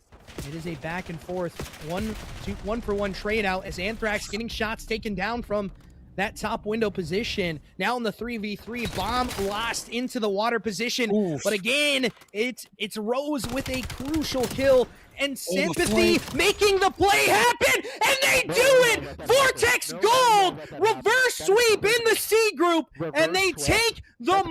money cam. Oh my good go, bro. lord. Let's go. Oh my lord. What have we watched here tonight, ladies and gentlemen? Wow, you got some Dubs in the people fucking chat. come out. They did not come out swinging. You reversed swept. Grand finals. You get money, bragging rights, and this ain't gonna go away anytime soon, man. If the Trash Talk channel in the EWGL was still alive, It's on it would YouTube be forever, man. It's on live, and YouTube it's on forever now, man. forever. This is the kind of loss that you're gonna go home, you're gonna sit down, have a couple fingers of whiskey, and just sit in silence listening to Simon and Garfunkel, man. Let me tell you what, unbelievable comeback for Vortex Gold. Yeah, absolutely unbelievable comeback for the side of Vortex Gold. Let's talk a little bit about an MVP here. If we have to give one, for me and myself and you, who do you think the MVP here is for the side of Vortex Gold? Up for grabs. I got to be honest, there was multiple times where they almost got down and he was able to prevent a detonation happening.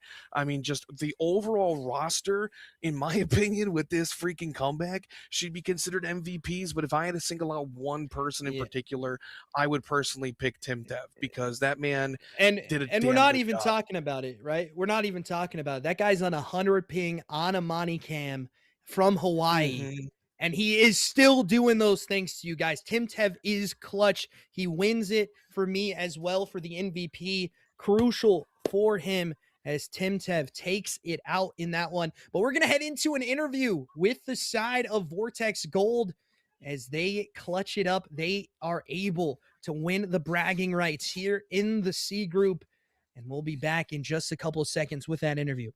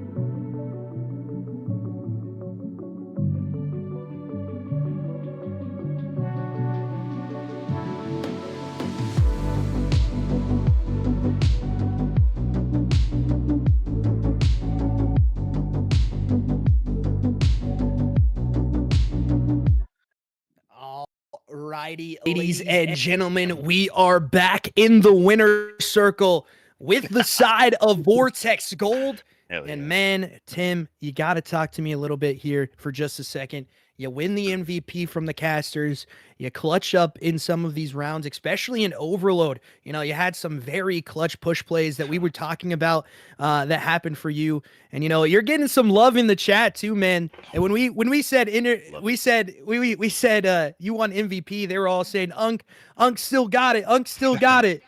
So talk to me a little bit about what this means for you, taking out a reverse sweep. I think one of the first that we have seen in the EWG as well here in the C group in the grand finals as well. It really is huge. Like, you know, we're in grand finals, yeah, but we all put in so much work. We spend so much time playing these games. You know, we're all competing. We're all competitive people. And then, you know, we all have our outside lives. So the fact we were able to bring it all together and bring this home is huge. Yeah, definitely a huge one for you. Let's talk about we won't go too much in detail on these first couple maps, but let's talk about that first map. Please don't. Yeah, we'll get all the way through it. I promise you guys. We'll get into the good parts for you guys. But you know, you come out and you saw that, you know, Illusions, the guy that we pinged out for their side, being able to fry, being able to come out pretty strong here in this one. And you know, just talk to me if anybody wants to pick it up from the team as well. Just let me know who's talking here and we'll get that switched over for you. But just what does that, you know, mentality come out when you lose a map number one in that close of a score line? I mean, coming off the last map, we were still trying to warm up. But I mean, you were touching on Illusions. Illusions, that dude has a gunny like a mother. He world starred me probably like 3 or 4 times on that map one. And then him just holding down the map. And I mean, they're all shooters, so we had to go in, had to bring up our comms. Our comms were dead at the beginning. Then we were pushing a lot of dumb things that we shouldn't have pushed. So we tried to lock it back in. Dom is huge as far as the small talk goes, bringing us back together. Sephi wrapping the spawns, high holding on our lane. So it's really nice that our chemistry starts to show in the ladder maps. Yeah, definitely so. And you know, we'll talk a little bit more here with Ty. Talk to me a little bit what you think about this series so far as a whole for you. As we switch over onto the camera, we'll see his point of view here for just a second, as we're going to get it switched over just a second, ladies and gentlemen. But talk to me as an AR, what it's like to have, you know, 2 SMGs that are frying like this. I mean, I'm going to be honest. Throughout the playoffs, I was pretty consistent. Coming in tonight, it was not a good start. Vibes were down for me. Nothing was working. That NPC is just fucking wild, bro. But I will say, I mean, honestly, the hype mans, all the guys on the team, we've been teaming together for years, especially me, Sephi, and Tim. We picked up Dom. The chemistry is just always there. And like I said, just keeping me motivated, keeping the team motivated. We went down 3-0. Most teams are going to give up. We said one match at a time, keep pushing. So I think it was the overload on exposure. I turned it around. Then it kind of just went good from there. But yeah, I would just say in general, the vibes with the team and using the AR, it was hard. Sometimes with the NPC, especially on Colossus, it was tough. But just staying consistent. The guys told me to hold my lanes like usual. We use the same routes almost every single map. And just holding down Dom and Tim, making one of those ones when it's consistent or when it's needed. And then pushing up for our spawns with Sephi holding them. Like I said, the biggest thing is like I was DMing a few guys when they were hitting us up. We just don't give up, man. That's one thing about this team. We went to map 5 several times in this losers run, and we go into map 5. We're like, hey, one round at a time, and then we just started piss slamming them in the S&D. We 6-0'd them in the last S&D, and then we went up a couple of rounds on the last map. And I think when we were 5-2, we were ready. I think we knew we were bringing home the gold. Just to push in, and then Dom with that flank at the end. I was like, this is it. Dom gets his kill, we win. And it was over. Definitely so. And you know, we'll head over to Sephi here for just a second, as we'll give some love to him as well. We'll show the love to the ARs here for a second. But man, you know, we head into that map 4, and it's a Scar hardpoint. It's one of those things that, you know, it is an AR map when we break it down. It's a little bit more advantageous for the ARs, and you guys were just able to take that out. And it was the AR play that came out a little bit stronger for you guys. Just talk to me a little bit about why you guys were so willing to come back and make this reverse sweep start there. What? Oh, okay. Well, honestly, I give credit to Dom and on that Scar, Dom and Tim, where they were setting me up to be able to, be able to hit the rows, and then Ty just doing what he does, just fucking gunning people. I can't ask for another a better AR doer than Ty. He sets me up for success. All three of them do. Like I'm just like I said, I'm just the round man. I just make sure I get those spawns for my boys, and I just try to hold the best for them. Amen. Yeah. Good real Definitely. MVP. So you are the real MVP. You doing the unseen work, man, and you hear that coming out from your teammates as well. That's a lot of love, man. You gotta understand that. That's a lot of love coming from your teammates. That you're doing the route, you're doing the work that's unseen, that doesn't get seen on the scoreboard, or not much on the mini map as well. So you just talk to me a little bit more about what that means for you taking home this chip in a reverse sweep situation. To reverse sweep is freaking awesome. Like I said, this team never quits. We never give up. We always got each other's back. If we're feeling down, we always bring each other up, and I think that's what's most important. You can't just let the bad vibes sit in. You just got to knock that shit out and just keep pushing, just like we did. Yes, I couldn't ask for a better group of guys. Like I said, me, Ty, and Tim have been teaming since 2019. My old ass have been playing comps since COD 4. Yep. So it feels We're a good bunch to of get old fucks. Yeah. Hey, shout out to the over 30s. Yeah. But it feels great to win. Especially I couldn't ask for a better group of guys. All right, now we head over to what I think was the play of the game here. Dom, man, we head into that last S&D, and we on the booth, especially myself, we watched you guys in that losers part of the map, and you kind of just took over again. You did the same thing that we thought you were going to do in the S&D. You guys took over when you needed to, and Raid being an uncomfortable pick for them as well. It comes out crucial for you. And talk me through these winning moments when you make the flank onto basketball court and you get the double and you guys know that you have secured the win. I mean, you don't win these stressful situations without. So once I heard my teammates were pinned down, they gave me the comms where they were. I knew this was a time to take that risk.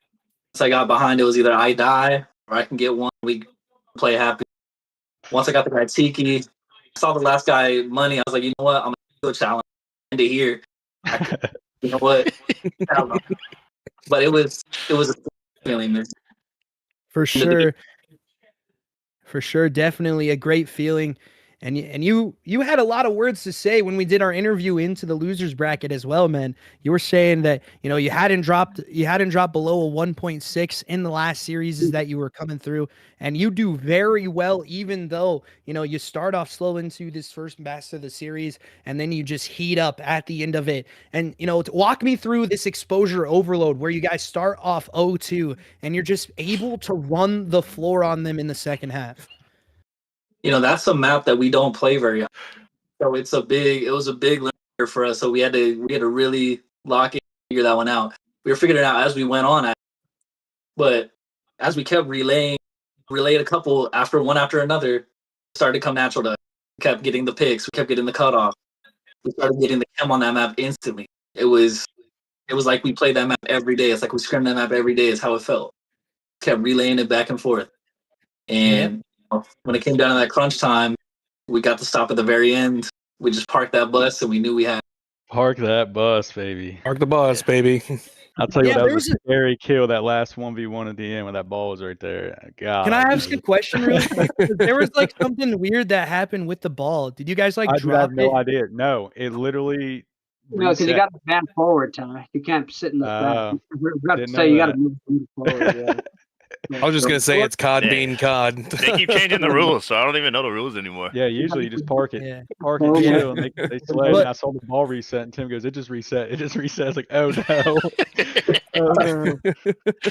Okay, I'm gonna throw it over to Uper, the other caster here. If he has any questions for you guys in this one, I'll let him take away some of these last questions that they have for you. Yeah. I can only think of two. The first one is like, when did you guys like? Obviously, we talked about the first 3 maps. It was kind of, you know, it was rough, right? And then I guess what was the moment? Like, did anybody have like that general on the hill kind of speech, or like what was the moment where you guys really started to lock in and kind of get those wind in that sails and start getting that momentum to really just carry it all the way through to the end? Because I mean, you guys looked so different as a team. It's like everybody got that laser focus locked in for the rest of that series. So what was that defining moment for you guys as we went from map 3 to 4? I can tell you right now, it was me. Hell yeah. That's what I'm saying. I mean, I take full responsibility for the first hardpoint loss, and I definitely take full responsibility for the second loss. I think I went like fucking 1-8. Dude, I wasn't shooting. Like, honestly, the losers finals, it was because of these 3. I was pissed poor, man. I got on the game. I told the guys, I'm like, dude, I'm just not locked. I don't know what's going on. And then when we hit map 4, I remember one of the guys saying, like, dude, we're back to the old ways, and we were just frying. So honestly, I think it was me is what turned the momentum. We started frying. If all 4 of us are frying, I mean, I think we're one of the top seed teams. I mean, we just proved that we are the top seed team. Yeah, it's not like you won grand finals or anything. Right. But it really is true, though. If we're all frying, I mean, like I said, we don't even scrim, man. We get on, play our league match. We all work jobs, full-time jobs. We get on, we play a league match, but the chem is just there, man. Hell yeah. No, and team chem makes a huge difference. You can have all the gun skill in the world, but when you know what your buddy's going to do when something goes down, like you guys obviously have that team chem, that's a beautiful thing. But I was hoping to not hear any smell insults came in or something like that, you know, pulling the old A-Rod just on the sidelines, you know, huffing it, you know. Hey, there you go, dude. I got my Coke Zero Sugar myself, so I hear you there, or my Pepsi. But no, but ultimately, I guess just for the sake of legacy, because obviously we're on Twitch right now, but this is going to be on YouTube, a momentous, huge reverse sweep. So I guess for the lack of potentially getting the EWGL Twitch in trouble, to keep it PG, what do you want to say to everybody in Group C now that you guys are on top of the world? What would you like to say for the sake of legacy? Come beat us. Hell yeah. I love Come beat that. us. I will say, shout out to everybody who has been a part of this journey, because all of these teams, a lot of them we don't know, but I feel like we're becoming a lot closer with a lot of the teams, regardless if we have, you know, our accusations. Like, and all Tim's that not stuff, a cheater. whatever. Like, he proved it. He's not a cheater, bro. He was dropping 50 like I said, man. I mean, this is an online game, so at the same time, you know, you never know. We all don't know each other like face to face when it comes to different teams. It's just, if you guys ever want to come out, play Thunderstruck, Vortex, let's go. It's been great competition all year, man. Hell yeah. Kudos to everyone who played. Like Tim said, I mean, this is a great organization of league here. This is awesome. Hell yeah. No. Your guys' casting. Hell yeah. I love it, guys. Well, congratulations.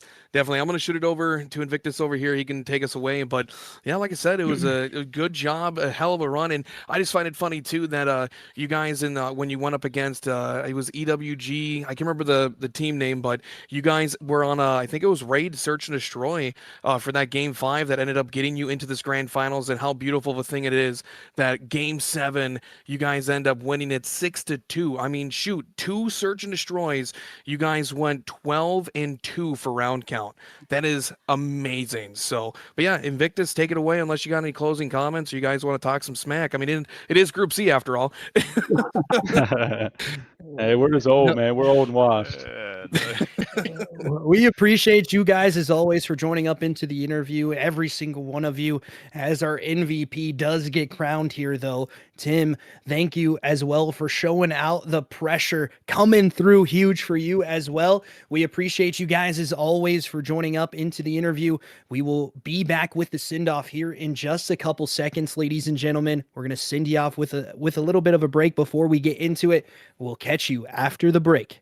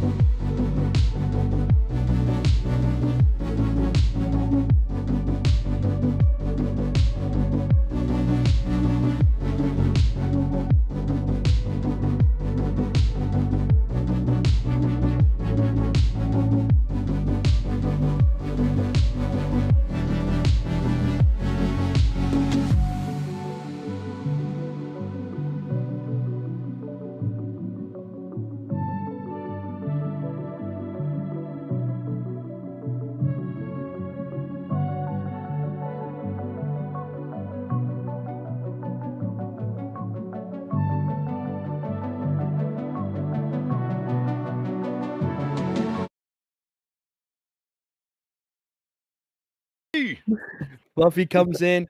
Welcome back, ladies and gentlemen. There was one more thing the owner of the league wants to say to the team, and he will be the one to say it. Take it away, Devontae.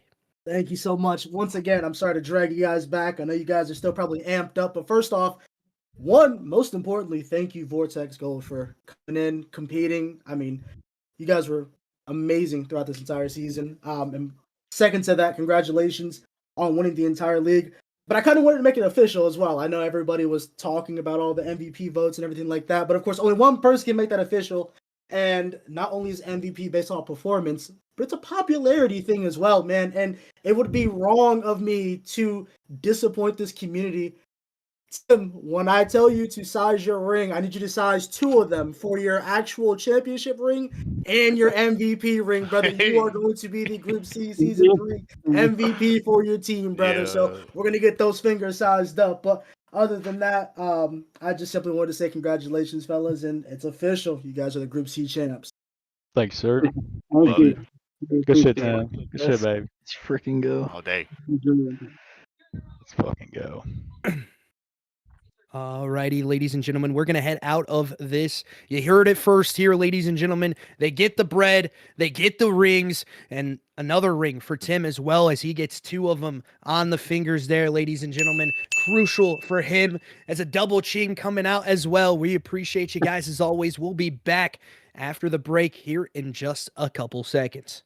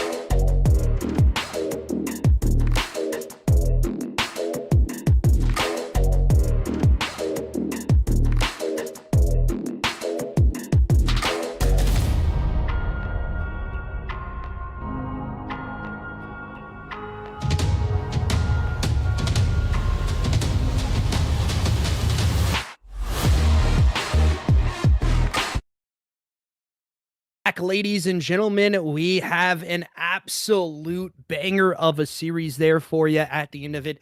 We go to a map 7, and I mean, Uperman, you predicted it, dog. Like, what can we say? We could say caster, not a caster curse, a caster blessing, if you will. I think you termed that quote there when he first came into it. But, you know, man, just talk me through this series a little bit and what you liked to see from the side of Vortex.